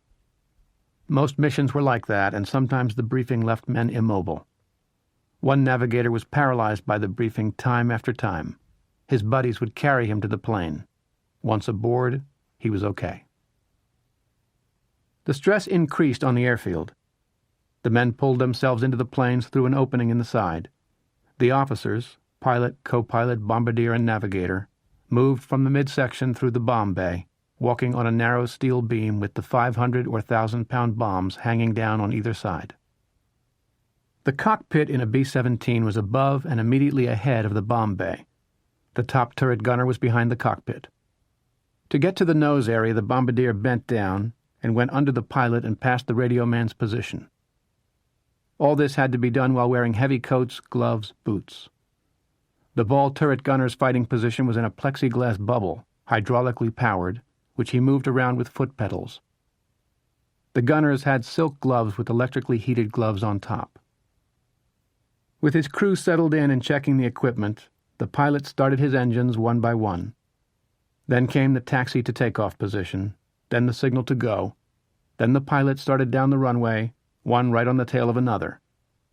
Lieutenant Les Lennox, a B-17 pilot, recalled 40 years later, "The people in air traffic control today would be absolutely appalled if they could see our only method of controlling all those bombers. Taking off at 30-second intervals and climbing through all types of weather, in darkness while maintaining radio silence. When two aircraft have a near miss today, it makes national news. We had so many each day we thought nothing of it." Following the liberation of France, the skies were free of the enemy until the flying armada crossed into German airspace. When the bombers approached the target, everyone burst into activity. The 88s on the ground would begin to fire. Their radar told them the bomber's altitude. They set the fuse and then sent the shell up ahead of the formation, where the bombers would fly into the explosion. The Allied countermeasure was to drop chaff to confuse the German radar.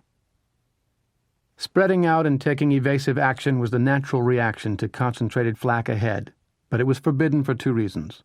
First, to achieve the precision results the bomber generals demanded, the flights had to stay close together and drop their bombs when the lead plane did. Second, to provide the concentrated firepower necessary to drive off German fighters, the pilots had to keep their wingtips in a near-touching position. Sergeant Stan Catterazole, a ball turret gunner, said, "The worst part is coming in and the flak is busting out. They would just saturate that area with these 88 shells, just exploding all around you. Now you have to fly right through it, and the ones that didn't hit you, above or below or beside, you could feel the compression waves from the explosion and the whole plane would vibrate. Me being in the ball turret, I was scared shitless countless times. My job was to watch the bomb bay door, and when he hollered bomb bay doors open, then I would radio back and tell them that the doors were open. Then I would confirm that the bombs were away. When you got back and saw the holes here and holes there from the shrapnel, you got a sense of how you cheated death every time you went up. Those holes caused by shrapnel and the opening of the bomb bay doors let in a rush of cold air. In the mission Andy Rooney went on, shrapnel clipped off the tip of the plastic nose of the plane, leaving a jagged hole the size of a man's fist. Rooney remembered. The bombardier, in a moment of panic, tore off his gloves and tried to stuff them in the gaping hole. Within minutes his hands had frozen, and chips of flesh broke off his fingers as they caught on the jagged edges of the plastic. The B-24s could take an amazing amount of punishment and still fly, and the B-17 pilots claimed theirs were the most durable plane ever built. Thousands of them returned to England with 2 or 3 engines gone, hydraulic systems drained, wounded crewmen on board. But for all their legendary toughness, the life expectancy of a 4-engine bomber that didn't get destroyed by flak or fighters was about the same as for a crew, some 35 missions. For all bomber crews, it was distressing in the extreme to watch B-17s or B-24s explode and disintegrate. Andy Rooney witnessed a particularly awful death. He was on an air base in England as a flight returned. The radio was crackling as there were half a dozen bombers with dead and dying men aboard. Then there was a frantic call. The ball turret gunner in one B-17 was trapped. The gears that rotated the ball to put the gunner in position to shoot and then returned him to the position that let him climb out and back up into the airplane had been hit and were jammed. He was caught in his plastic cage. 2 engines were out and the plane was losing altitude fast and barely making 135 miles per hour, close to stall-out speed. The pilot ordered the crew to throw out everything. The men started pitching out machine guns, ammunition, oxygen tanks, and every instrument they could tear loose. The hydraulic system was spewing fluid. The wheels could not be brought down. A belly landing was inevitable. For 8 minutes, the pilot, the tower, and the ball turret gunner talked on the radio. The gunner knew what was coming. Rooney wrote, "We all watched in horror as it happened. We watched as this man's life ended, mashed between the concrete pavement of the runway and the belly of the bomber." The pilots, mostly in their mid-20s, were generally admired, respected, obeyed, even loved. A special favorite with all who knew him was Major James Stewart, the actor already famous for parts in The Philadelphia Story and Mr. Smith Goes to Washington. Stewart had enlisted as a private, made his way into pilot training school, earned his wings. The Air Force knew he was a good flyer but didn't want to risk him, so he was assigned to the staff. He insisted on flying. He became a squadron commander. One of his pilots, Lieutenant Hal Terrell, said of Stewart, "He was a wonderful human being and excelled as a command pilot. He was always relaxed with crews but rarely visited off the base because of his celebrity status and famous face. He would be mobbed by civilians. He never grandstanded by picking missions. If our group led the wing, he flew." Stewart was one of the sensible pilots, and thus a survivor. As his fellow pilot, Lieutenant Saul Levine, put it, "Most losses were on the early missions. Survival rates improved with experience. Learning how to fly high-altitude close formation, hoarding your gas supply, being particularly watchful during assemblies, all contributed to better survival chances. Keeping rested and laying off the booze before flights also mattered." Missions could be soul-searing experiences. Lieutenant Raymond Murray, a B-17 pilot, recalled a mission against an oil refinery. "There was no ducking anything for us in the box barrages of flak. There was nothing you could do but sit there and say Hail Marys as fast as you could. Planes were going down all around us, but I'll always remember the first one. I was looking right at this plane because I was flying on him when it took a direct hit between number 3 and number 4 engines. I saw the wing rise up in the air. The pilot turned his head very slowly and looked at me with no expression. Then we saw parachutes spilling out, a couple of them bursting into flames as they opened. Then the plane started cartwheeling and spinning. Not too many chutes got out, possibly 4 or 5. Then the aircraft exploded, and that is when I became a very religious man." Murray was 19 years old. Fighter pilots were special. They had swagger, bounce, energy. As one example, fighter pilots downplayed the danger from flak. Lieutenant Wayne Gatlin, a P-51 pilot, remarked, "One of those bomber fellows was saying, 'Why, the flak was so thick, even the automatic pilots in the bombers were bailing out.'" Gatlin said he hardly noticed the flak, but when pressed, confessed, "What's nice about fighters, you can dodge flak easily, whereas the bomber boys can't do it very well, especially on the bomb run." The most famous bombing raid of the war against Dresden on February 13th to 14th, 1945, has been called the most barbaric, senseless act of the war. During the night, RAF Bomber Command carried out a raid with 873 bombers, dropping thousands of incendiaries and high-explosive bombs, up to 4 tons. This set the city on fire and started a firestorm as the rising column of intense heat sucked up oxygen and burned it, creating hurricane-like winds and temperatures up to 1,000 degrees Fahrenheit or higher. At noon, 311 B-17s from 8th Air Force released 771 tons of bombs on the flaming city, with the aim of catching firemen and rescue workers when they were out on the streets.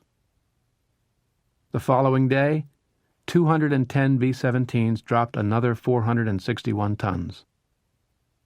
The firestorm raged for 4 days and could be seen for 200 miles. In Dresden, people in air raid shelters suffocated or were baked alive. Kurt Vonnegut described the scene in a letter he wrote his parents shortly after the war. On February 14th, the Americans and the RAF came over. Their combined labors killed 250,000 people in 24 hours and destroyed all of Dresden. Possibly the world's most beautiful city. But not me. Although Dresden is generally considered to be the most destructive raid in the European war, it was not.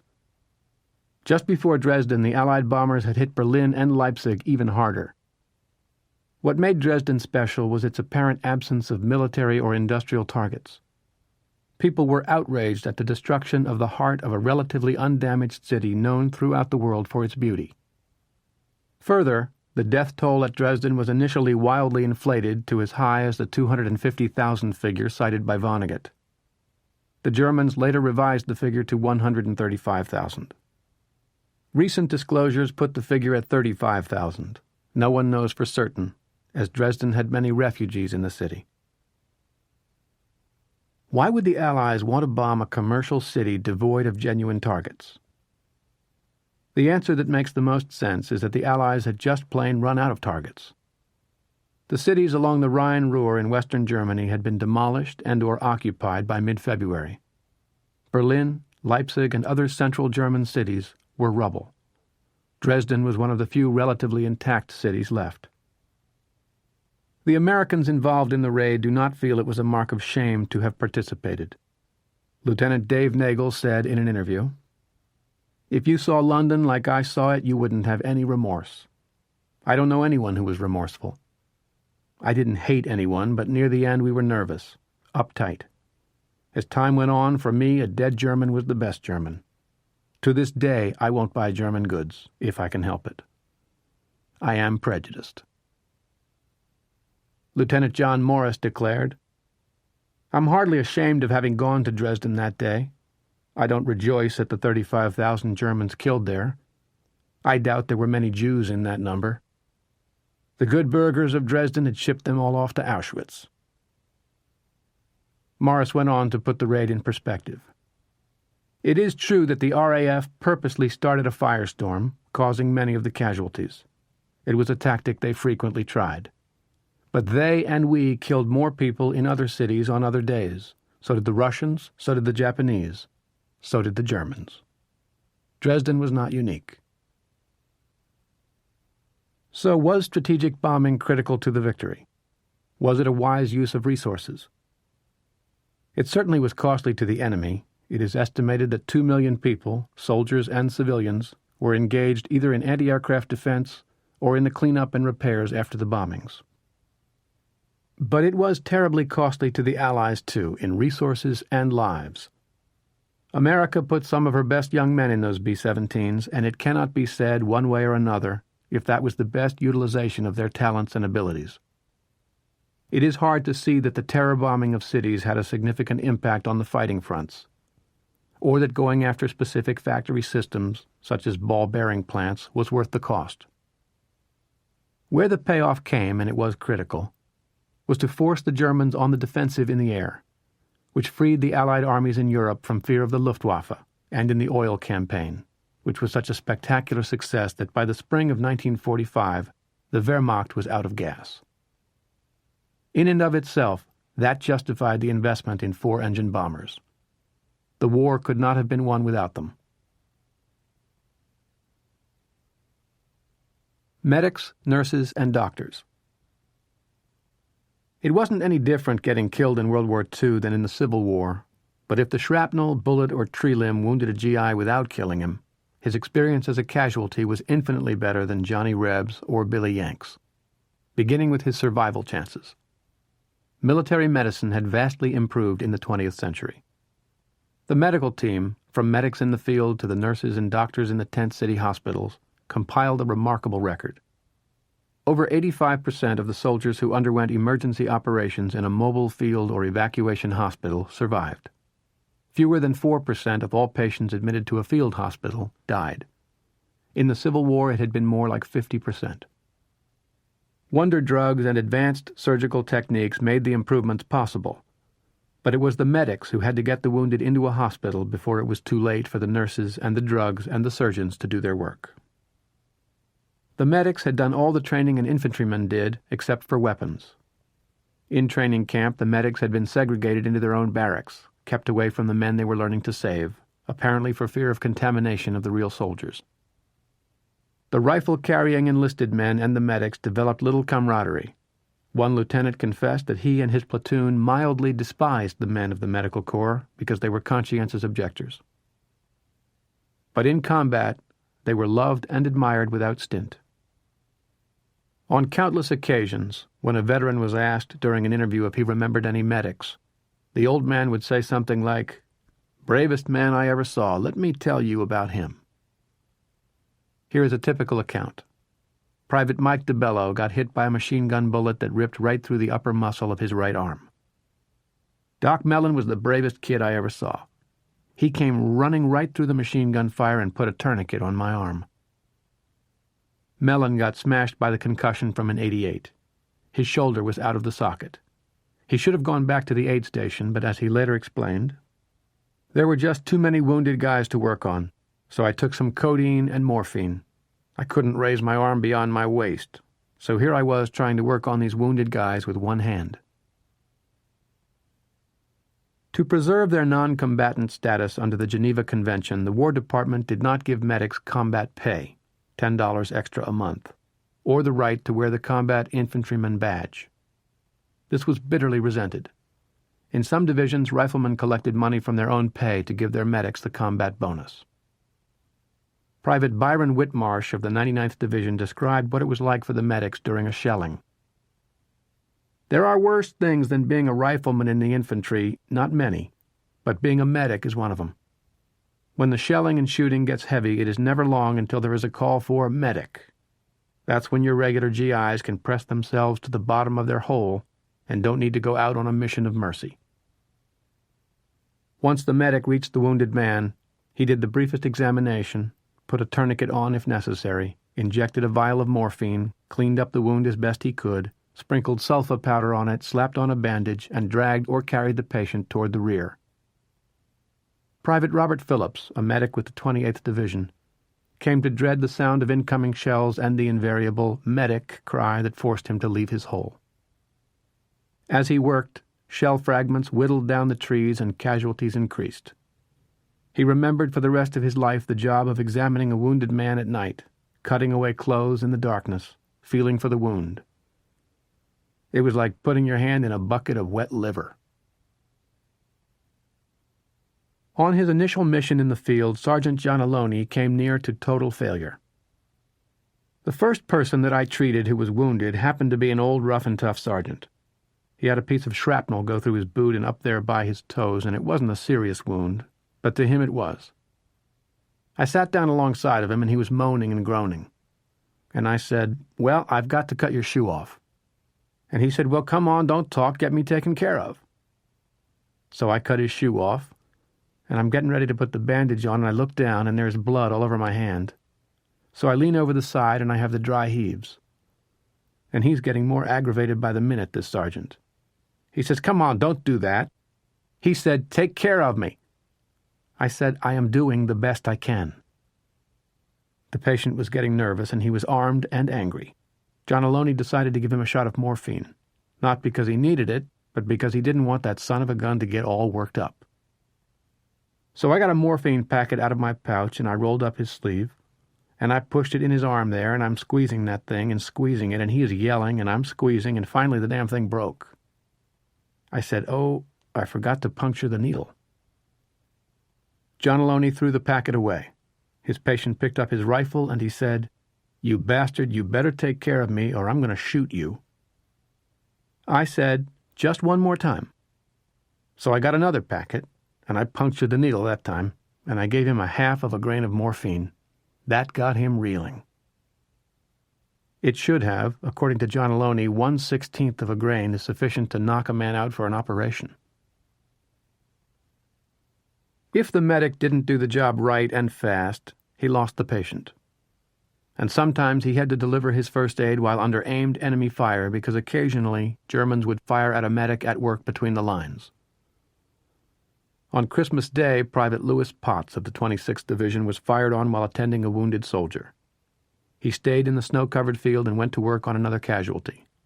This time the German sniper got him in the forehead. Americans sometimes shot medics. Major John Cochran of the 90th Division recalled a forward observer who would call for a barrage when he knew the Germans were eating. He had a sixth sense about it, according to Cochran. After calling for a ceasefire, he would say, "Get ready to do it again." He explained to Cochran that in 5 or 10 minutes, their medics will come out to treat the casualties, and we'll get them too. Sergeant Robert Bowen of the 101st recalled that on December 23rd in the Bulge, 2 men from his platoon were wounded. They lay in the snow, one babbling incoherently and the other screaming. Bowen tried to get to them, but German fire drove him off. Medic Everett Paget said he would try, explaining that the Germans would honor his Red Cross patch. He went out there. It was one of the bravest acts I'd ever witnessed. Enemy bullets were plowing up the snow around him until he reached the wounded men. Then the German fire slackened and he tended the 2 men, although both were beyond rescue. At least Paget gave them some morphine. Then he returned to the American line and the firing resumed. I thought of the wounded Germans who had lain in the road the day before, and our guys had tried to kill whomever went out to help them. Too often when the medic arrived, the man was dead. In that case, it was the medic's responsibility to oversee the retrieving and hauling of the body back to a graves registration crew. Bill Malden described one such crew. Its personnel, he said, could have played the gravediggers in Hamlet. They were usually drunk, a necessary condition for their job. The men killed in action were buried as soon as possible in small temporary cemeteries, later dug up and taken to a division or army cemetery in the rear. This too was temporary. After the war ended, the family had the right to have the body brought home. Many parents or widows decided, however, to leave their loved ones where they fell. Those bodies went into one of the beautifully landscaped military cemeteries maintained by the American Battle Monuments Commission. The largest are in Normandy and Luxembourg. Most patients came back to consciousness in the field or evacuation hospital. They were groggy from the morphine. The first sight many of them saw was a nurse from the Army Nurse Corps. She was harassed, wearing fatigues, exhausted, and busy. But she was an American girl. She had a marvelous smile, a reassuring attitude, and gentle hands. To the wounded soldier, she looked heaven-sent. The first nurses to enter the continent came in on June 10th at Omaha. By 1945, total Army Nurse Corps strength was nearly 60,000. These pioneers had to overcome many obstacles. The first was the act of volunteering. There was a nationwide slander campaign about women in uniform, as vicious as it was false. The jokes were gross. They were told by rear echelon soldiers and civilians. No one who had ever seen an Army nurse in action in a field hospital, nor any wounded soldier, ever told such jokes. Under the circumstances, recruitment was insufficient. In his January 1945 State of the Union address, President Roosevelt referred to the critical shortage of nurses in Western Europe and proposed that nurses be drafted. A bill to do so passed the House and came within one vote in the Senate. One untapped source was African American nurses. When the war ended, there were only 479 black nurses in a corps of 60,000. This was because the Army assigned a quota, not because the black nurses didn't want to serve. But in the America of that day, it was unthinkable that black nurses could care for white American soldiers. The continuing shortage of nurses meant that those who served at field or evacuation hospitals were badly overworked. In a letter home, Nurse Ruth Hess described setting up and opening a field hospital that had moved forward in the wake of the American sweep through France. We arrived late in the evening and spent all night getting ready to receive patients. We worked until 3 p.m., then started night duty, 12 hours at 7:30 p.m. For 9 days we never stopped. 880 patients operated, small debridement of gunshot and shrapnel wounds, numerous amputations, fractures galore, perforated guts, livers, spleens, kidneys, lungs, etc., everything imaginable. We cared for almost 1,500 patients in those 9 days. Then the hospital packed up and moved forward. Like many of the nurses, Hess found herself with admiration for the wounded men. Lieutenant Francis Slanger of the 45th Field Hospital expressed the feeling in an October letter addressed to Stars and Stripes, but written to the troops. UGIs say we nurses rough it. We wade ankle-deep in mud. You have to lie in it. We have a stove and coal. In comparison to the way you men are taking it, we can't complain, nor do we feel that bouquets are due us. It is to you we doff our helmets. Slanger was killed the following day by an artillery shell. She was one of 17 Army nurses killed in combat. Doctors in all military hospitals did a great job, Ken Russell of the 82nd Airborne remarked. He knew. He had been their patient. The doctor in the Forward Field Hospital was one of the most dedicated people you could meet. He would work long hours without adequate supplies, and the wonderful nurses did the same thing. They did not even have decent lighting.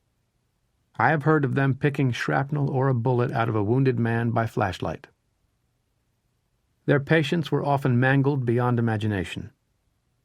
Dr. Joseph Gossman was an orthopedic surgeon with the 109th Evacuation Hospital. He got to Normandy in time for the Saint-Lô battle. I was floored by the turmoil. One patient had been in a jeep when it set off a mine. X-rays showed undamaged bolts, washers, bushing, in the muscle as on a workbench. Another man had been shot in the side.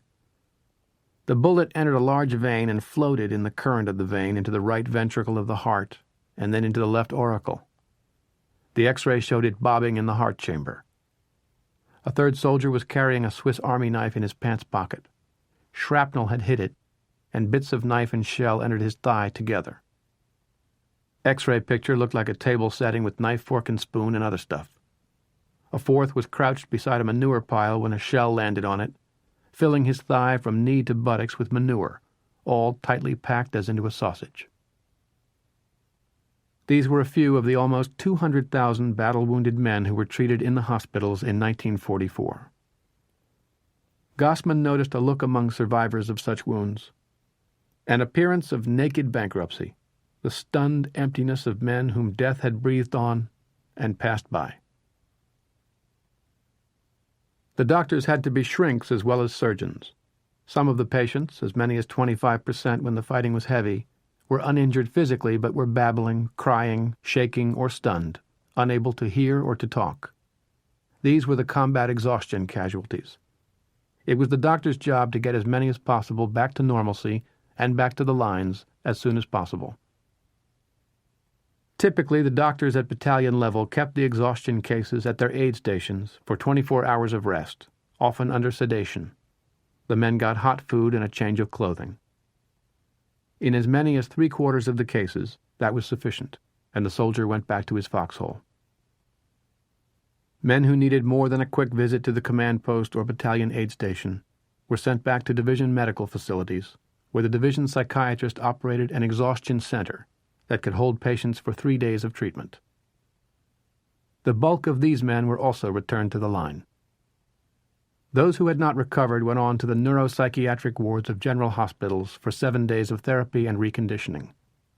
The extreme cases were air evacuated to the States.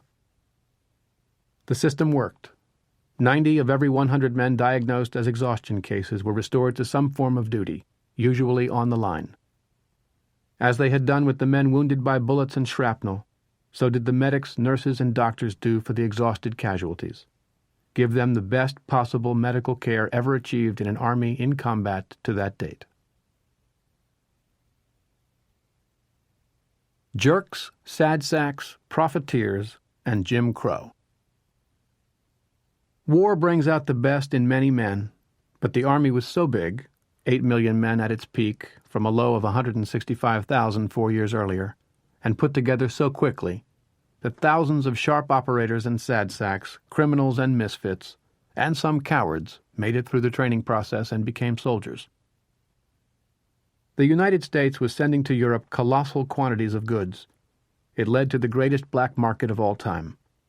Most American soldiers participated in it to some extent, if in no other way than by trading cigarettes for perfume or rations for jewels.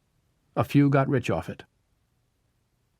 At the opposite extreme from the young entrepreneurs were the sad sacks, those guys who could never be found when there was a patrol to run or a job to be done, who had mastered the art of getting lost in the Army so well they became practically invisible. In between were the jerks and assholes, usually men who had been made NCOs or junior officers, who exploited their rank in chicken-shit ways. Lieutenant Paul Fussell, a platoon leader in the 103rd Division who went on to become one of America's leading literary scholars, defines the term precisely. Chicken shit refers to behavior that makes military life worse than it need be. Petty harassment of the weak by the strong, open scrimmage for power and authority and prestige, insistence on the letter rather than the spirit of ordinances. Chicken shit is so called, instead of horse or bull or elephant shit, because it is small-minded and ignoble and takes the trivial seriously. Chicken shit can be recognized instantly because it never has anything to do with winning the war. General Patton had more than a bit of the chicken shit in him. He was notorious for being a martinet about dress and spit and polish in Third Army. He ordered, and sometimes may have gotten, frontline infantry to wear ties and to shave every day. Patton's spit and polish obsession sometimes cost dearly. It not only had nothing to do with winning the war, it hurt the war effort. There were thousands of ordinary criminals in the European theater of operations. Hundreds of them were caught, tried by court-martial, and sentenced to the stockade, or, in the case of rape or murder, to death by firing squad. 65 men were ordered shot. Eisenhower had to pass the final judgment. In 16 cases, he changed the sentence to life in the stockade. 49 men were shot. Desertion was also punishable by death by firing squad, but the U.S. Army had not carried out such a sentence since 1864. One deserter only, Private Eddie Slovic, went through the process from confession to court-martial to sentence to execution by firing squad. Slovic got to France as a replacement in August. On the 25th, he spent the night in a village, dug in with some other replacements. There was shelling. In the morning, when they moved out, he stayed behind. That afternoon, he hooked up with some Canadian infantry, with whom he spent the next 6 weeks. Then he was turned over to American MPs who escorted him back to the company to which he had been assigned. Slovic told the CO he was too frightened of the shelling and swore, "If I have to go out there again, I'll run away." He later put that warning in writing at the end of a written confession of desertion. He wanted to spend the rest of the war in the stockade. Bad luck for him. By the time he came to trial, it was November 11th, and the strain of the fighting at the Siegfried Line was leading to an increase in desertions. The High Command was looking to set an example. Slovik fit perfectly. He was found guilty and sentenced to execution. Eisenhower did not intervene. On January 31st, Slovik was executed. It helps to put the Slovik execution in some perspective to mention that during the course of the 11-month campaign in Northwest Europe, when Eisenhower had one deserter put to death, Hitler had 50,000 executed for desertion or cowardice. In the popular World War II cartoon strip, The Sad Sack, the character was a naive, confused, lazy, bumbling private, but happy enough and almost lovable. In real life, a sad sack was a miserable person. Perpetually unhappy himself, he tried to make everyone around him equally miserable. He was filled with hate, for his officers, for the army, for blacks, Jews, Italians, whoever. At his extreme, the sad sack was a mean, vicious son of a bitch, without a redeeming virtue. The worst sad sack of all was Jim Crow. The world's greatest democracy fought the world's greatest racists with a segregated army. It was worse than that. The army and the society conspired to degrade African Americans in every way possible, summed up in the name Jim Crow. One little incident from the home front illustrates the tyranny black Americans lived under during the Second World War. In April 1944, Corporal Rupert Timmingham wrote Yank magazine. Here is a question that each Negro soldier is asking. What is the Negro soldier fighting for? On whose team are we playing? He recounted the difficulties he and 8 other black soldiers had while traveling through the South, where old Jim Crow rules, for a new assignment. We could not purchase a cup of coffee. Finally, the lunchroom manager at a Texas railroad depot said the black GIs could go on around back to the kitchen for a sandwich and coffee. As they did, Timmingham noted, about 24 German prisoners of war with 2 American guards came to the station. They entered the lunchroom, sat at the tables, had their meals served, talked, smoked, in fact had quite a swell time. I stood on the outside looking on, and I could not help but ask myself, why are they treated better than we are? Why are we pushed around like cattle? If we are fighting for the same thing, if we are to die for our country, then why does the government allow such things to go on? Some of the boys are saying that you will not print this letter. I'm saying that you will. Yank magazine did print Corporal Timmingham's letter. A couple of months later, he wrote again. To date, I've received 287 letters, and strange as it may seem, 183 are from white men in the armed service. Another strange feature about these letters is that most of these people are from the Deep South. They are all proud that they are from the South, but ashamed to learn that there are so many of their own people who are playing Hitler's game. Based on the experience of World War II, by the end of 1945 the ground had been prepared for Jim Crow's grave. Chief Historian Wright concluded his wartime report on the employment of Negro troops with these words. My ultimate hope is that in the long run it will be possible to assign individual Negro soldiers and officers to any unit in the Army where they are qualified as individuals to serve efficiently. That was done. Within a decade, the Army had changed from being one of the most tightly segregated organizations in the country to the most successfully integrated.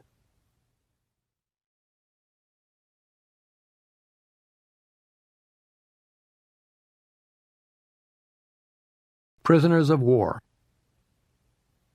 One of the most dangerous moments in combat in Europe in World War II came the instant a man decided he was no longer willing or able to continue combat.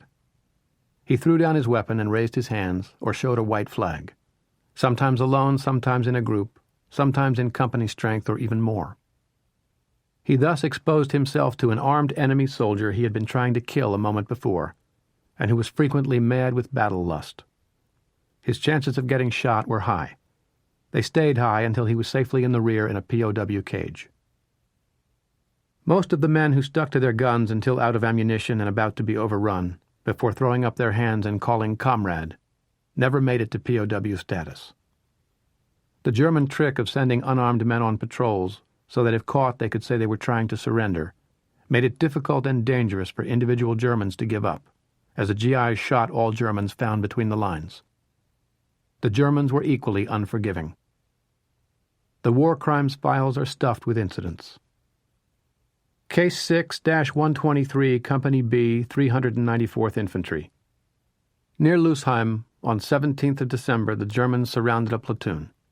The GIs raised a white flag, but German tanks nevertheless overran the position, covering some men with earth and firing into the foxholes. Somehow 22 men managed to surrender. The Germans herded them into a nearby draw and gunned them down. Only the aid man escaped. Case 6-156, witness Private Andrew S. Protz. At Hansefeld, 5 U.S. soldiers raised a white flag and came forward. The Germans opened fire, killing 4 and wounding 1, whereupon a German tank deliberately ran over the wounded man as he begged for help. Private Edward Weber of the 47th Infantry Regiment described a gruesome but hardly unique incident. He was advancing on a damaged German tank. The crew had ceased firing its machine gun, opened the turret, and were waving a white flag. Weber and his buddies moved forward. The machine gun began firing again, probably by some young fanatic who refused to give up with the rest. Weber's squad fired back. The crew came pouring out of the bottom escape hatch. They were hollering, "Nicht schießen! Nicht schießen!" But by this time we were in an infuriated rage. The crewmen were lined up on their knees, and an angry soldier walked along behind them and shot each in the back of the head. The last to die was a young, blonde-headed teenager who was rocking back and forth on his knees, crying and urinating down both trouser legs. He had pictures of his family spread on the ground before him. Nevertheless, he was shot in the back of the head and pitched forth like a sack of potatoes. Both the American and the German army outlawed the shooting of unarmed prisoners. Both sides did it frequently, but no courts-martial were ever convened for men charged with shooting prisoners. It is a subject everyone agreed should not be discussed, and no records were kept. In interviews with over 1,000 combat veterans, only one of them said he shot a prisoner, and he added that while he felt some remorse, he would do it again. However, perhaps as many as 1/3 of the veterans related incidents in which they saw other GIs shooting unarmed German prisoners who had their hands up. For the airmen who had to bail out over Germany, the most dangerous moment was when they hit the ground. If local civilians got to them before military officials arrived, they would attack the Americans with rocks, pitchforks, and hunting weapons. Many were killed by non-combatants overwhelmed by anger and hatred. In the November fighting, Lieutenant Fusel's infantry platoon came on a deep crater in a forest, where a squad or two of German soldiers, some 15 to 20 men, were gathered. Their visible wish to surrender, most were in tears of terror and despair, was ignored by our men lining the rim. As the Germans held their hands high, Fussell wrote, "His men, laughing and howling, hoo-haing and cowboy and good old boy yelling, exultantly shot into the crater until every single man down there was dead. If a body twitched or moved at all, it was shot again. The result was deep satisfaction, and the event was transformed into a musing narrative told and retold over campfires all that winter." Most of the shooting stories are about front-line riflemen immediately after a firefight in which they had seen buddies killed. There is a written order from headquarters, 328th Infantry Regiment, dated December 21st, which reads, "No SS troops or paratroopers will be taken prisoner, but will be shot on sight." The excuse for that order was the Malmedy massacre. That event occurred on December 17th.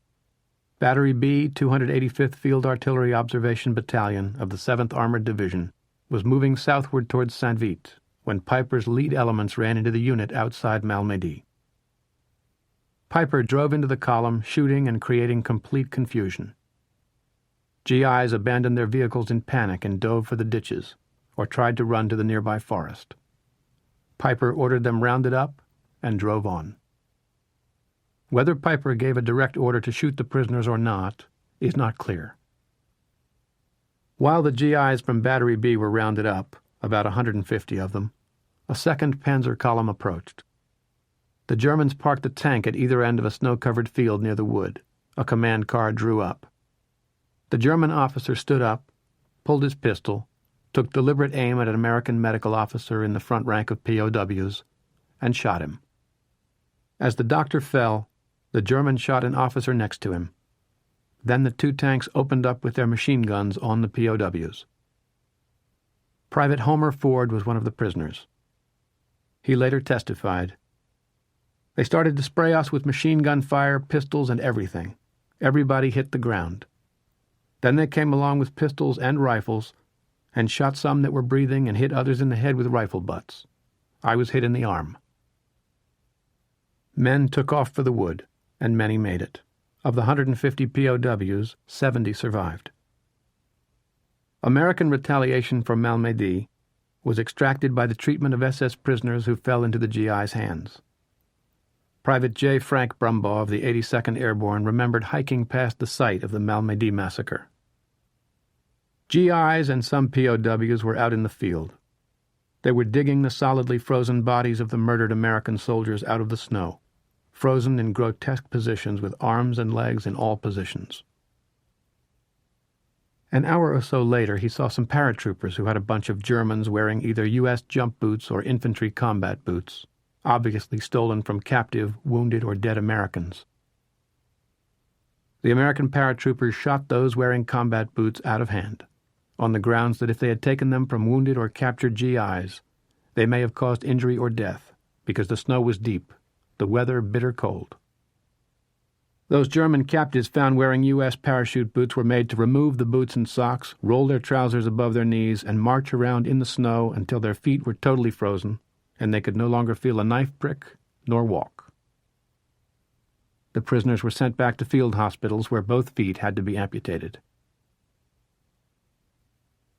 The Germans got their first big bag of American POWs in the opening days of the Bulge, some 20,000.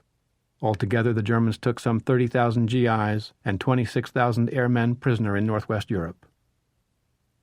To the prisoners, the most important provision of the 1929 Geneva Convention on POWs was the one on rations, which required that they be equal to the ration received by the soldiers of the holding power. In the United States, there was more than enough food, and the provision was met, even exceeded. In Europe, priorities had to be set, and POWs came toward the end of the list. Nowhere outside the United States were POWs adequately fed. GIs who weighed 180 pounds when captured in the Bulge weighed 120 or 100 pounds when liberated. In general, meals consisted of black bread and thin potato soup twice a day. Colonel Joe Matthews of the 106th Division recalled that he sometimes got green hornet soup, made of beet tops and horse meat. It got its name because its surface was covered with maggots stained green from the beet tops. Among the prisoners there were heated arguments over eating the maggots. Matthews, an agricultural chemist, decided they were protein and ate them. Enlisted infantrymen fared even worse. One sergeant reported, "I went from 135 pounds to 95 pounds in 4 months of imprisonment. All we were given to eat was a cup of soup and a piece of ersatz bread each day. This was a systematic brutality to keep us dependent on the next meal and too weak to try to escape. I had frozen feet, jaundice, fleas, lice, dysentery, 2-foot infections, and general malnutrition. The only difference between the concentration camps and the stalag I was in was that we were not killed off with gas or bullets. I do not remember one act of mercy or compassion on the part of the Germans." There is ample testimony from those who were there that German officers and guards at some camps murdered or ill-treated POWs, by forcing them to labor in inhumane conditions, by torturing them, and by subjecting them to constant, pointless harassment. There is other testimony that indicates the Germans did the best they could in a difficult situation. In most cases, being a POW in World War II was about as bad a human experience as one could have. For certain, there was nothing good to be said about being a POW.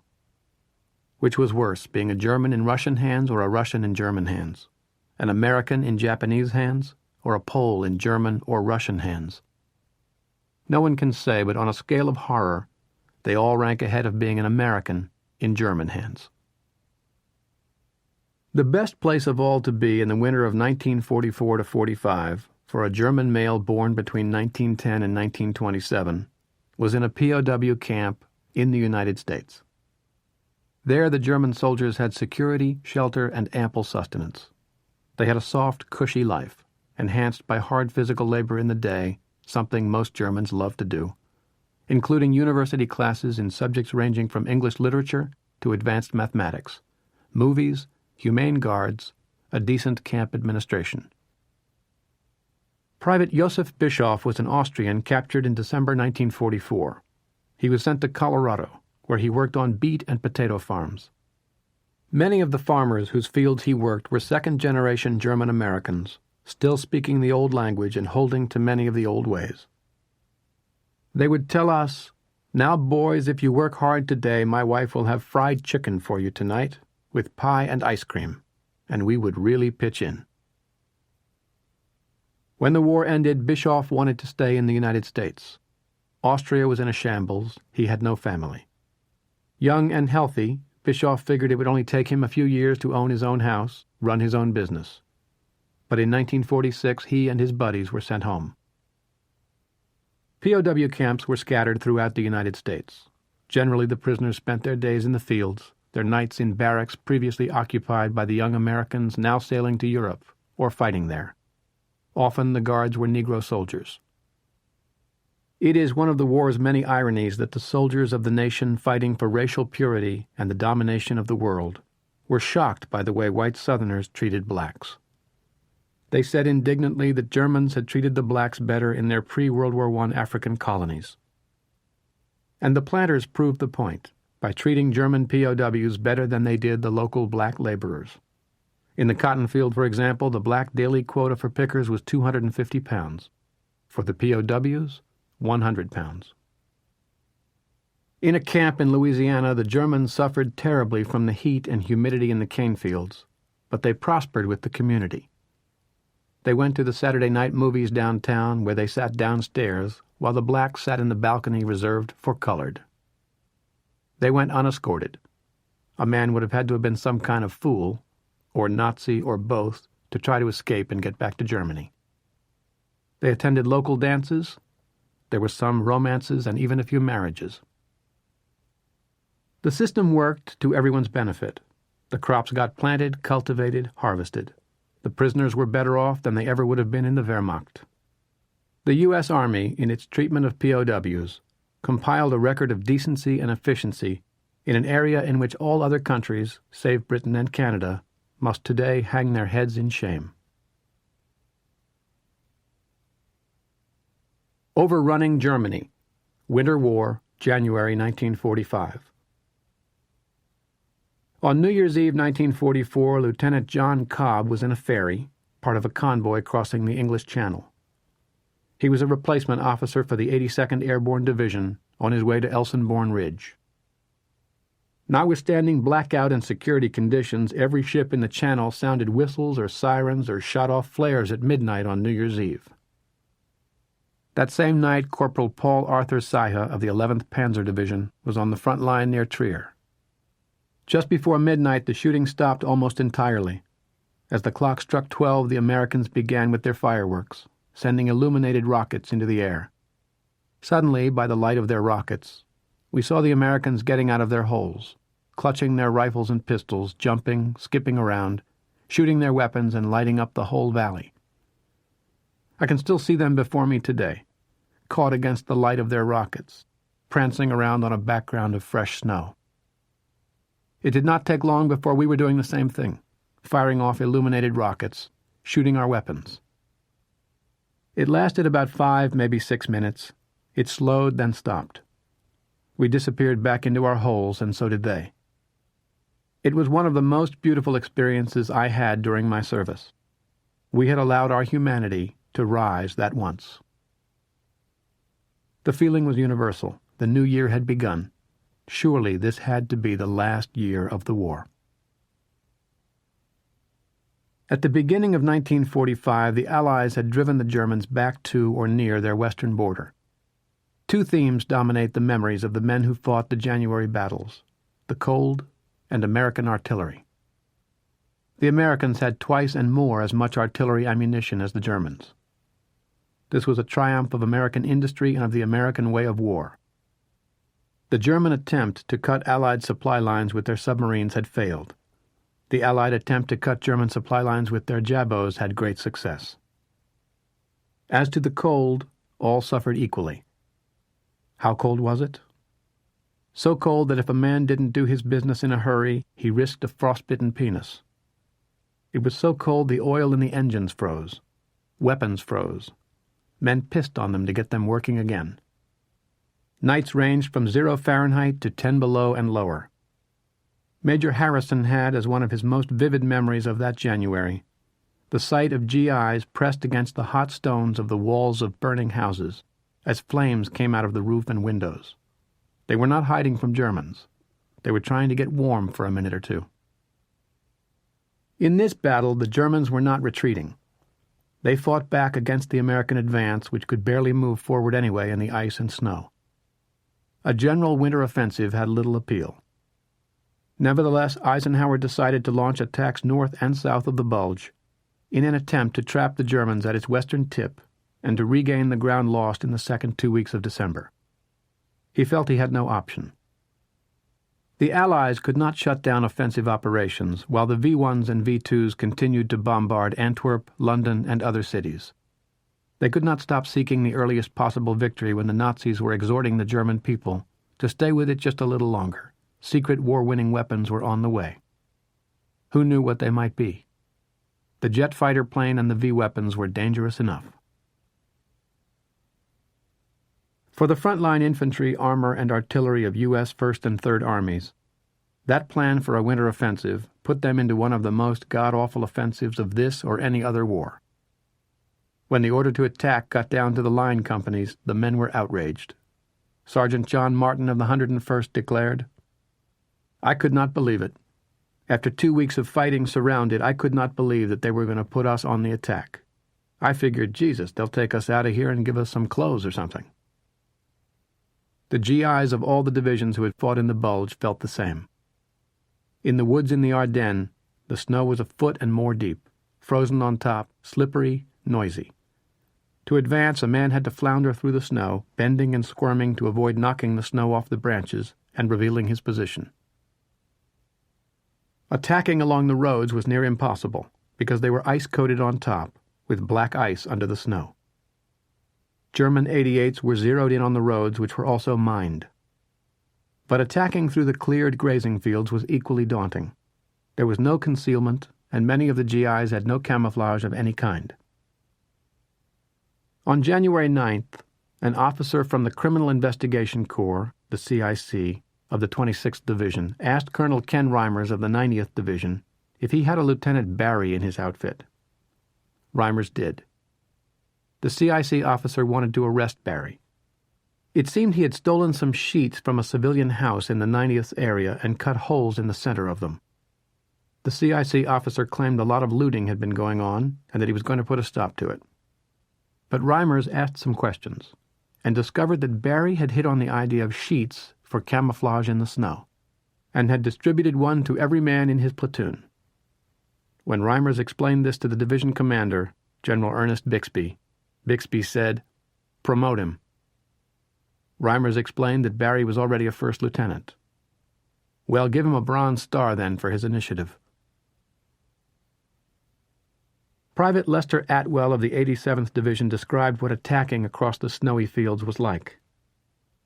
"We started out, then there came the long, wild scream and crash of German artillery, and then the double line, thin-looking without overcoats, indistinct in the swirling snow, wavered and sank down flat, then struggled up and went on, heads bent against the wind.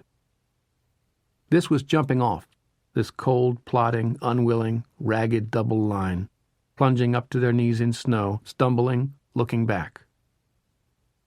Kurt Gable of the 17th Airborne Division was in the opening attack on January 3rd near Mont Saint-Étienne, some 10 kilometers north of Bastogne. His platoon moved in a column through a wood, then spread out to cross an open, snow-covered field.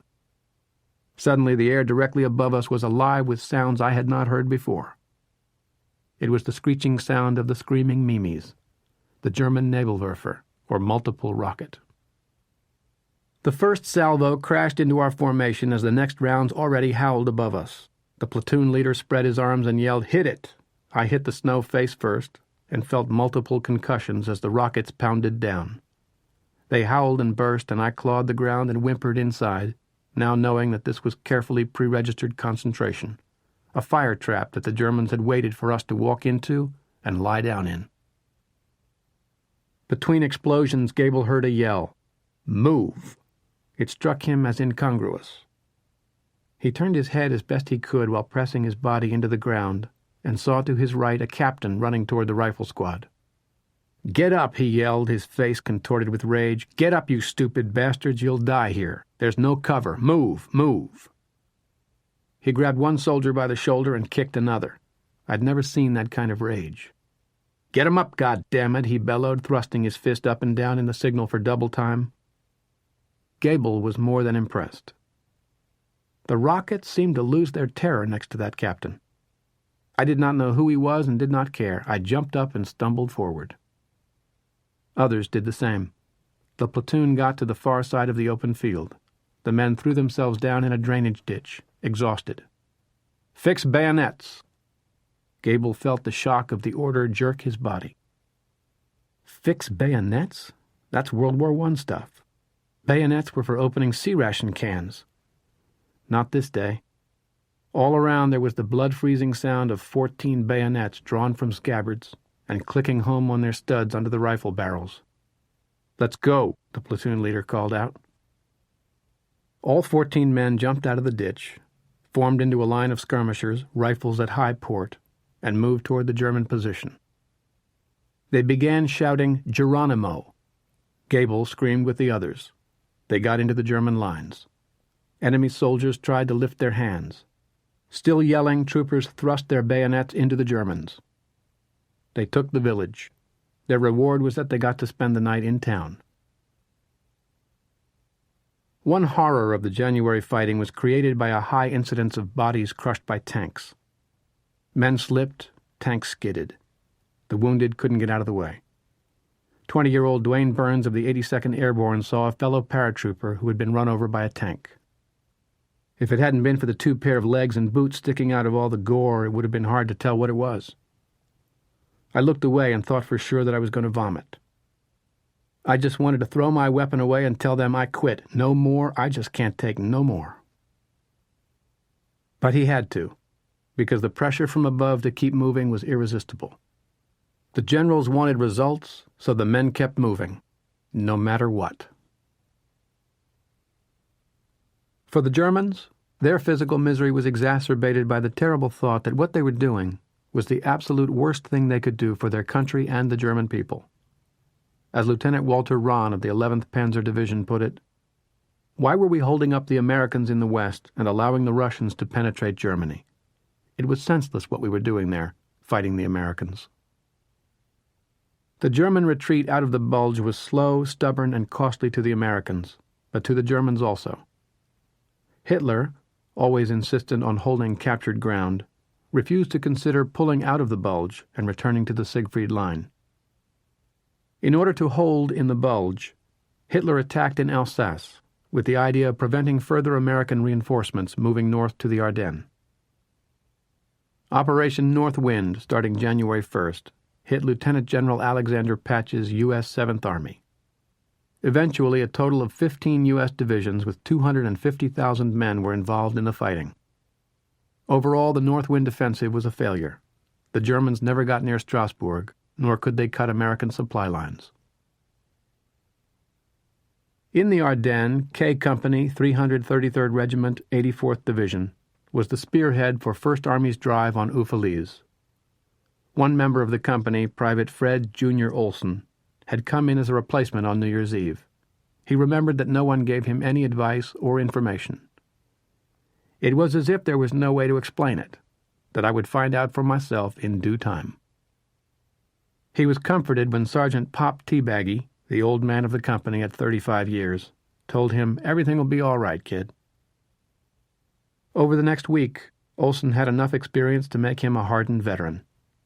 In his first firefight, a German got behind his foxhole, which was an outpost, and Olson never noticed. He was eating, as he says, one of those damn chocolate bars out of the K-ration. His buddy, Sergeant Paul Zerbel, saw the German when he was 10 feet away. Zerbel beat the German to the draw. After killing the German, Zerbel said it was time to get out of there. He led, Olson followed. We were going single file down through the trees, and I tripped. As he did, a machine gun burst cut the limbs off right above his head. You won't believe it. You know, it was the only time this ever happened to me. His life flashed past him. I still know in my own mind that if I hadn't tripped, I'd have been killed. When Zerbel and Olson reached the company lines, Olson was greatly relieved. I was told it was past midnight and January 7th had been my birthday. For some strange reason, I had persuaded myself that if I could live through my 19th birthday, I could make it all the rest of the way. That somehow everything was going to be all right. Here it was, January 8th, and I'd made it. The company continued to attack. On January 13th, Lieutenant Franklin Brewer protested to the company commander, "There is not one man in the company fit to walk another mile, much less fight."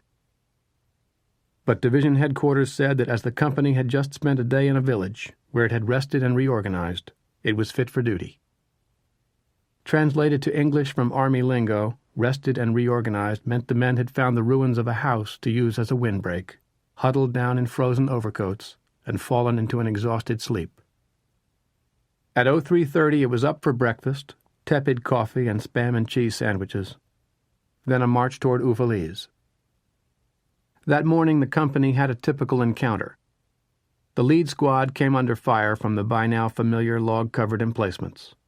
The GIs did what came naturally to them. They called in the artillery. Some of the shells had fuse delays. Others were white phosphorus. As the barrage lifted, Brewer remembered, the small arms exchange lasted only a few minutes before a white rag on the end of a rifle was waved frantically from a hole. The Germans, 8 or 10 of them, crawled out of their holes, stretching their arms as high as possible, as they trudged apprehensively toward us through the snow. We advanced cautiously toward their positions. A dozen dead and wounded Germans sprawled on the ground. The artillery had done a thorough job, a case of overkill. The snow was blackened by huge chunks of frozen earth. Several German gun emplacements had received direct hits. White phosphorus fragments smoldered and hissed in the snow. The stench of cordite and clouds of smoke hung over the hollow. Moving forward, Captain Linebaugh came across a German major propped against a tree. His right leg had been cut off at mid-thigh. The German said to Linebaugh, quietly and in good English, "Please shoot me." Linebaugh kept on walking. Further on, one of the sergeants caught up to Linebaugh and asked if he had seen the guy with his leg cut off. "Yeah, he asked me to shoot him." "Yeah, he asked me too." "Did you?" "Hell, you know I couldn't walk off and leave the poor son of a bitch to die like that." On January 14th, K Company advanced to within a half-mile of Uvalese. The next day, January 15th, is generally considered the last day of the Battle of the Bulge, but no one could have convinced the GIs of that. They still had a hard push ahead to get back to the positions they had held 1 month earlier. The total toll of American casualties in the Bulge was 80,987. More than half the killed or wounded came in January. The Battle of the Bulge had political consequences of the greatest magnitude.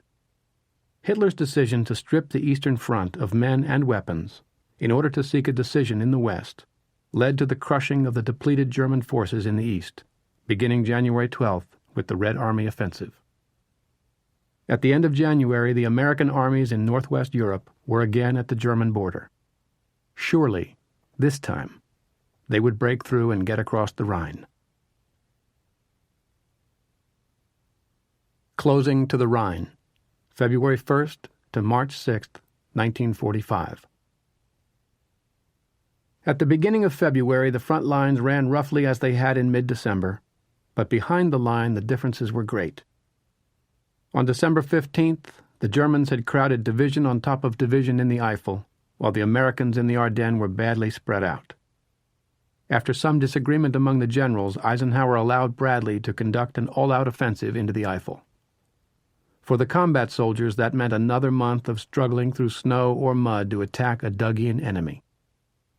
It would be a broad front advance, with little attempt at maneuver. Its aim was to kill Germans.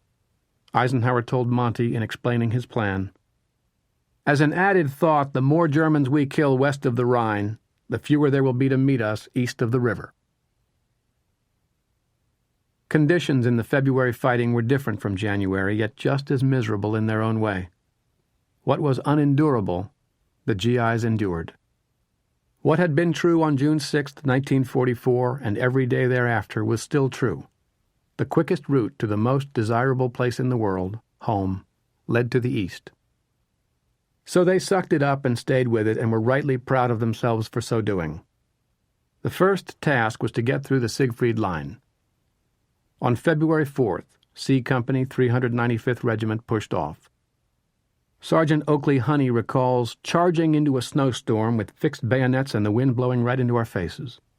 After moving through the initial line of Dragon's Teeth, we began encountering deserted pillboxes. At one command post out came 10 Germans with hands in the air, offering no resistance. Few companies were that lucky. The 90th Division reached the Siegfried Line at exactly the spot where the 106th Division had been hit and decimated on December 16th. Private Jack Ammon spent the night of February 5, 1945, in a bombed-out building on the edge of the line. The village was eerie. It looked like a million ghosts of previous campaigns had passed through it. At 0400 February 6th, the 359th Regiment of the 90th picked its way undetected through the Dragon's Teeth, minefields, barbed wire, and pillboxes in the outer ring of the fortifications. Shortly after dawn, pillboxes that had gone unnoticed came to life, pouring fire into the tanks and reinforcements following the infantry, stopping the advance. A week-long fight ensued. When stuck, the GIs thought first of artillery. Captain Colby gives a vivid snapshot of American artillery in action. "We were looking at a day's assignment of about a dozen pillboxes. We were on slightly higher ground and could see them plainly. As we studied the prospect with sinking feelings, a self-propelled 155mm gun chugged and clanked up to us. A lieutenant dismounted and walked over. 'I hear you could use some fire,' he said. We did everything but hug him. We told him to pick out a pillbox and let fly.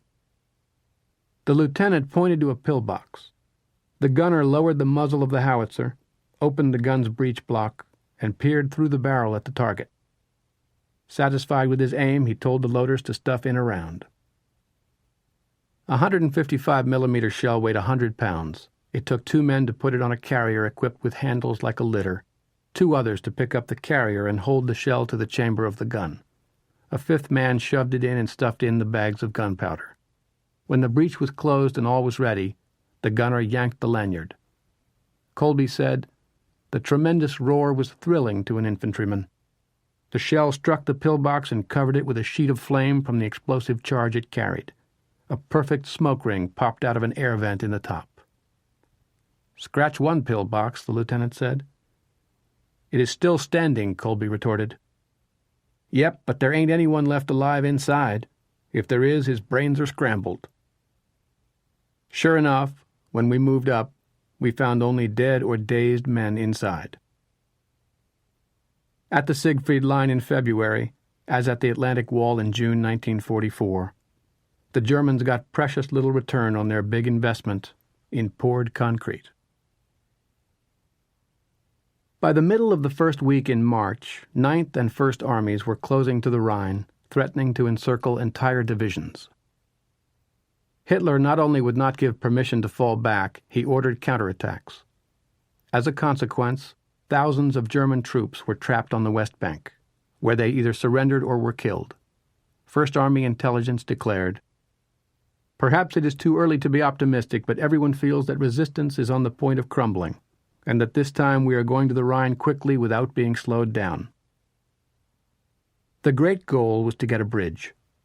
So desperate were the Americans that they used a ruse they had earlier executed dozens of Germans for doing. The 83rd Division assembled a task force of German-speaking GIs, put them in German uniforms, provided them with tanks and other vehicles disguised in camouflage to look like German models. The task force set out after dark, March 2nd, talked its way through the German lines, and at dawn reached the Rhine at Oberkassel. A German sentry challenged the column. A firefight broke out. The task force was strong enough to fight its way to the bridge, but the noise of battle alarmed the town's air raid warden, and he set off the alarm. The German engineers at the bridge took that as the signal to blow it, just as the American tanks were rolling up. Cologne was a magnet for First Army. The famous cathedral city was the fourth largest in Germany and the biggest on the Rhine. The Germans had never imagined invaders from the west would get that far, so Cologne was defended only by a weak outer ring of defenses. The Americans were pouring through the Siegfried Line. On March 5th, General Maurice Rose's 3rd Armored Division entered the city, followed later that day by Terry Allen's 104th Division. The next day, Rose's tanks reached the Hohenzollern Bridge, but predictably most of the structure was resting in the water, as were the other Cologne bridges over the Rhine. In Cologne, only the great cathedral stood, damaged but majestic. Hitler's decision to defend the Cologne plain and the rest of the country between the Siegfried Line and the Rhine had cost Germany heavily. The Americans had taken 250,000 prisoners and killed or wounded almost as many. A group of men from the 101st got into Cologne a couple of weeks after the occupation of the city. They were impressed by the extent of the destruction. The paratroopers wandered to the river, where they began pointing and laughing at the grotesque ruins of the Hangebrücke, or suspension bridge. An elderly German couple stood beside them. The Germans began to cry and shake their heads. All their beautiful bridges had been twisted and mangled, and here were American boys, laughing. Many of the GIs were glad enough to see German villages and cities in ruins. In World War I, Germany had escaped destruction. It was Germany's turn this time. Bring this war home to the Germans and they won't be starting another one anytime soon, was the feeling. Something more bothered the GIs. Private David Webster of the 101st spoke directly to it. On February 15th, a buddy had died a particularly gruesome death. Webster wrote, "He wasn't 20 years old. He hadn't begun to live. Shrieking and moaning, he gave up his life on a stretcher. Back in America, the standard of living continued to rise. Back in America, the racetracks were booming. The nightclubs were making record profits. Miami Beach was so crowded you couldn't get a room anywhere. Few people seemed to care. Hell, this was a boom. This was prosperity. This was the way to fight a war. We wondered if the people would ever know what it cost the soldiers in terror, bloodshed, and hideous, agonizing deaths to win the war." "God, I hate the Germans," Eisenhower once wrote Mamie. In the first years of the war, he had hated them for making aggressive war and for all the misery they brought to the countries they overran. By 1945, when most of the Nazi Empire had been liberated by the Allies, he hated them for forcing him to destroy their cities and kill their young men, for making him order young Americans into battle, for fighting for a cause that wasn't just hopeless and evil, but directly contrary to the best interest of the German nation. But it had to be done. Crossing the Rhine, March 7th to 31st, 1945. The Rhine was by far the most formidable of the rivers the GIs had to cross. The Germans on the far bank were disorganized and demoralized, dismayed by their losses in the insanity of trying to fight it out on the Cologne plain, but still determined and capable of utilizing the natural advantages the Rhine gave them to defend their country. Those advantages included the scarcity of suitable crossing sites. There were only 2 or 3 places from Cologne south that were even possible. North of Cologne, Montgomery's 21st Army Group had many suitable crossing sites, good terrain for a mobile offensive, and major objectives just across the Rhine in the Ruhr Valley. So while Eisenhower's heart was with Bradley, Hodges, and Patton, his mind was up north, with Monty. To the north, as Montgomery's armies were closing to the river, he began to build his supply base for the assault crossing and exploitation that would follow. First Army was moving east all along its front. Hodges had divisions making 10 miles per day, sometimes more. They were taking big bags of prisoners. They were looking forward to getting to the river, where they anticipated good billets in warm, dry cellars, and a few days to rest and refit. On the morning of March 7th, General John Milliken, commanding 3rd Corps on 1st Army's right flank, sent his 9th Armored Division to close to the west bank of the Rhine. The mission of Combat Command B of the 9th, commanded by General William Hogue, was to occupy the west bank town of Remagen, where a great railroad bridge spanned the Rhine. On the east bank was an escarpment through which the train tracks from the bridge went into a tunnel. Lieutenant Harold Larson of the 9th Division Artillery flew ahead in a Piper Cub, looking for targets of opportunity. At around 10:30 he was approaching Remagen, when to his astonishment he saw the Ludendorff Bridge, its massive superstructure looming out in the fog and mists of the river valley. Larson radioed the news to General Hogue. At 1500 Hogue arrived, looked, and ordered the bridge to be seized. By 1600, Lieutenant Carl Timmerman of Company A had fought through scattered resistance and was approaching the bridge. Germans on the east bank were firing machine guns and anti-aircraft guns at his company. His battalion commander, Major Murray Devers, joined Timmerman. "Do you think you can get your company across that bridge?" he asked. "Well, we can try it, sir," Timmerman replied. "Go ahead." "What if the bridge blows up in my face?" Timmerman asked. Devers turned and walked away without a word. Timmerman called to his squad leaders. "All right, we're going across." He could see German engineers working with plungers. There was a huge explosion. It shook Remagen and sent a volcano of stone and earth erupting from the west end of the bridge. The Germans had detonated a cratering charge that gouged a deep hole in the earthen causeway joining the main road and the bridge platform. The crater that resulted made it impossible for vehicles to get onto the bridge, but not infantry. Timmerman turned to a squad leader. "Now, we're going to cross this bridge before—" At that instant, there was another deafening rumble and roar.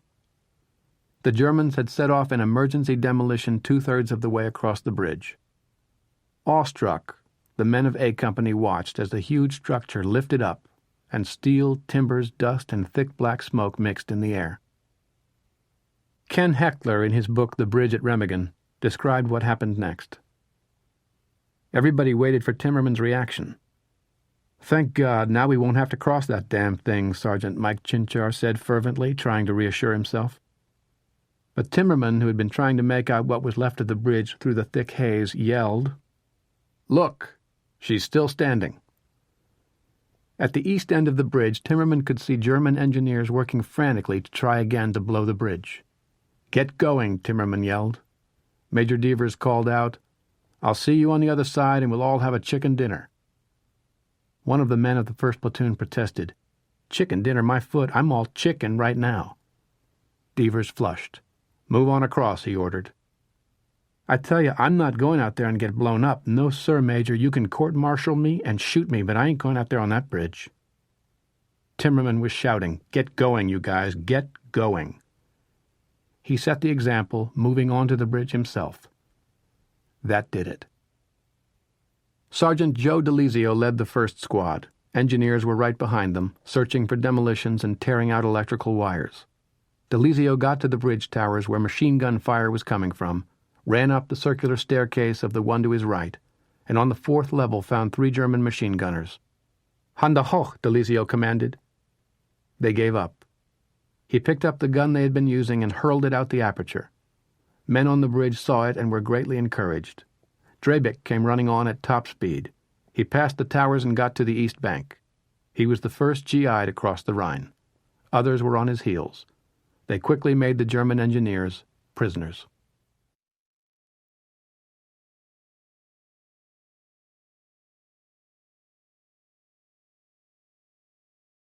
As the word of Timmerman's toehold spread up the chain of command, each general responded by ordering men on the scene to get over the bridge.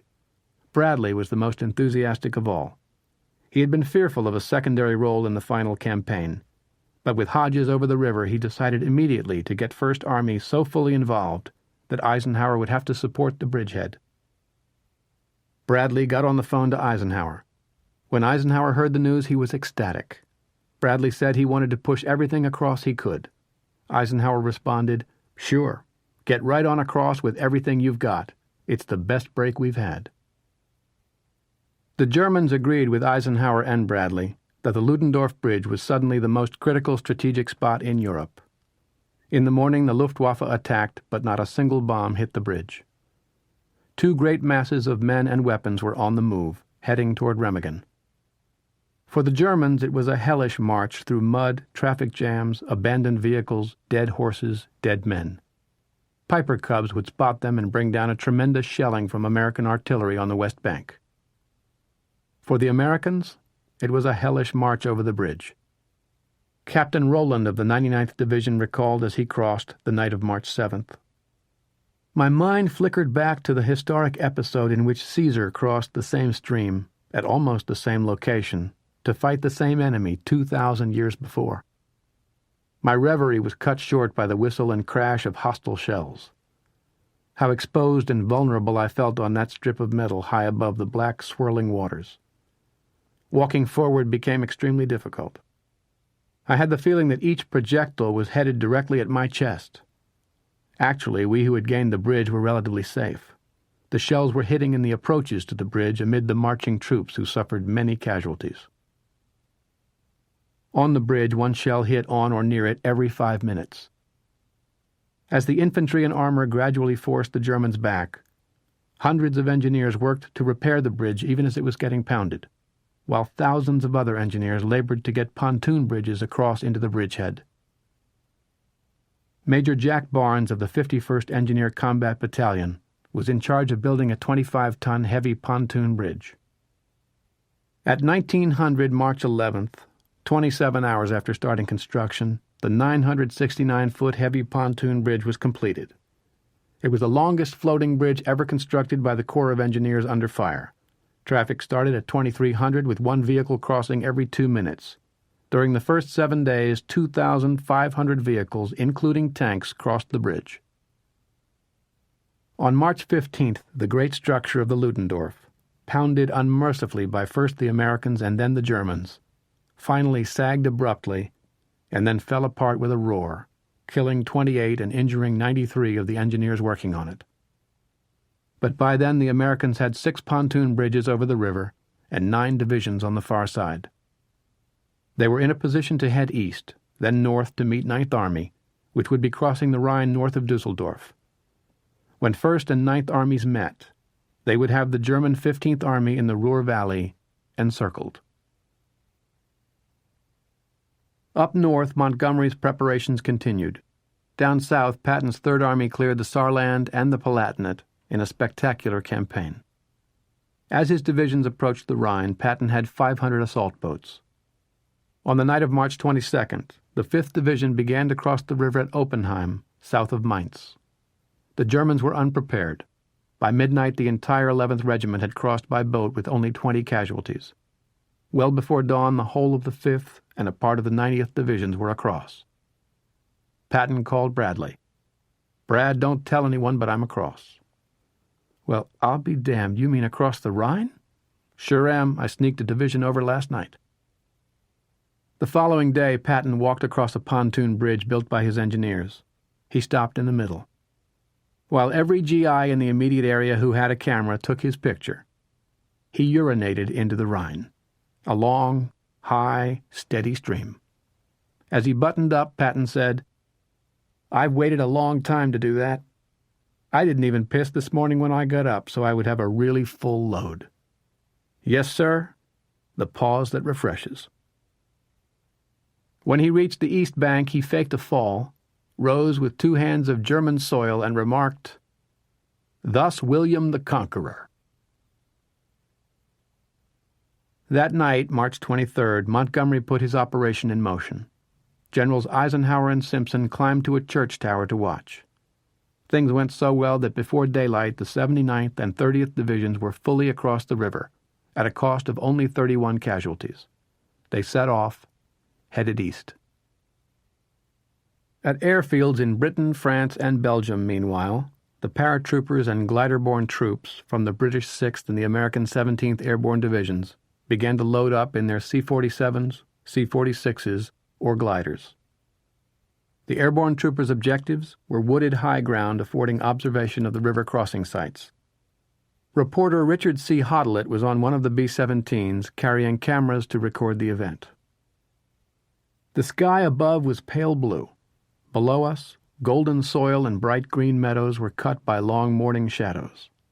Flying at a few hundred feet, banking steeply to let the cameramen get their shots, we saw the solid phalanxes of olive-green troop carriers and tow planes and gliders nose to tail. It was a mighty olive-green river that surged steadily and inevitably over Germany. Once across the river on the edge of the drop zone where the big bombers and fighters had just dropped their bombs, the scene changed. Here there was no sunlight. Here in the center of green and fertile land was a clearly marked area of death. The smoke seemed a shroud. The German anti-aircraft guns sprang to life. Hoddlett's plane was hit. He had to bail out, but fortunately not until the plane had crossed back to the west bank of the river, where he landed safely among friends. Earlier that morning, before the flights took off, over the radio, Axis Sally had told the men of the 17th Airborne to leave their parachutes home, because they would be able to walk down on the flak. She had not lied. The flak and ground fire were the most intense of any airborne operation of the war. For the gliders it was terrifying. The sky was full of airbursts and tracers. Machine gun bullets ripped through the canvas. The pilots could not take evasive action. They fixed their eyes on the spot they had chosen to land and tried to block out everything else. Over half the gliders were badly hit, and nearly all made crash landings amid heavy small arms fire. By the first week of spring 1945, Eisenhower's armies had done what he had been planning for since the beginning of the year, close to the Rhine along its length, with a major crossing north of Dusseldorf, and what he had dared to hope for and was prepared to support, additional crossings by First Army in the center and Third Army to the south. The 90th Division on Patton's left flank headed east toward Hanau on the main river. It crossed in assault boats on the night of March 28th. Major John Cochrane's battalion ran into a battalion of Hitler Youth officer candidates, teenage Germans who were eager to fight. They set up a roadblock in a village. As Cochrane's men advanced toward it, the German boys let go with their machine gun, killing one American. Cochrane put some artillery fire on the roadblock and destroyed it, killing 3.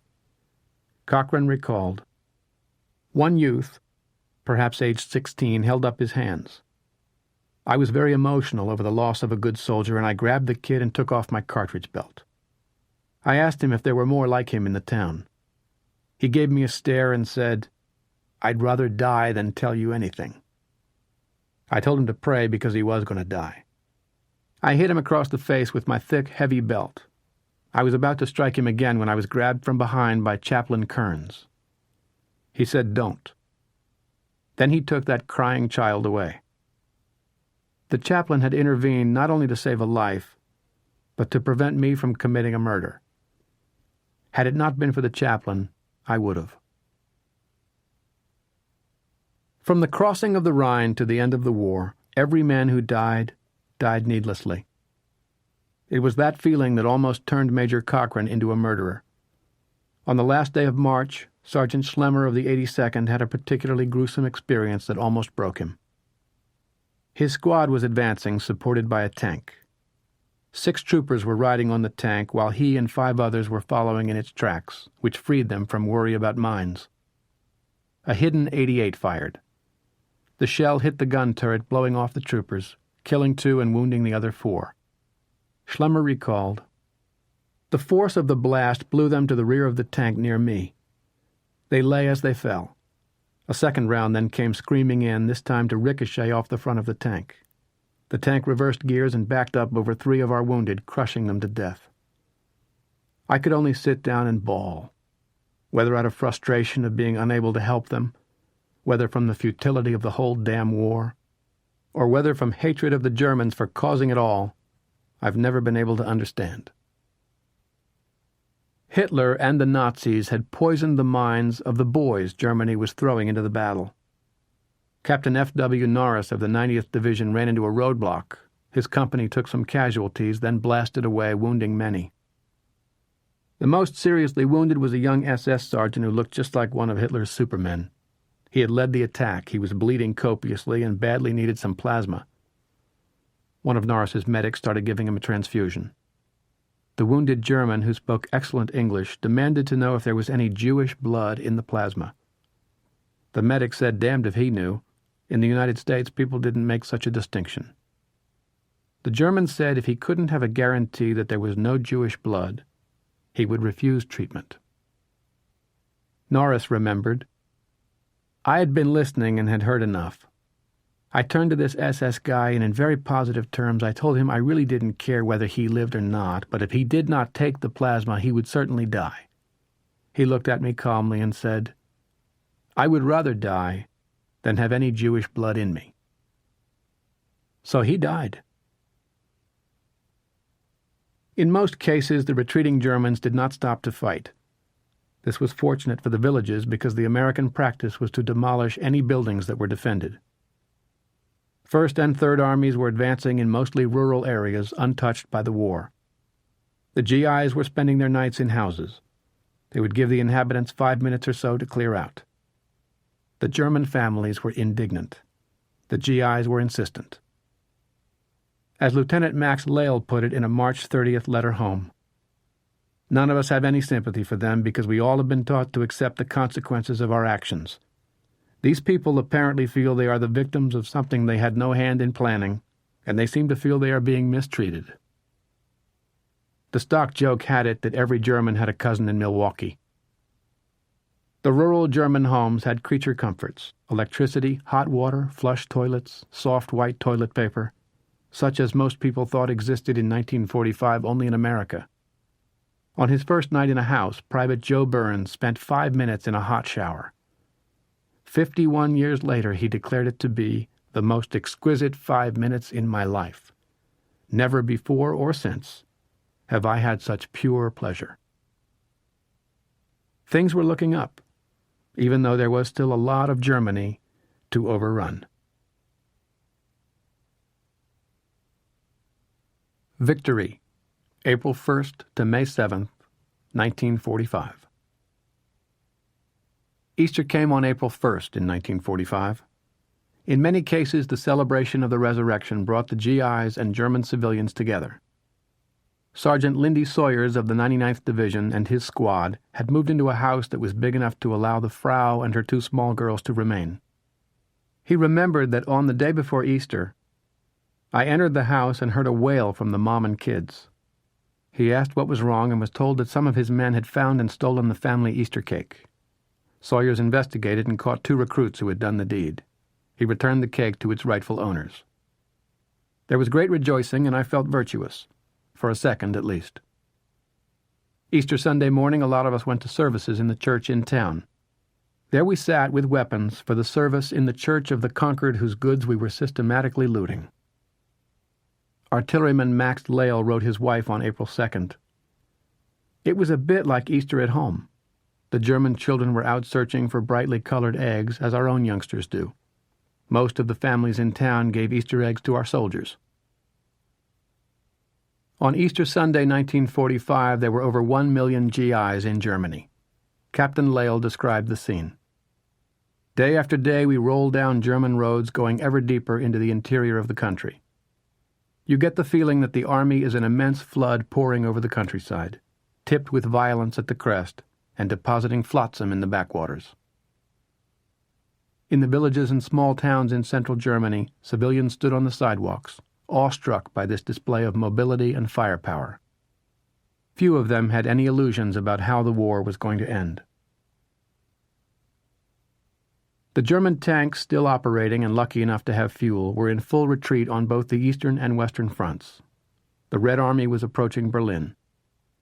The Nazis were shipping gold bars, 100 tons worth, made from the gold fillings and gold teeth taken from the mouths of murdered Jews at Auschwitz and a dozen other camps, and the contents of Berlin's art galleries as well as the art they had looted from the art galleries of Europe, to Merkers. There they were hidden in a deep salt mine. When the Americans arrived in Merkers, they discovered the mine. A few days later, Eisenhower and Patton paid it a visit. "Hot dog, Ike," Patton proclaimed. He proposed sealing up the shaft, leaving the treasures in place. Then, when Congress began cutting the Army's appropriation after the war, the Army could finance itself. Instead, Eisenhower placed MPs at the entrance and began arrangements to move the loot to Frankfurt. Another discovery made on Easter Sunday by elements of Third Army was a German toxic gas dump at Hunstadt, containing some 50,000 gas-filled shells ready to be fired. Even in early April 1945, when Hitler was at his most desperate and most crazed, he never ordered gas warfare. Apparently this was because he had been gassed in World War I. The GIs were surprised to find how much they liked the Germans. Private Webster of the 101st hated the Nazis and wished more of the German villages would be destroyed, so that the Germans would suffer as the French and Belgians and Italians had suffered, and thus learn not to start wars. But despite himself, Webster was drawn to the people. "The Germans I have seen so far have impressed me as clean, efficient, law-abiding people. They are cleaner, more progressive, and more ambitious than either the English or the French." With the growing area of Western and Central Germany under American occupation, the High Command ordered a policy of non-fraternization. GIs were told they could not talk to any German, even small children, except on official business. This absurd order, which flew in the face of human nature in so obvious a way, was impossible to enforce. In some cases, the GIs mistreated the civilian population, and they engaged in widespread looting, especially of wine, jewelry, Nazi memorabilia, and other portable items. There were some rapes, not many because the Army's policy was to identify, try, and if found guilty, execute rapists. 49 GIs were shot for rape or murder. Overall, in comparison to the areas occupied by the Red Army, Germans in areas occupied by the Americans were lucky, and they knew it. They did their best, most of them, to please the Americans with considerable success. There was something approaching mutual admiration. The theme of German-American relations in the first week of April 1945 was harmony. Corporal Roger Fohringer was in the 106th Division. He was captured along with 4 buddies. On Easter Sunday, their guards began marching them east to flee the oncoming American Army. Fohringer and his men dropped out of the line, hid in a wood, and thus escaped. Near the village of Versbach, someone shot at them. They ran. Up on a hill they saw 2 elderly gentlemen waving their arms, motioning for the GIs to come their way. They did. The German showed them a cave and indicated they should stay put. In the morning, Fohringer said, "2 young boys came into the cave and brought with them black bread, lard, and ersatz coffee. Hot. We couldn't communicate with them, but they let us know we should stay put." This continued through April 5th. Late in the afternoon of the 6th, the boys came running up to the cave yelling, "Amerikaners komme! Amerikaners komme!" So we and the boys raced down the hill toward Versbach. The whole little village was surrounding a jeep in the center of the square, and on top of the hood of the jeep was an American sergeant waving a .45 around in the air. It turned out the sergeant was a mechanic with a tank destroyer outfit from the rear who had got to drinking and decided he was going to the front to see what it was like. So he stole a jeep and took off. He had no idea where he was and hoped Fohringer did. All 5 GIs scrambled onto the jeep. The sergeant drove west toward Würzburg. Fohringer saw burning German half-tracks, tanks, trucks, dead soldiers laying alongside the road, but no sign of troops, ours or theirs. On Easter Sunday, 21st Army Group and 12th Army Group linked up near Paderborn, completing the encirclement of the Ruhr. Some 400,000 German soldiers were trapped, while the remainder of Nazi Germany was cut off from its weapons and ammunition supply. Eisenhower issued a proclamation to the German troops and people, in leaflet form and via radio, urging the soldiers to surrender and the people to begin planting crops. He described the hopelessness of their situation and warned them that future resistance would only add to their future miseries. Most Germans heartily agreed. thousands of soldiers threw down their arms, took off their uniforms, put on civilian clothes, and headed home. Thousands of ordinary German soldiers also carried on the battle. Their fear of the Gestapo was greater than their fear of the GIs. Major Hannibal von Lüttichgau had conflicting motivations. I hoped the Americans would hurry up and get it over because we expected nothing good from the Russians. But still he continued to fight the Americans. We needed to hold out as long as possible in order to maintain a good conscience. We could not betray the fatherland. This is something every soldier knew. There was another motivation. Lieutenant Wenzel Andreas Burgert put it this way. The Allies' insistence on unconditional surrender made us fight longer. If they had said, "Get rid of the Nazis," none of us would have objected to that. But none of the Allies said that. After the mid-April surrender of 325,000 troops, plus 30 generals in the Ruhr pocket, the Wehrmacht packed it in. The Volkssturm, the Waffen-SS, and the Hitler Youth were another matter. They fought fiercely and inflicted great damage. The GIs never knew when a lead jeep rounded a corner what was ahead. If inexperienced boys were there, they would fire, most often a Panzerfaust shell at the jeep. The Americans would proceed to smash the village. It was chaos and catastrophe brought on for no reason, except that Hitler had raised these boys for just this moment. The Allied fear was that Hitler would be able to encourage these armed bands to continue the struggle over the radio. His voice was his weapon. If he could get to the Austrian Alps, he might be able to surround himself with SS troops and use the radio to put that voice into action. Eisenhower's mission was to get a sharp, clean, quick end to the war. The Russians were going to take Berlin anyway. There were more German divisions in southern Germany than to the north. The best way to carry out the mission was to overrun Bavaria and Austria before the Germans could set up their Alpine redoubt. Eisenhower refused to race the Russians to Berlin. He was much criticized for this, but none of the GIs wanted to charge into Berlin. For the GIs, what stood out about Eisenhower's decision was that he put them first. If the Russians wanted to get into the ultimate street fight, that was their business. American POWs were a major concern.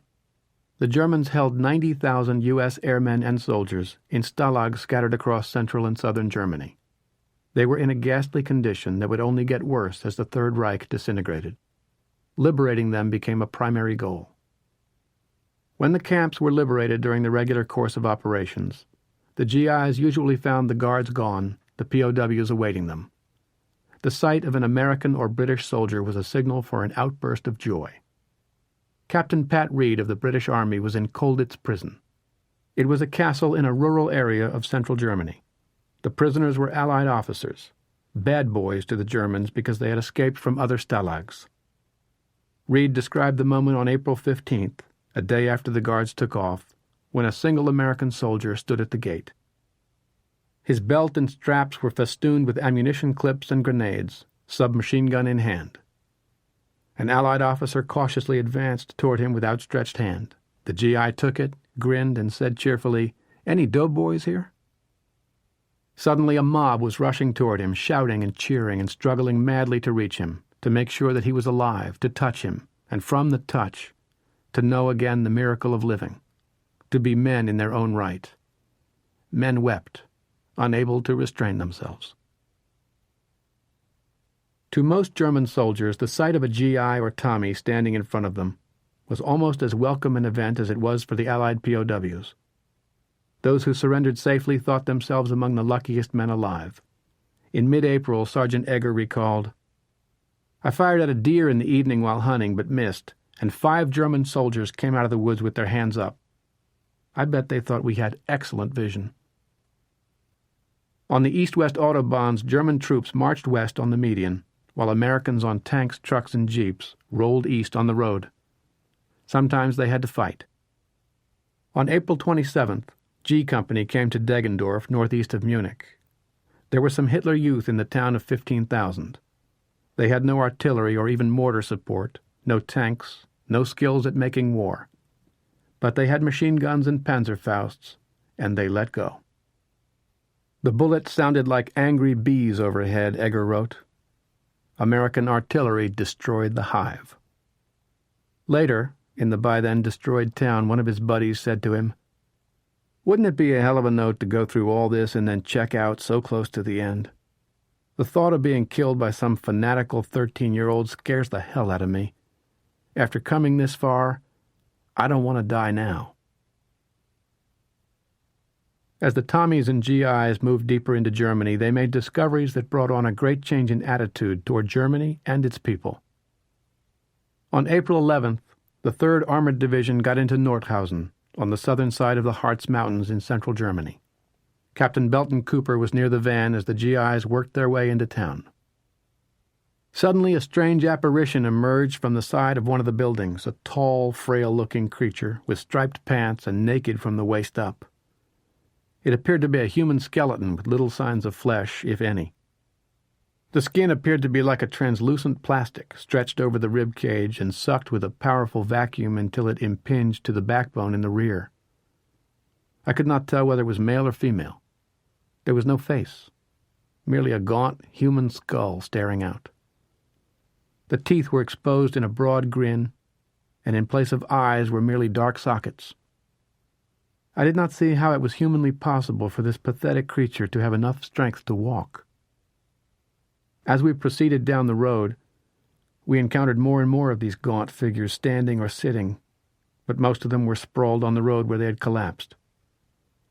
In their last struggle to survive, they had attempted to walk as far away from their tormentors as possible. Cooper came to a warehouse where German civilians, old men, women, and children, were plundering. The crowd was ravenous. They were pushing and shoving. They paid absolutely no attention to the poor, pitiful wretches lying in the streets.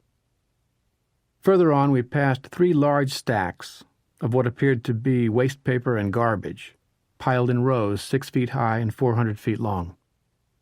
The stench was overwhelming, and as I looked, I noticed that parts of the stack were moving. To my absolute horror, it dawned on me that these stacks contained the bodies of naked human beings. A few were still alive, and they were writhing in the excrement and human waste.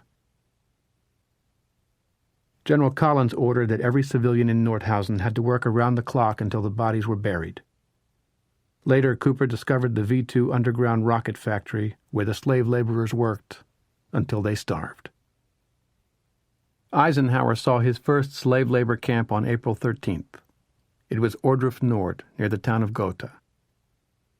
Up to that time, I had known about Nazi crimes only generally or through secondary sources. I visited every nook and cranny of the camp, because I felt it my duty to be in a position from then on to testify at first hand about these things, in case there ever grew up at home the belief or assumption that the stories of Nazi brutality were just propaganda. That night he sent communications to both Washington and London, urging the 2 governments to send newspaper editors, photographers, congressmen, and members of Parliament to visit the camp and make a record. That was done. Day after day over the next couple of weeks, more camps were discovered. On April 27th, the 12th Armored Division approached Landsberg am Lech, west of Munich. There was a Wehrmacht unit and a Waffen-SS unit in the town. The Wehrmacht commander decided to withdraw across the Lech River. The SS commander wanted to fight. When the civilians saw the soldiers leaving, they hung out white sheets. Lieutenant Julius Bernstein related that the sight infuriated the SS. In their rage, they went from house to house and dragged outside whomever they found and hanged them from the nearest tree or lamppost. As we rode into Landsberg, we found German civilians hanging from trees like ripe fruit.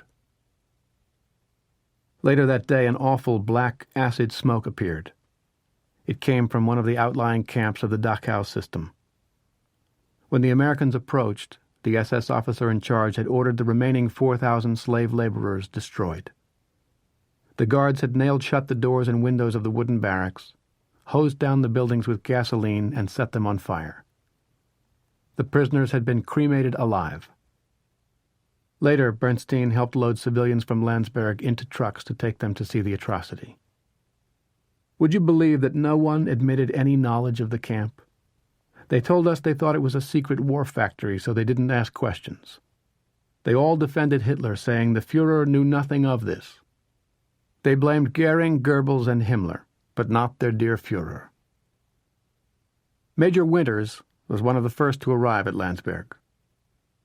The memory of starved, dazed men who dropped their eyes and heads when we looked at them through the chain-link fence, in the same manner that a beaten, mistreated dog would cringe, leaves feelings that cannot be described and will never be forgotten. The impact of seeing those people behind that fence left me saying, only to myself, "Now I know why I am here." On April 25th at Torgau on the Elbe River, a lieutenant from 1st Army, William D. Robinson, met a Red Army soldier. Germany was divided. A spontaneous celebration ensued. To the south, 3rd Army was penetrating Czechoslovakia, while 7th Army raced eastward past Munich and down into Austria, where no boundary lines had yet been set. Eisenhower urged the GIs to get as far into Austria as possible. Eisenhower had stayed away from Berlin in part because the political division of Germany into zones of occupation had already been agreed to by the Big Three. As individuals, squads, companies, regiments, divisions, corps, as entire armies, the Germans were surrendering. The crazies were still fighting, like chickens with their heads cut off, even though Hitler had shot himself on April 30th. But most of the shooting was over. The dominant thought in every GI's head was home. On May 6th, Don Williams of Stars and Stripes wrote an article that gave them the bad news. No man or woman, no matter how long he or she has been in service, overseas or in combat, will be released from the Army if his or her services are required in the war against Japan. In the meantime, don't write home and tell your mother or sweetheart that you'll be home next week or next month. For most of you, it just ain't so. On May 7th, the campaign of the U.S. Army in Northwest Europe came to an end. That morning, at the Supreme Headquarters of the Allied Expeditionary Force in Reims, German delegates signed the unconditional surrender. The Russians insisted that there be a second signing in Berlin, which took place on May 8th.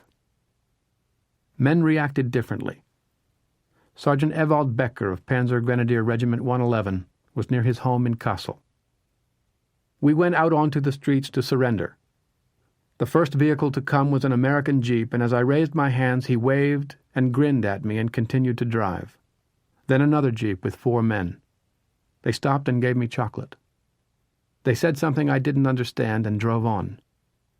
Then a German vehicle came with a white flag. I asked him what was going on, and he said the war has been over for 2 hours. I went back to the village and we tapped the first available keg. Within 2 hours, I can say with confidence, the entire village was drunk. Many units had a ceremony of some sort. In the 357th Combat Team 90th Division, the CO had all the officers assemble on the grassy slopes of a hill, under a flagpole flying the Stars and Stripes. The regimental CO spoke, as did the division commander. I can't remember their words, Lieutenant Colonel Ken Reimers said, but he remembered counting the costs. We had taken some terrible losses. Our infantry suffered over 250% casualties. There was not a single company commander present who left England with us, and there were only a half-dozen officers in the whole regiment who landed on Utah Beach. There is no typical GI among the millions who served in Northwest Europe, but Bruce Egger surely was representative. He was a mountain man from central Idaho. At the end of 1943, he got assigned to Fort Leonard Wood for training. In October 1944, he arrived in France and went into a Repel depot. On November 6th, he went on the line with G Company, 328th Regiment, 26th Division.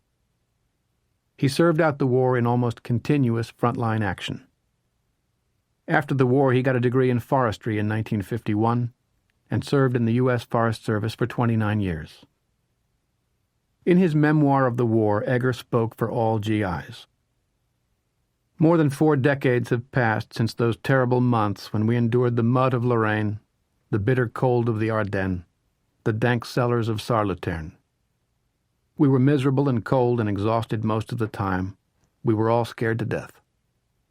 But we were young and strong then, possessed of the marvelous resilience of youth.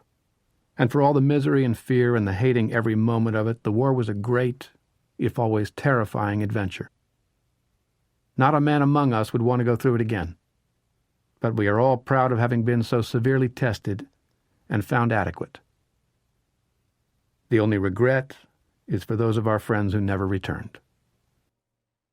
And now, a final word from the author, Stephen E. Ambrose. They were the men who built modern America. They had learned to work together in the armed services in World War II. They had seen enough destruction. They wanted to construct. They built the interstate highway system, the St. Lawrence Seaway, the suburbs, and much more. They had seen enough killing. They wanted to save lives. They licked polio and made other revolutionary advances in medicine. They had learned in the Army the virtues of a solid organization and teamwork, and the value of individual initiative, inventiveness, and responsibility.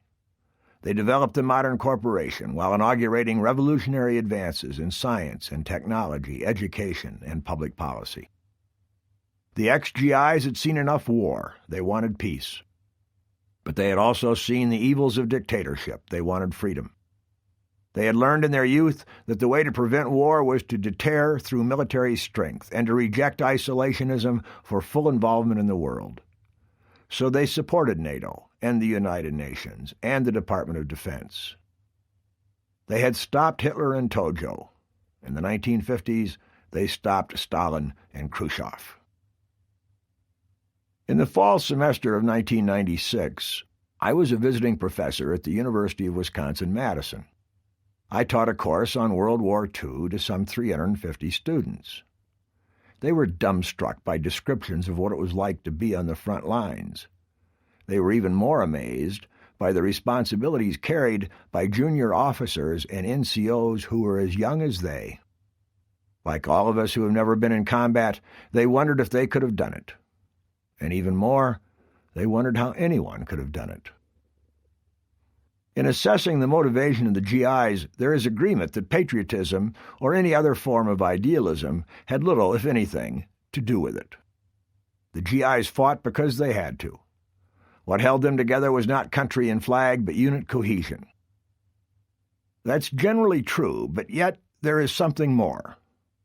Although the GIs were and are embarrassed to talk or write about the cause they fought for, in marked contrast to their great-grandfathers who fought in the Civil War, they were the children of democracy, and they did more to help spread democracy around the world than any other generation in history. At the core, the American citizen soldiers knew the difference between right and wrong, and they didn't want to live in a world in which wrong prevailed. So they fought. And won. And we all of us, living and yet to be born, must be forever profoundly grateful.